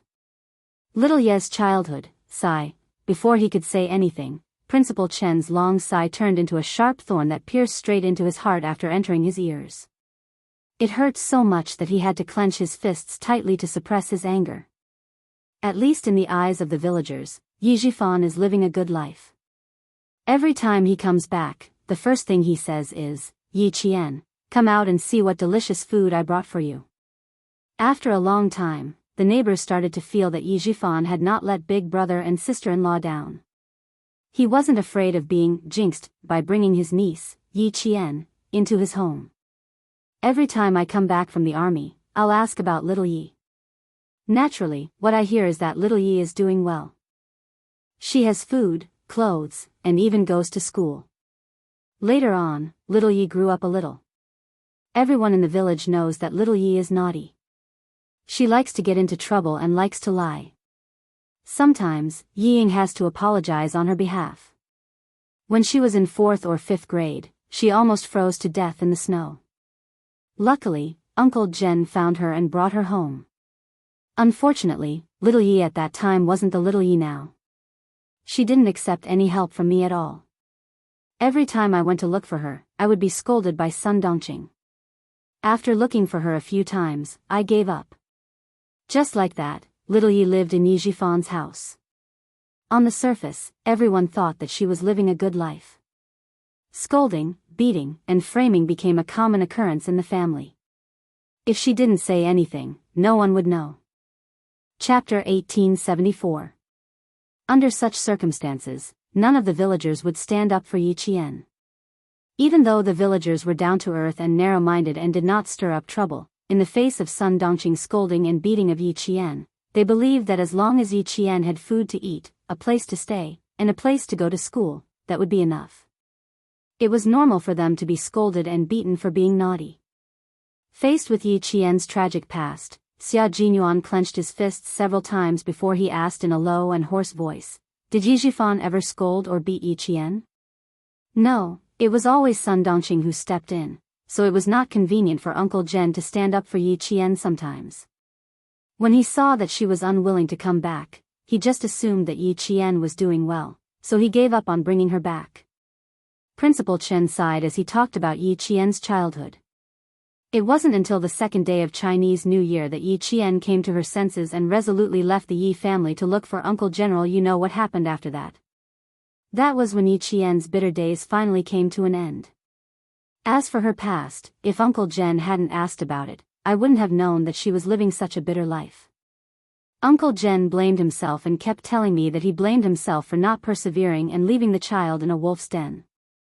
After hearing about Yi Qian's childhood, Xia Jinyuan, whose eyes were slightly red, was silent for a long time before he said in a hoarse voice, "Yi Qian almost froze to death outside in the 4th or 5th year of Chinese New Year."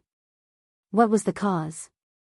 On the eve of Chinese New Year, Yi Qian did something wrong and angered old Madame Ye's one-eyed son-in-law, Sun Yaozu, who kicked him.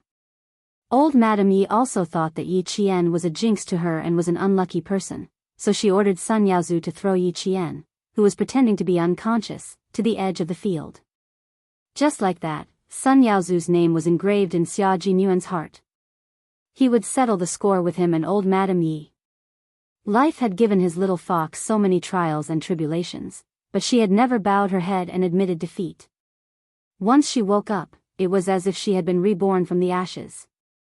No matter how difficult the road ahead was, she had persevered and walked on with gratitude. Principal Chen told Xia Jinyuan everything he knew. Xia Jinyuan not only felt distressed, but also found all kinds of suspicious points while digesting all the past events. Yi Jifan never hit or scolded Yi Qian. He never asked Yi Qian what trouble he got into or what lies he told. He also never cared about Yi Qian's studies. Even when Sun Dongqing hit or scolded Yi Qian, he didn't ask. It wasn't until the incident on the second day of Chinese New Year when Yi Qian was forced to drop out of school that Yi Jifan stood up for the first time. He said that Yi Qian got into trouble because of him as her uncle. In order to prevent her from continuing to affect the school, he asked Yi Qian to drop out of school and go home. This was the only time Yi Jifan came to school for Yi Qian. It was for no other reason than to ask Yi Qian to drop out of school. After connecting the previous analysis with Yi Qian's childhood, Xia Jinyuan's eyes turned cold. He said in a low voice, Yi Jifan didn't get involved in Yi Qian's matters because he wanted to protect himself. If anything happened, he could push all the blame to Sun Dongqing. The incident on the second day of Chinese New Year made Yi Jifan think that the time was right. He could directly ruin Yi Qian's studies and make her drop out of school because of her reputation. As the mayor, he didn't use his power for personal gain, which showed that he was a fair person. "Uncle Chen, you still have to hide our conversation from Yi Qian. I need to investigate a few more things. I'll let you know if I have any leads." Chapter 1875. What he could be sure of now was that firstly, someone had indeed killed Sun Xueqing. Second, this person was no ordinary person. He already had a certain amount of power back then. To be able to support Yi Jifan all the way to the top, he must be even more powerful now. Third, why did this person kill martyr Sun Xueqing? Why did he want to cripple Yi Qian? What was the big secret behind all of this? He actually involved the next generation and caused Yi Qian to suffer so much. Fourth, did old Madame Yi and Yi Jifan know anything? Fifth, why did Sun Yaozu want to kill Yi Qian, a child? Sixth, Yi Jifan was now in contact with the Du family. Was this person the one who pulled the strings? Was it so that Yi Jifan could contact the Du family to deal with the family Xia and Yi Qian? Everything needed to be investigated, and he had to start from the death of martyr Sun Xueqing.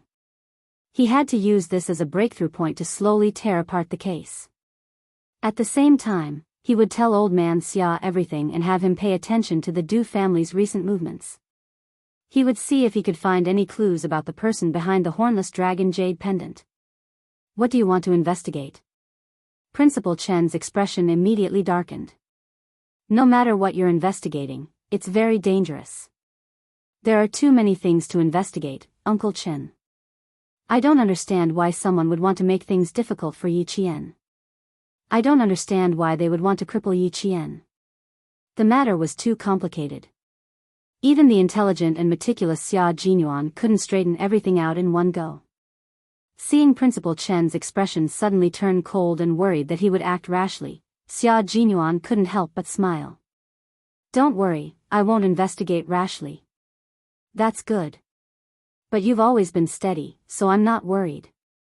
Although Principal Chen said this, the courage on his face slowly disappeared into his eyes. He glanced at the young major who was wholeheartedly concerned about Yi Qingtang and sighed softly. It seemed that he still had something to say, but was hesitating whether to say it or not. Xia Jinyuan poured a glass of warm water for Principal Chen and himself. Holding the glass, he stared at Principal Chen's thin face. His clear and dark eyes held a faint smile as he looked into Principal Chen's eyes. You don't have to worry about anything when it comes to me. Yi Qian isn't just my girlfriend, she's also my comrade. In the future, she'll be the love of my life. Uncle Chen, before he passed away, he told me to take good care of Yi Qian, to protect my wife like a real man, to protect her, to love her. I promised Uncle that I'd use my entire life to treat Yi Qian well. His last words moved Principal Chen. He knew that Xia Jinyuan could tell that he was hesitating because of Yi Qian. If you want to say it, you can say it now. If you're still hesitant or have any misgivings, you can say it the next time we meet. I'll listen. Xia Jinyuan had always been very patient when it came to Yi Qian. He could tell that Principal Chen was in a difficult position, so he didn't press him. He only smiled and said, whatever happened to her in the past or in the future, I'll accept it unconditionally. Principal Chen, who was already moved, laughed. Major Xia, that night at the snowy highlands, you played mind games with me. Now you're much more skilled at it. You can say what I want to hear the moment you open your mouth. Actually, Yi Qian herself isn't too clear about this. She only knows that her father isn't old Madame Ye's biological son, but she doesn't know that her father isn't Yi Xinfan. Chapter 1876. What did he mean?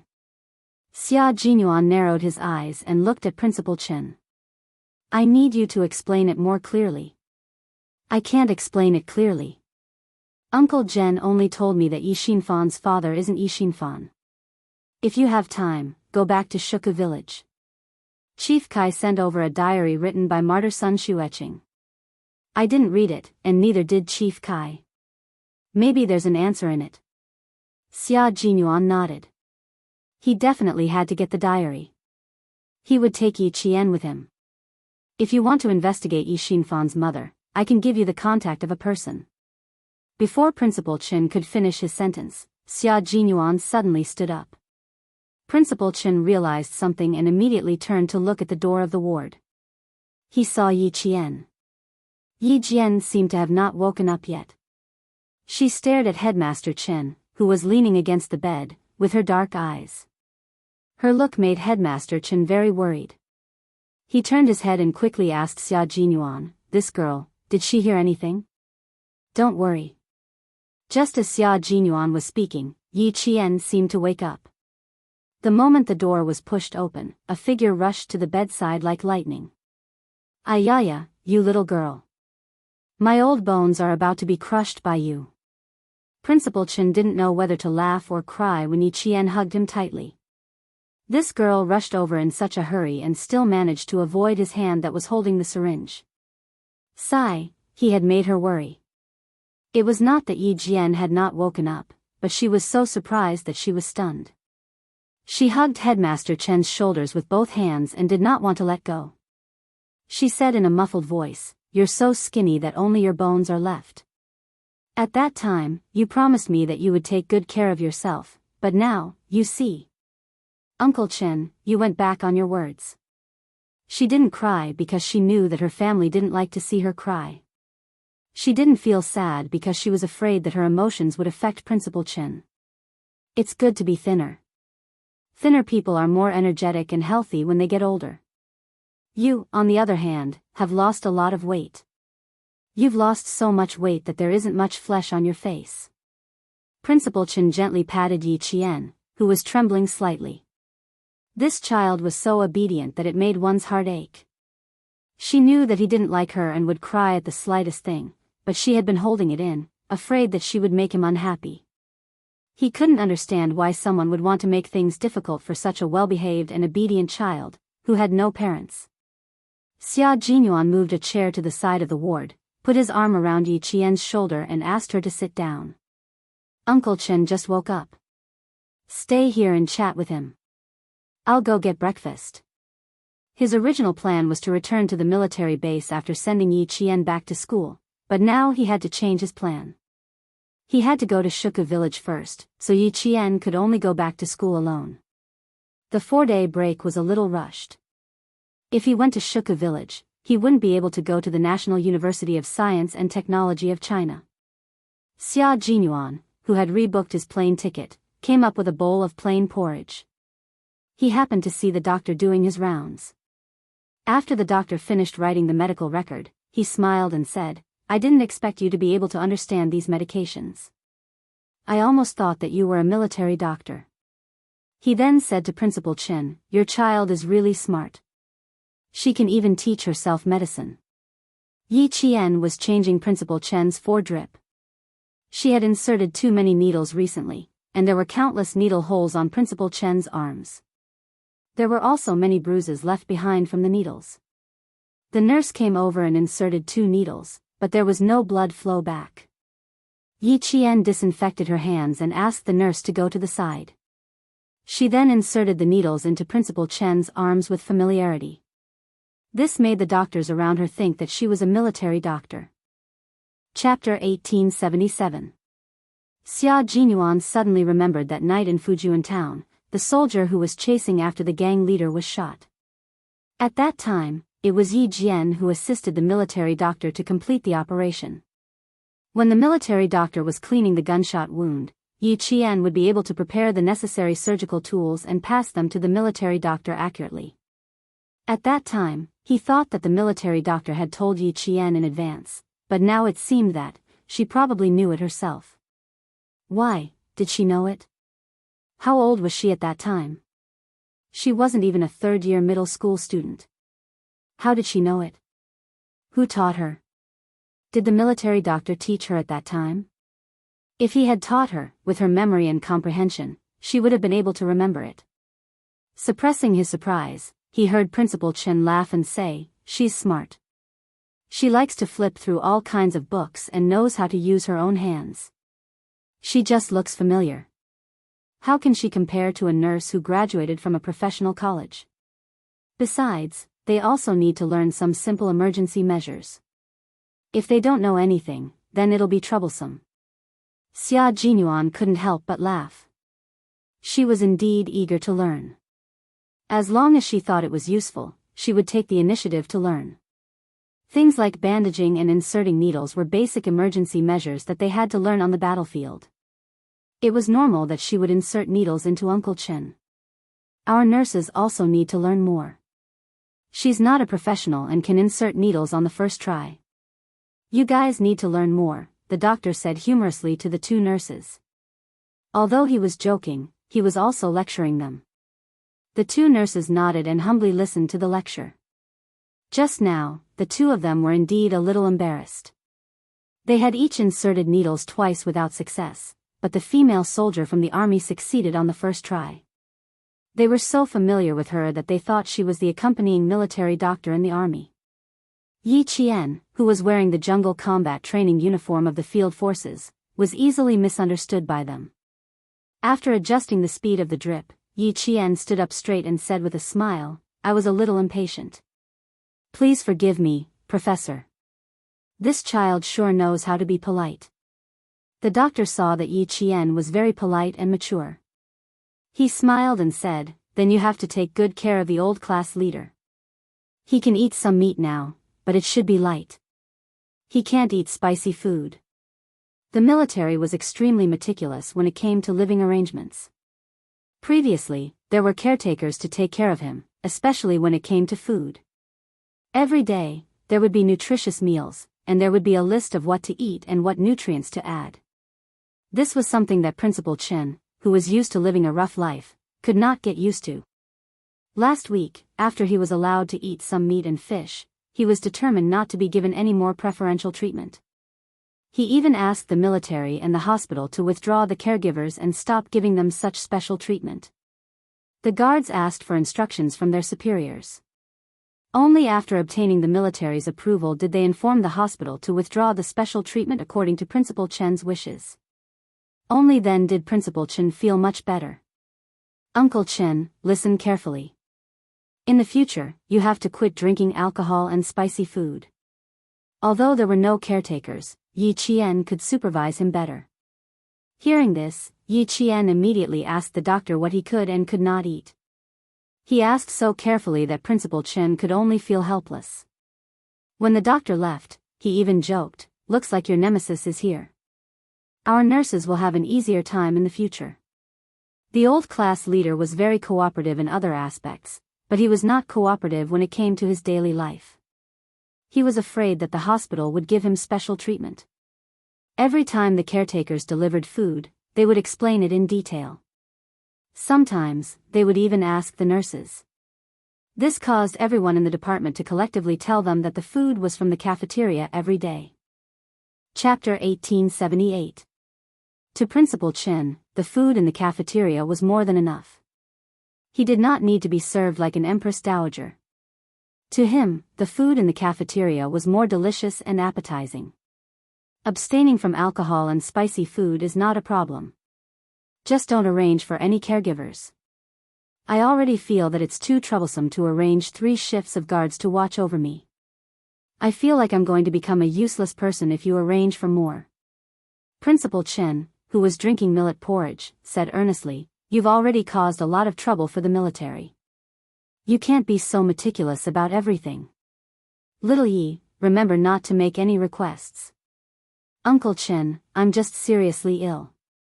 I'm not crippled. I don't need anyone to take care of me. Don't treat me like a useless person. I don't like to be served like this." Yi Qian knew Principal Chen's temper. He had the same temperament as Uncle General. If the military needed them, they would be duty-bound to join the military. But when they returned to their daily lives, they would have to solve any problems on their own. They would never trouble the military. Uncle Chen was a strong-willed person and was once a world-class sniper. How could he accept a life of being taken care of everywhere? This kind of life might be good for others, but for Uncle Chen, it was denying his ability to continue contributing to the military. This was what Uncle Chen could not accept the most. Hearing this, Yi Qian smiled and said, "I'll remember what you said. I won't make any requests to the military." "But when you say return to the military, do you mean your second military service?" Otherwise, Uncle Chen would not say that he would return to the military directly. Instead, he would say that he would visit the military occasionally. Return to the military directly? Xia Jinyuan, who was putting a steamed bun on Yi Qian's plate, could not help but look over. "If you stay in the military all the time, you can. You'll be happier too. According to China's military service law, retired soldiers could not return to the military in principle. However, if the military specially recruited them, they could still return to the military. However, they were not considered veterans. They were only specially recruited. It was like a university inviting an old expert to teach a class. Yes, I'm re-employed as a special recruit, so I can't be considered an official soldier. But when I return to the army, there will be no one at home. If you want to go home. Principal Chen hesitated. He was worried that when Yi Qian returned to the village, the house would be too empty and cold. Uncle Chen, I think it's pretty good. In the future, as my training and studies become more intense, I'm afraid that I won't be able to return to the village often. When I enter the army, it will be even more difficult for me to return. I think it's good that you've been specially hired to return to the army.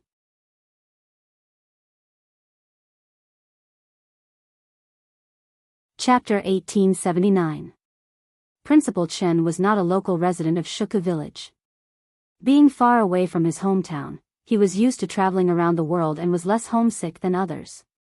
He had been the principal of Fujian Town Middle School for more than 10 years, and even his house was arranged by the school.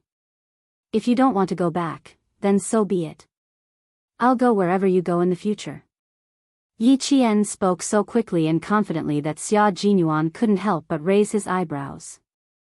He coughed lightly and waited for her gaze to fall on him before he said calmly, I heard that the sniper training base in Southern Province is very convenient to get to the airport. If you're free, you can actually come to Beijing for a short stay. My dad and grandparents will be very happy to have you here. I called my dad in the wee hours of the morning and told him that I planned to go back in the afternoon to visit him. Who knew that he would tell me directly that I didn't need to go back alone and that he would be happy to bring you back? Yi Qian, who was chewing on a steamed bun, blushed a little. She stuttered, Who told you to tell the commander-in-chief that I was coming to Beijing? You deserve to be despised. Was it a bad idea not to go? But going didn't seem right either. Yi Qian had a headache. She was most afraid of this kind of thing. It's time to pay him a visit. During this period of time, as long as Commander Xia has time, he will take the time to visit me in the hospital. He will send people to take care of things in the hospital. Little Yi, you will go with Major Xia to visit the commander-in-chief in the afternoon. Principal Chen was naturally happy to see that the relationship between the parent and the representative was stable. As he spoke, he signaled Xia Jinyuan with his eyes.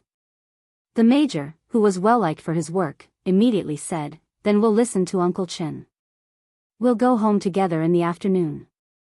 Yi Qian was so scared that she didn't even chew the steamed bun in her mouth and swallowed it. She didn't want to go back to Captain Xia's house now. She didn't want to go at all. Principal Chen glanced at the way she swallowed the steamed bun in fright. Before she could catch her breath, he quickly nodded. Go earlier.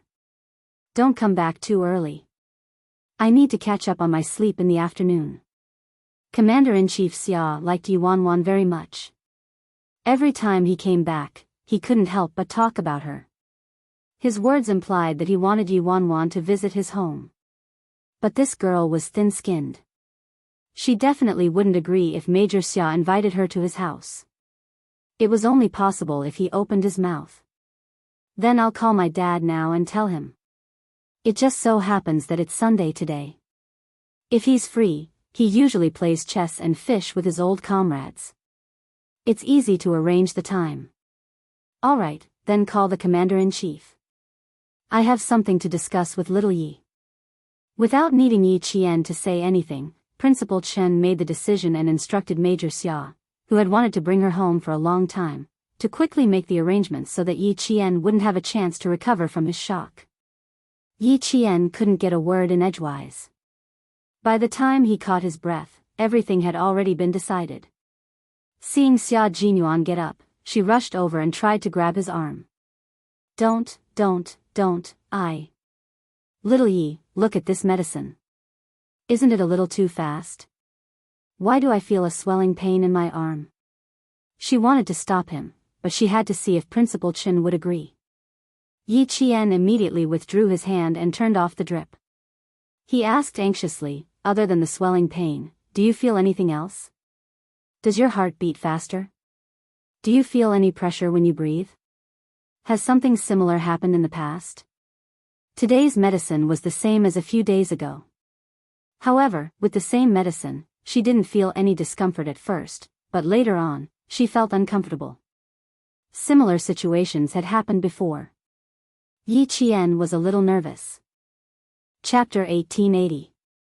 Xia Jinyuan had already stood up gracefully and left the ward to call Commander-in-Chief Xia. Principal Chen, who was pretending to be unwell, saw that Xia Jinyuan had already left the ward.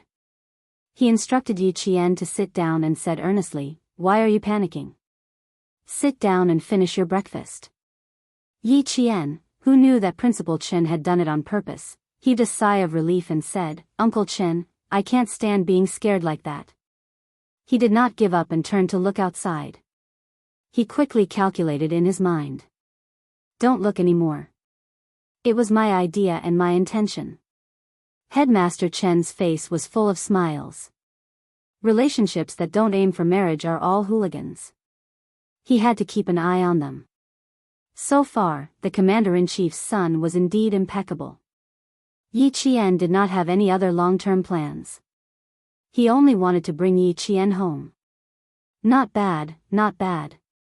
Yi Qian was a dependable and responsible man. Even though Principal Chen had always been satisfied with Xia Jinyuan, he still had to observe him. He was quite satisfied with Yi Qian's performance today. Yi Jian had lost her appetite for breakfast. At this moment, her heart was filled with anxiety. "Uncle Chen, I'm not prepared at all. It's too rash of me to visit you all of a sudden. I was also afraid that I would be rude. You know that I really don't know much about relationships. There are some things that I don't dare to face. What should I do if I were to be rude?" Yi Qian was very anxious and nervous. She did not have her usual calmness. Her little face was so tense that even the expression in her eyes was very unnatural. Seeing this, Principal Chen could not help but sigh softly. They had taught Yi Qian how to be strong, independent and work hard, but they had not taught her how to deal with complicated relationships. Fortunately, Major Xia saw through Yi Qian's resistance to the outside world and had a deep conversation with him. After that, Yi Qian did not stay in a narrow circle. Major Xia personally led her. In about half a year, Yi Qian was able to get along well with the sergeants in the army. It was the same in school. She was no longer alone and had a few good friends. The little girl in the past had grown up day by day. Now, she was a female soldier who could shoulder responsibilities. In a few years, she would be at the age to talk about marriage. Looking at her fearful and uneasy appearance, Headmaster Chen gently patted her arm and said earnestly, "Girl, don't be too nervous. Don't be afraid of being rude. In Uncle Chen's eyes, you have always been an honest, trustworthy, and well-mannered child. How can you think that you will be rude? Even if you do something wrong, don't you have Major Xia? With him around, what are you afraid of? Or are you saying that you don't want to go because you've never considered that your relationship with Major Xia will last a long time?" No, I just wasn't prepared." She had lived for 2 lifetimes before encountering something like this, so there was always a sense of fear in her heart. She did not have the confidence and was afraid that she would not do a good job. "Do you think that if I suddenly go over, Commander-in-Chief Xia will think that I'm not very sensible?" The more she spoke, the more nervous she became. Seeing that she was about to twist her fingers into pieces, Principal Chen did not know whether to laugh or cry. "Why are you so worried? You are not afraid of anything. Why are you afraid of going to the Commander-in-Chief's house? Besides, this time you are going there to thank the Commander-in-Chief for taking care of me. How can it be rude? If you come and don't go, it will be rude." Chapter 1881.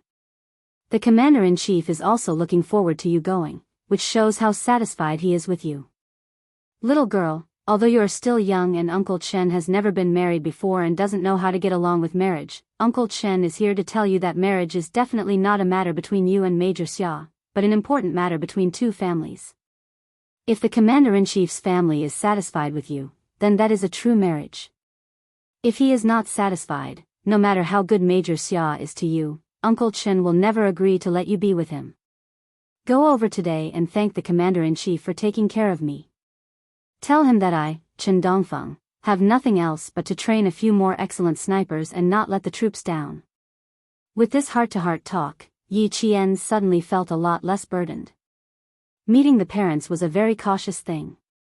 Although she knew that Commander-in-Chief Xia was satisfied with her, she was still afraid that her relationship with Du Jiayi would implicate the Commander-in-Chief. After all, Du Jiayi's father was Chief of Staff Du of the General Staff Department and was not on good terms with the Commander-in-Chief. If Chief of Staff Du knew about her relationship with Captain Xia and wanted to help his daughter, would he go against the Commander-in-Chief again? Wei Jieyue had said that Chief of Staff Du and his wife, Madame Li, were very protective. Don't feel burdened. Uncle Chen believes that you will do well. If the Commander-in-Chief asks you to stay for dinner, don't refuse, okay? It is not easy for Major Xia to come back to the capital. If you refuse to eat, he will definitely come with you. You want to spend more time with me, but you have to think from Major Xia's point of view. Who doesn't want to spend more time with their family? Especially since both of you are soldiers and you spend very little time at home. What you do is so dangerous. Your family will only be relieved if they see that you are safe. Girl, no matter how nervous you are, you have to go. There were no flowery words or grand principles. Headmaster Chen's words were simple and easy to understand principles of how to deal with people. Yi Qian nodded gently. Okay, I know. It was better not to think about it in her heart. She really couldn't just think that she didn't want to go and not think that if she didn't go, Captain Xia would most likely not go home. Didn't he just say that Commander-in-Chief Xia had said, if he goes home alone, then don't come back either? Although he was very nervous, he didn't care anymore. He gritted his teeth and went ahead. Yi Qian gritted his teeth as he made his way to the entrance of the courtyard. The guard checked their IDs and confirmed that their identities were correct. He saluted the two people in the car and immediately let them go. When the car window was rolled up, Yi Qian immediately raised his hand to rub his face, trying to loosen his stiff apple muscles. I'm so nervous, so nervous. I'm even more nervous than the first time I used a gun to kill a target. She rubbed her face, pouted her cheeks, tugged at the corner of her clothes, adjusted her hat. She looked extremely nervous. Xia Jinyuan tried hard to hold back his laughter. He was afraid that his laughter would provoke this little ancestor, so he directly opened the car door and rolled on the ground. He didn't even wait for Xia Jinyuan to stop the car before he left. Is there really only the Commander-in-Chief at home? Was there really no one else? Are there any other leaders? Captain Xia, you have to tell me the truth too. Don't make me confused. Then, before Xia Jinyuan could answer, she said again, if I do anything wrong later, quickly give me a look. I can understand what you mean. If I do something stupid, don't just sit there. You must stand out. Is my bow tie crooked? Is my collar flat? Oh, are my epaulets loose? Chapter 1882. There was no one else who could be this nervous. Without Xia Jinyuan saying anything, Yi Qian, who had been talking to himself, began to tidy up the military academy's winter uniform, afraid that it would be rude.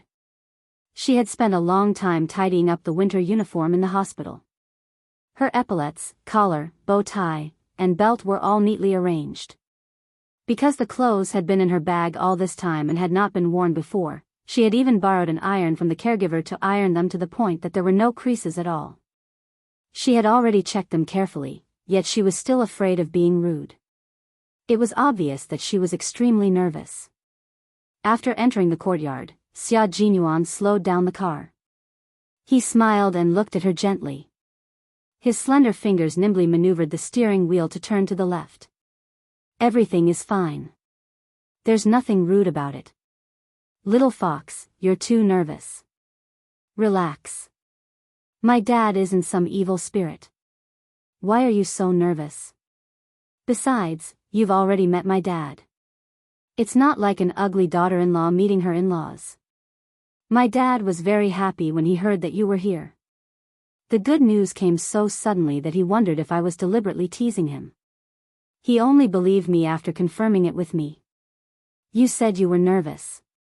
Maybe my dad is even more nervous than you are. Yi Qian, who was so nervous that he could not sit still, laughed when he heard this. How can you say that? Why would the commander-in-chief be nervous? After being teased by him, Yi Qian finally felt that he was no longer as nervous as when the car drove into the courtyard. He patted his chest and continued to take deep breaths. Don't be nervous, don't be nervous. If you retract your head, you'll be stabbed. Just grit your teeth and you'll get through it. Xia Jinyuan's forehead twitched when he heard that. He was even distracted from driving. My house is not an execution ground. You won't be stabbed. Don't you usually have psychological training? Why isn't it working now? It's two completely different concepts. Yi Qian glared at him and continued to take deep breaths. Those psychological training are either for combat or for captives. How can it compare to this? Why can't we compare? You're so nervous right now. You're even more scared than going into battle with a spear. Little fox, you have to calm down.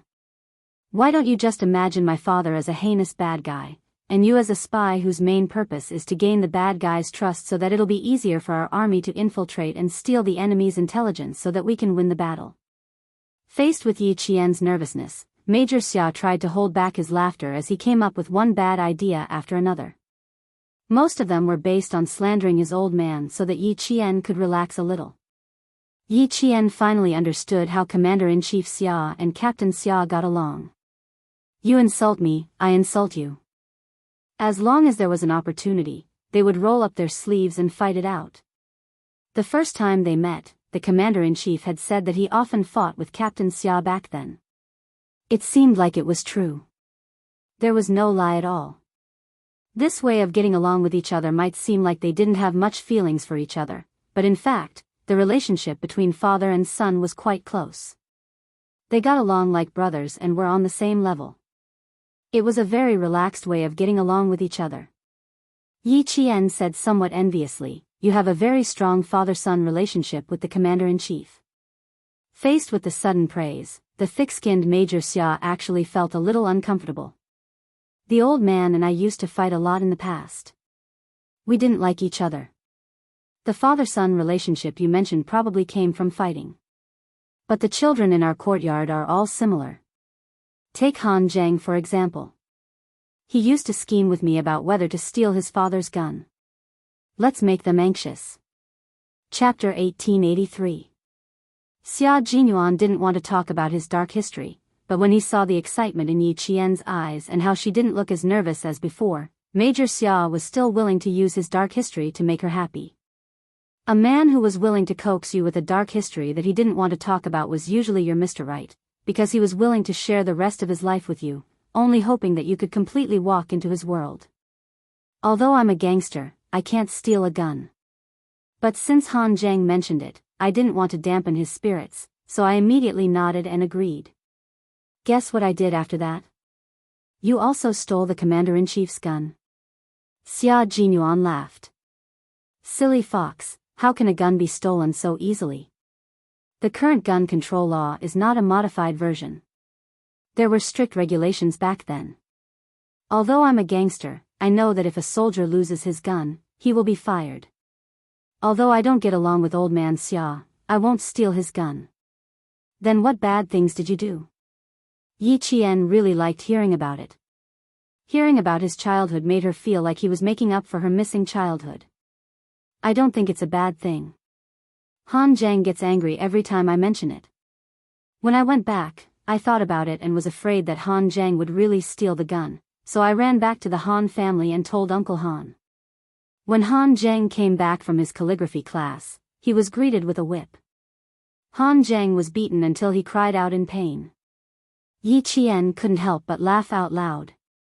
Her laughter was as clear as spring water and was filled with the flavor of sunshine. Han Zheng must be angry.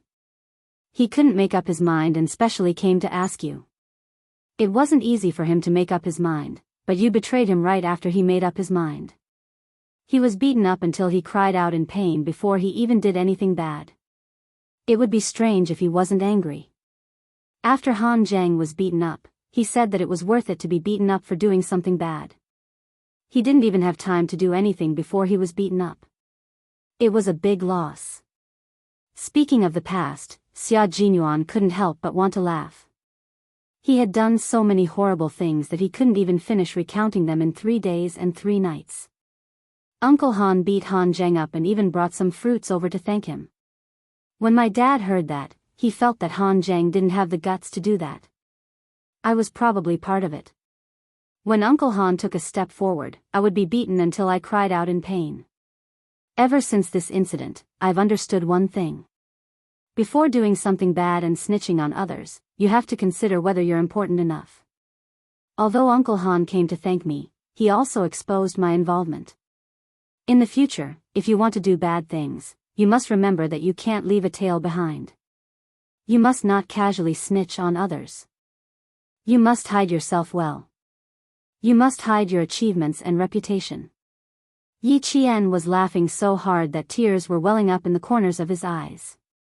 Even though Captain Xia did not have a mother by his side during his childhood, he was still very happy with the love of his family. Captain Xia, you're very lucky, she said sincerely. Trust me, little fox, we will always be happy. Her childhood was filled with darkness. He was willing to use his own childhood to fill her with longing for her childhood life. With Xia Jinyuan's childhood memories, Yi Qian's tense heartstrings finally relaxed.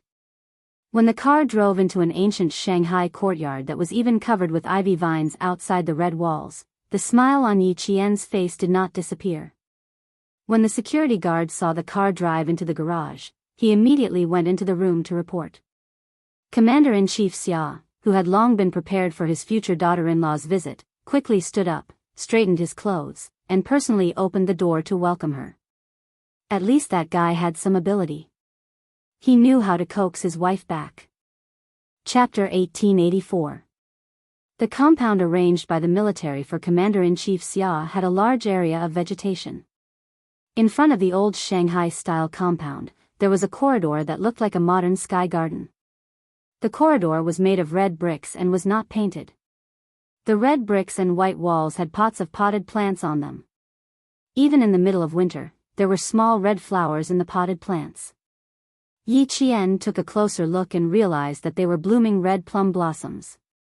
The outer walls were covered with vines. Because it was winter, all the green leaves had withered, leaving only brown vines that looked like spider webs clinging to the walls. Yi Qian shifted her gaze to the second floor. The ivory-white old-style window arches looked freshly painted against the red bricks. They were very clean. One of the windows in one of the rooms was pushed open. The light-colored gauze curtains danced gently in the wind. It made Yi Qian feel as if someone was watching her from above. Yi Qian shuddered, and her heart, which had just relaxed, tensed up again. Just as she was about to speak, she saw a dark green figure pass by behind the pillars in the corridor. Yi Qian puffed out her chest and sucked in her stomach. Her expression was so serious that it was as if she was returning to a government office to report on her work. She even muttered, "Walk faster, walk faster, walk faster. The commander-in-chief is already here. Don't let him wait for too long. Walk faster, why are you walking so slowly all of a sudden? You can't even walk properly. Little fox, I have to match your pace to walk faster." Xia Jinyuan wanted to laugh again. At the same time, he felt that his bad habits were a little too deep. It was a little too unkind. His girlfriend was so nervous that she was walking properly, but he just wanted to laugh. Cough, no, he couldn't laugh. Laughing would ruin things. It wouldn't be too late to laugh after he brought her in. It was too interesting. He was used to little Fox's calmness that was beyond her age. He had never seen her embarrassed before. Today was a fresh experience for him. No matter how he looked at it, it was not enough. Xia Jinyuan, who was usually able to walk properly, held Yi Qian's hand and squeezed it slightly. Come, follow me. Yi Qian was really embarrassed at this moment. She did not expect herself to take a straight step. Commander-in-Chief Xia, who was standing on the steps, also wanted to laugh, but he held back and maintained a kind smile. He looked gently at Yi Qian, who was led by his son all the way here. Xiao Yi, treat this place as your own home. Don't be so nervous. I'm not a man-eating tiger. What are you afraid of? Even if I'm a man-eating tiger, with the abilities of the special forces, it's not a problem to get rid of a tiger. This was what Commander-in-Chief Xia said to his future daughter-in-law, who was visiting his house for the first time. His future daughter-in-law, who was originally nervous, almost trembled and fell. Be careful under your feet, the gravel road is a bit uneven. He held his girlfriend firmly and said softly, my dad is right. If you're not even afraid of a tiger, my dad has nothing to be afraid of. Yi Qian thought, even 10 tigers are no match for the commander-in-chief. She dared to hit a tiger, but she definitely did not dare to hit the commander-in-chief. The commander-in-chief saw that Yi Qian was so nervous that she did not know where to put her hands and feet. The smile on his face became even more benevolent. Take a seat first. I'll make you some tea. Drink some hot tea to calm your nerves, then relax and chat. I won't trouble you. I'll go. Yi Qian, whose but had just touched the sofa, suddenly jumped up and looked like she was ready to make tea at any time. Commander-in-Chief Xia could not help but tease her. Do you know where my kitchen is? Chapter 1885. Where was Commander-in-Chief Xia's kitchen? He really didn't know. Yi Qian stood up and sat back down silently. He had already despised himself 100 times. When Commander-in-Chief Xia went to the tea room to make tea in a good mood, Xia Jinyuan came up to Yi Qian and said with a smile, don't worry, you'll know where my kitchen is after you come here a few more times. I'll also tell you where my room is later and invite you in to have a seat. At that moment, there was a little person dancing happily in the major's heart. When he saw Yi Qian's embarrassed state, he couldn't help but love him even more. He was too cute. How could he be so cute? He was so cute that he really wanted to kiss him. Xia Jinyuan glanced at the corridor leading to the tea room from the corner of his eye. He immediately seized the opportunity and kissed Yi Qian's cheek at lightning speed. Give me a kiss so you can relax. Yi Qian jumped when he was kissed. He covered his cheek with his hand and quickly glanced in the direction where the commander-in-chief had gone. He glared at the man who still dared to be impudent. You're even more nervous now. You need to stay away from me. Are you sure you want me to sit away? You don't want me to support you? Xia Jinyuan raised his eyebrows. There was a deep smile on his elegant face. He pretended to get up and sit on the other side. Then I'll really go over there. You can have a good chat with the old man while you drink tea. Yi Qian grabbed his arm and pinched it. Don't you dare. He then asked softly, how does the commander-in-chief usually settle his meals? Family Xia didn't have any servants. There weren't even any servants to cook. There was no sign of a mistress in the house. Although the decor was warm, it was full of masculinity. It's easy to settle. I usually settle it at the military headquarters. Occasionally, I'll come back early and call the guards in advance. The guards will take care of the meals. Sometimes, he would go to the North Sea to rest. Family Xia's old house is near the North Sea, so he would go back to accompany old master and old madam. Ever since Xia Jinyuan was admitted to the National University of Science and Technology of China, Commander-in-Chief Xia sent the old servant who had been serving him and his father to old Madam Yang and did not hire another servant. Then you should spend more time with the Commander-in-Chief when you're resting. You should also go back to the old mansion to visit Grandpa and Grandma often. Her voice was so soft that she had to prick up her ears to hear it clearly. Even so, Yi Jian was still worried that Commander-in-Chief Xia would hear her. Xia Jinyuan gently squeezed her hand and said with a faint smile, you have to go back to visit Grandpa and Grandma. Are you blaming me for not taking you to visit them? Why don't we go to the old house tonight? Take a look at the two elders. I didn't mean that. Knowing that he did it on purpose, Yi Qian could only hold it in for the time being. Don't mention going back to the old mansion later. I can say that I'm here to thank the commander-in-chief, but if I visit the two elders, I'll become mute. He knew that she wasn't fully prepared to face his family, so how could he make her feel awkward? Seeing that she was so close, Xia Jinyuan lowered his head and pressed his forehead against hers intimately. He rubbed it a few times before looking up and smiling gently. Okay, I won't scare you anymore. Don't worry. I won't take you back to the old mansion today. You have to be prepared. I have to give you time. But we'll definitely have to go back to the old mansion in the future.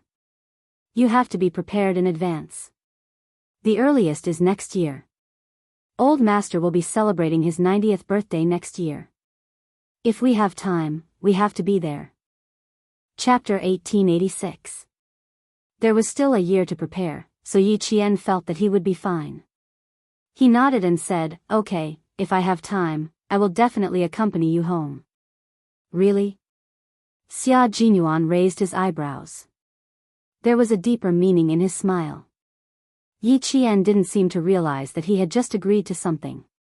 He nodded and said, of course, I always keep my word. Okay, I will remember.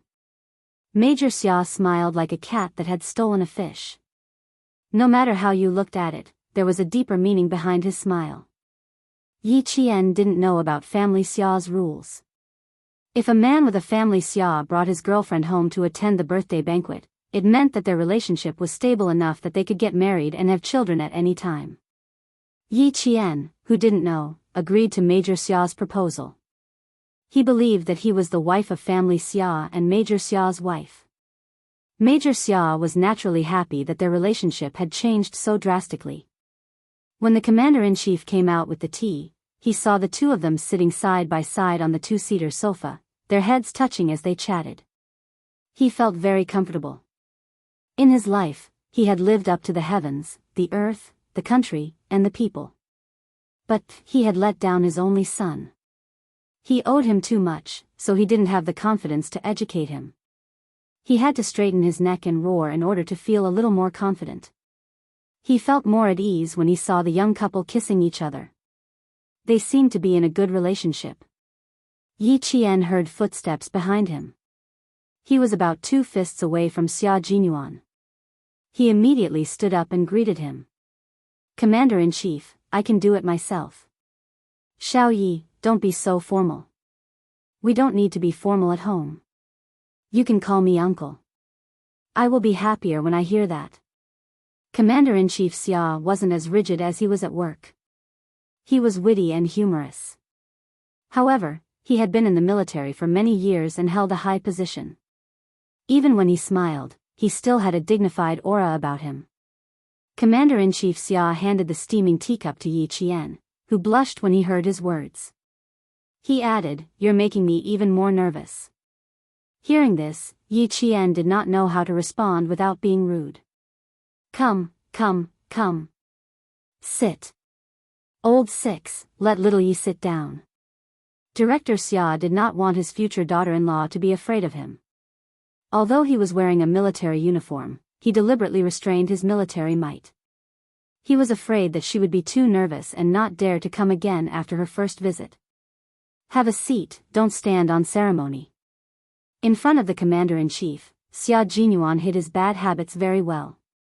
He did not do anything that would make Yi Qian feel even more unnatural. Even the way he spoke was much more normal. The tea was very hot. Yi Qian took a small sip and was about to put the teacup on the coffee table when a pair of slender hands reached over and took the teacup for her. Be careful not to burn yourself. After taking the teacup, Xia Jinyuan also took a sip from her cup before putting the teacup on the coffee table. Yi Jian, who was blushing, kept receiving the gaze of Commander-in-Chief Xia. She straightened her back and sat upright, not daring to relax at all. Go home and relax. Although this is your first time home, this will be your home in the future. It will make you relax and feel happy. Not many people could completely relax in front of him. Commander-in-Chief Xia smiled and looked at the nervous but magnanimous girl.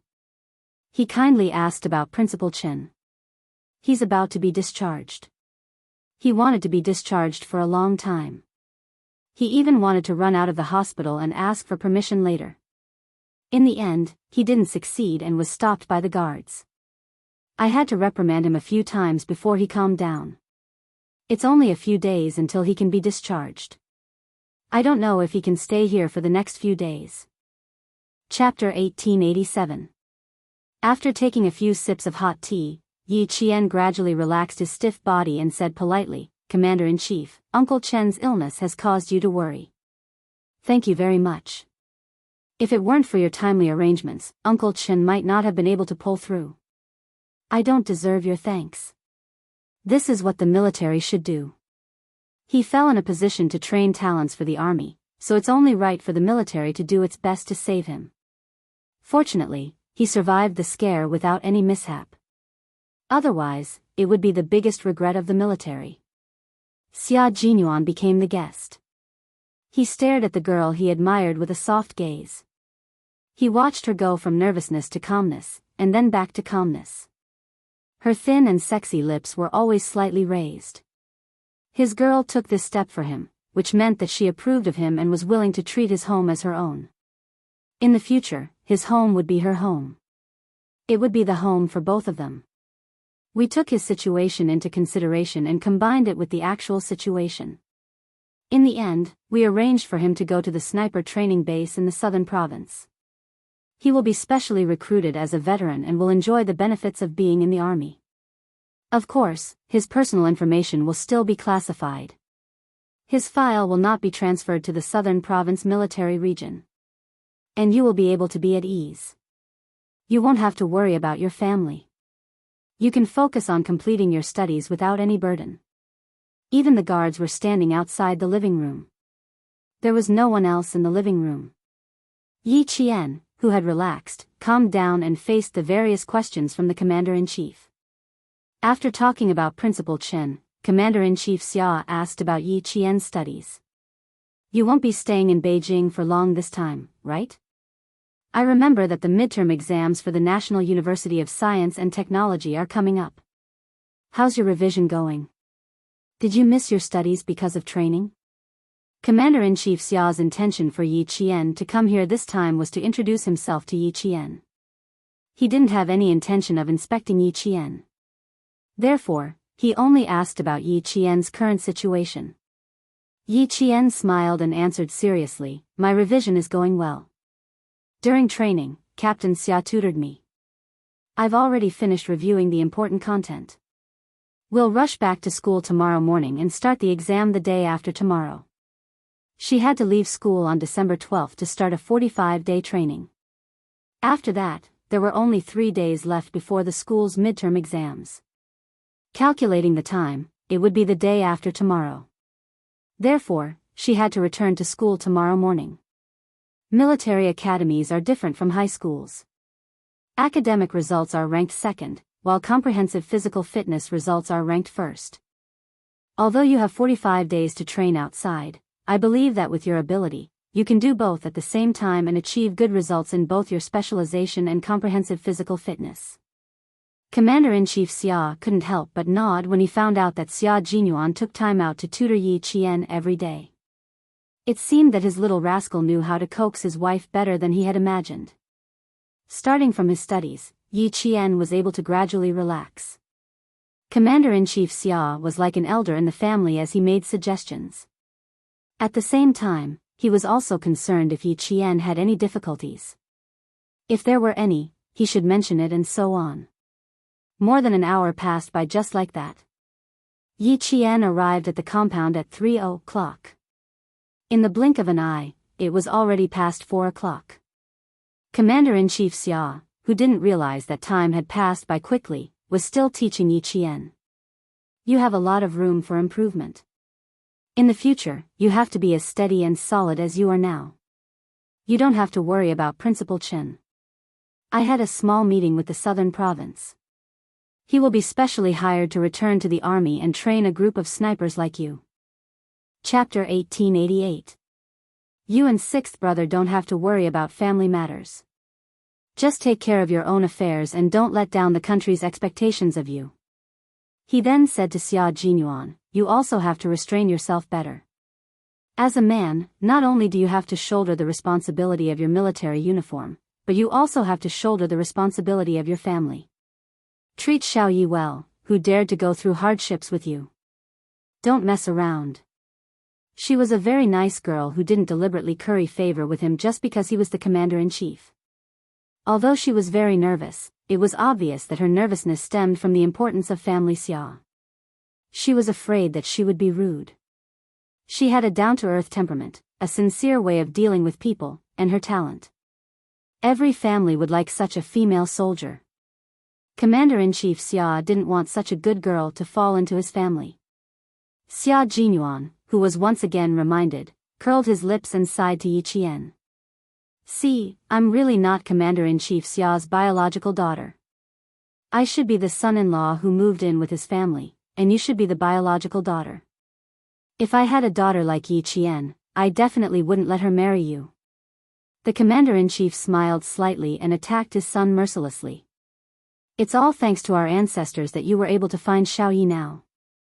Faced with the attack from his biological father, Xia Jinyuan, who had always been mentally strong, immediately agreed happily.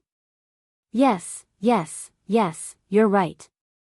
In the future, I will definitely take good care of your biological daughter and won't let her suffer the slightest grievance. You have to do what you say. Don't try to make empty promises. Take Xiao Yi around and familiarize her with the environment. I'll take care of some small matters. Seeing the guards coming over, Commander-in-Chief Xia knew that he had something to take care of, so he got up and prepared to go back to the study. Xia Jinyuan looked at the time. It was almost time to prepare dinner.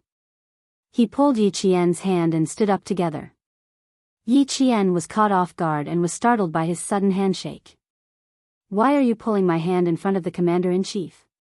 She naturally wanted to pull her hand back, but Xia Jinyuan did not let go. Instead, he interlocked his fingers with hers, making it impossible for her to break free. The major's expression did not change as she said, "Dad, it's better to let Uncle Blessing and Aunt Blessing come back in the future. With them around, Yi Qian and I can still eat hot food when we come back. I have to think about it. I won't be having dinner at home tonight. I've booked a table outside. We'll go to the hospital together. You guys go ahead, I'll be quick." Commander-in-Chief Xia looked at Yi Qian with a gentle gaze as if he didn't notice their little actions. "Just take a look around. You don't need sixth brother when you come back in the future. You can go home on your own." In the morning, when Commander-in-Chief Xia heard that Yi Qian was coming to visit, he planned to invite Uncle Blessing and Aunt Blessing back to make dinner. The family of three could even have a drink together. However, Xia Jinyuan said not to alert the old mansion for the time being, in case the whole family was alarmed and came running to the house. He was afraid that Yi Qian would be so scared that he wouldn't dare to visit again. Now, he's asking Uncle Blessing and Aunt Blessing to come back. Did something happen while he was making tea? Okay, you go ahead. Yi Qian, whose hand was held and could not break free, bowed slightly. Her ears were slightly hot as she watched the commander-in-chief stride away and go to the study. "My dad will like to see the two of us holding hands. Struggling so hard, aren't you afraid of dislocating your wrist?" Their fingers were intertwined. Xia Jinyuan looked at her red ears and bent down to get closer to her. "Why are you still so shy? It's just holding hands." Chapter 1889. There's nothing to be shy about holding hands with, but in front of the commander-in-chief. Why? Shouldn't you be more reserved?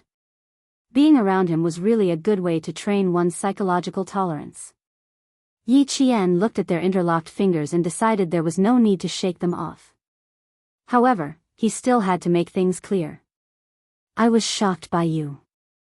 I'm not used to holding hands in front of elders." She wasn't angry, but she was indeed not used to it. Xia Jinyuan kissed the back of her hand. "Everything requires a process of getting used to it. I'll only hold hands and won't do anything else. How about that?" He was so shy that he needed to practice. "Are you sure?" Yi Qian didn't believe him. He had already experienced Xia Jinyuan's insatiable nature. Xia Jinyuan immediately changed the topic. Let's go. I'll take you around. The old man is right.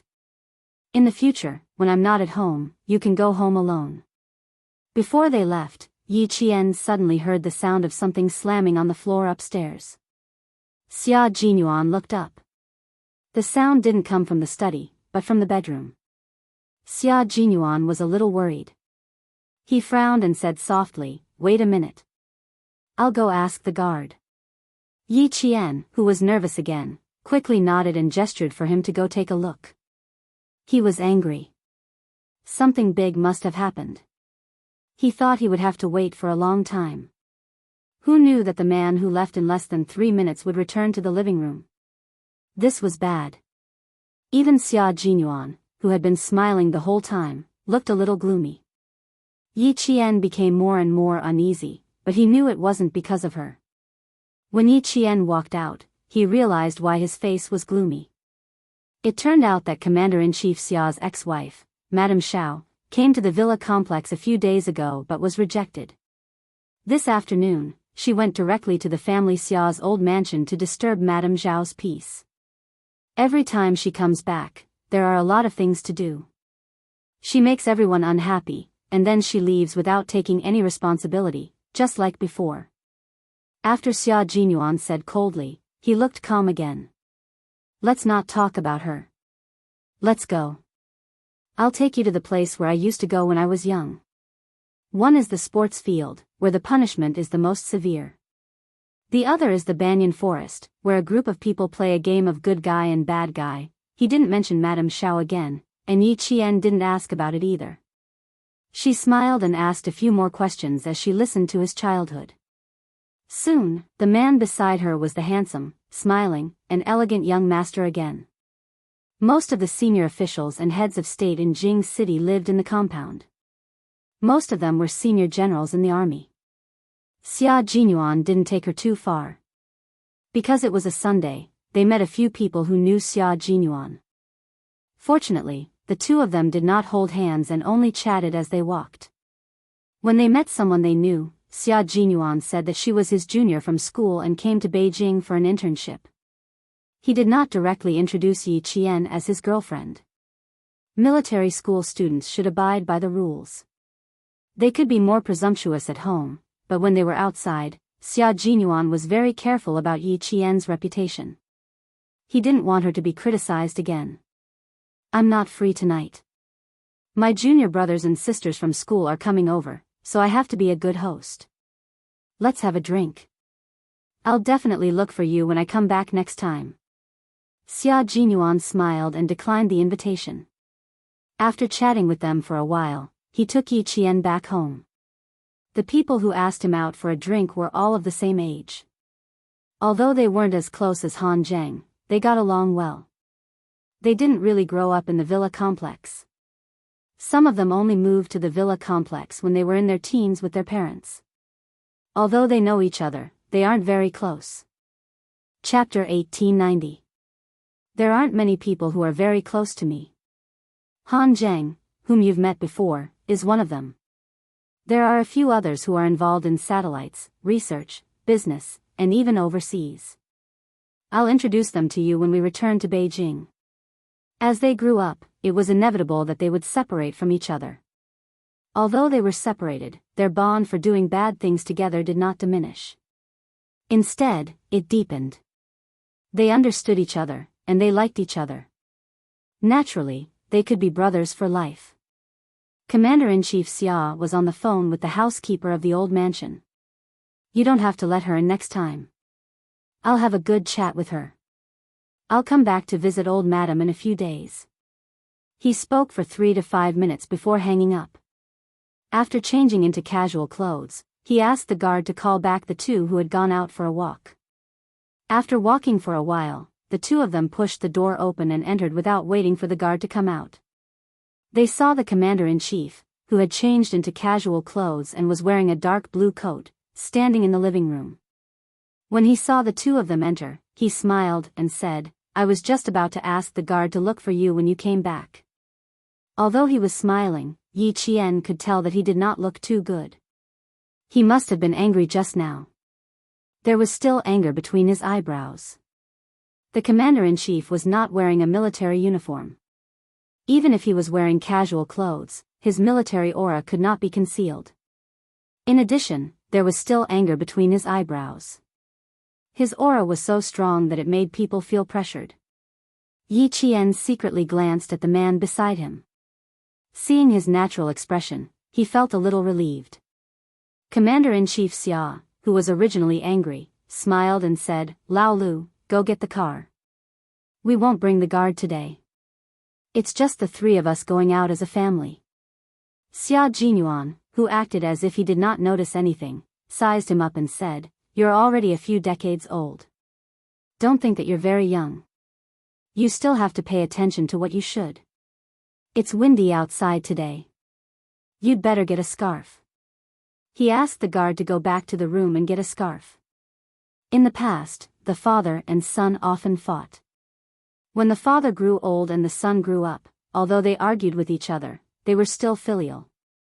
Yi Qian liked a warm family. Looking at the scene in front of him, the smile in his eyes was like a blooming flower, and his heart was full of joy. As for the unhappiness just now, it was like a stone thrown into a pond, and after the ripples, it was calm. He's getting more and more involved.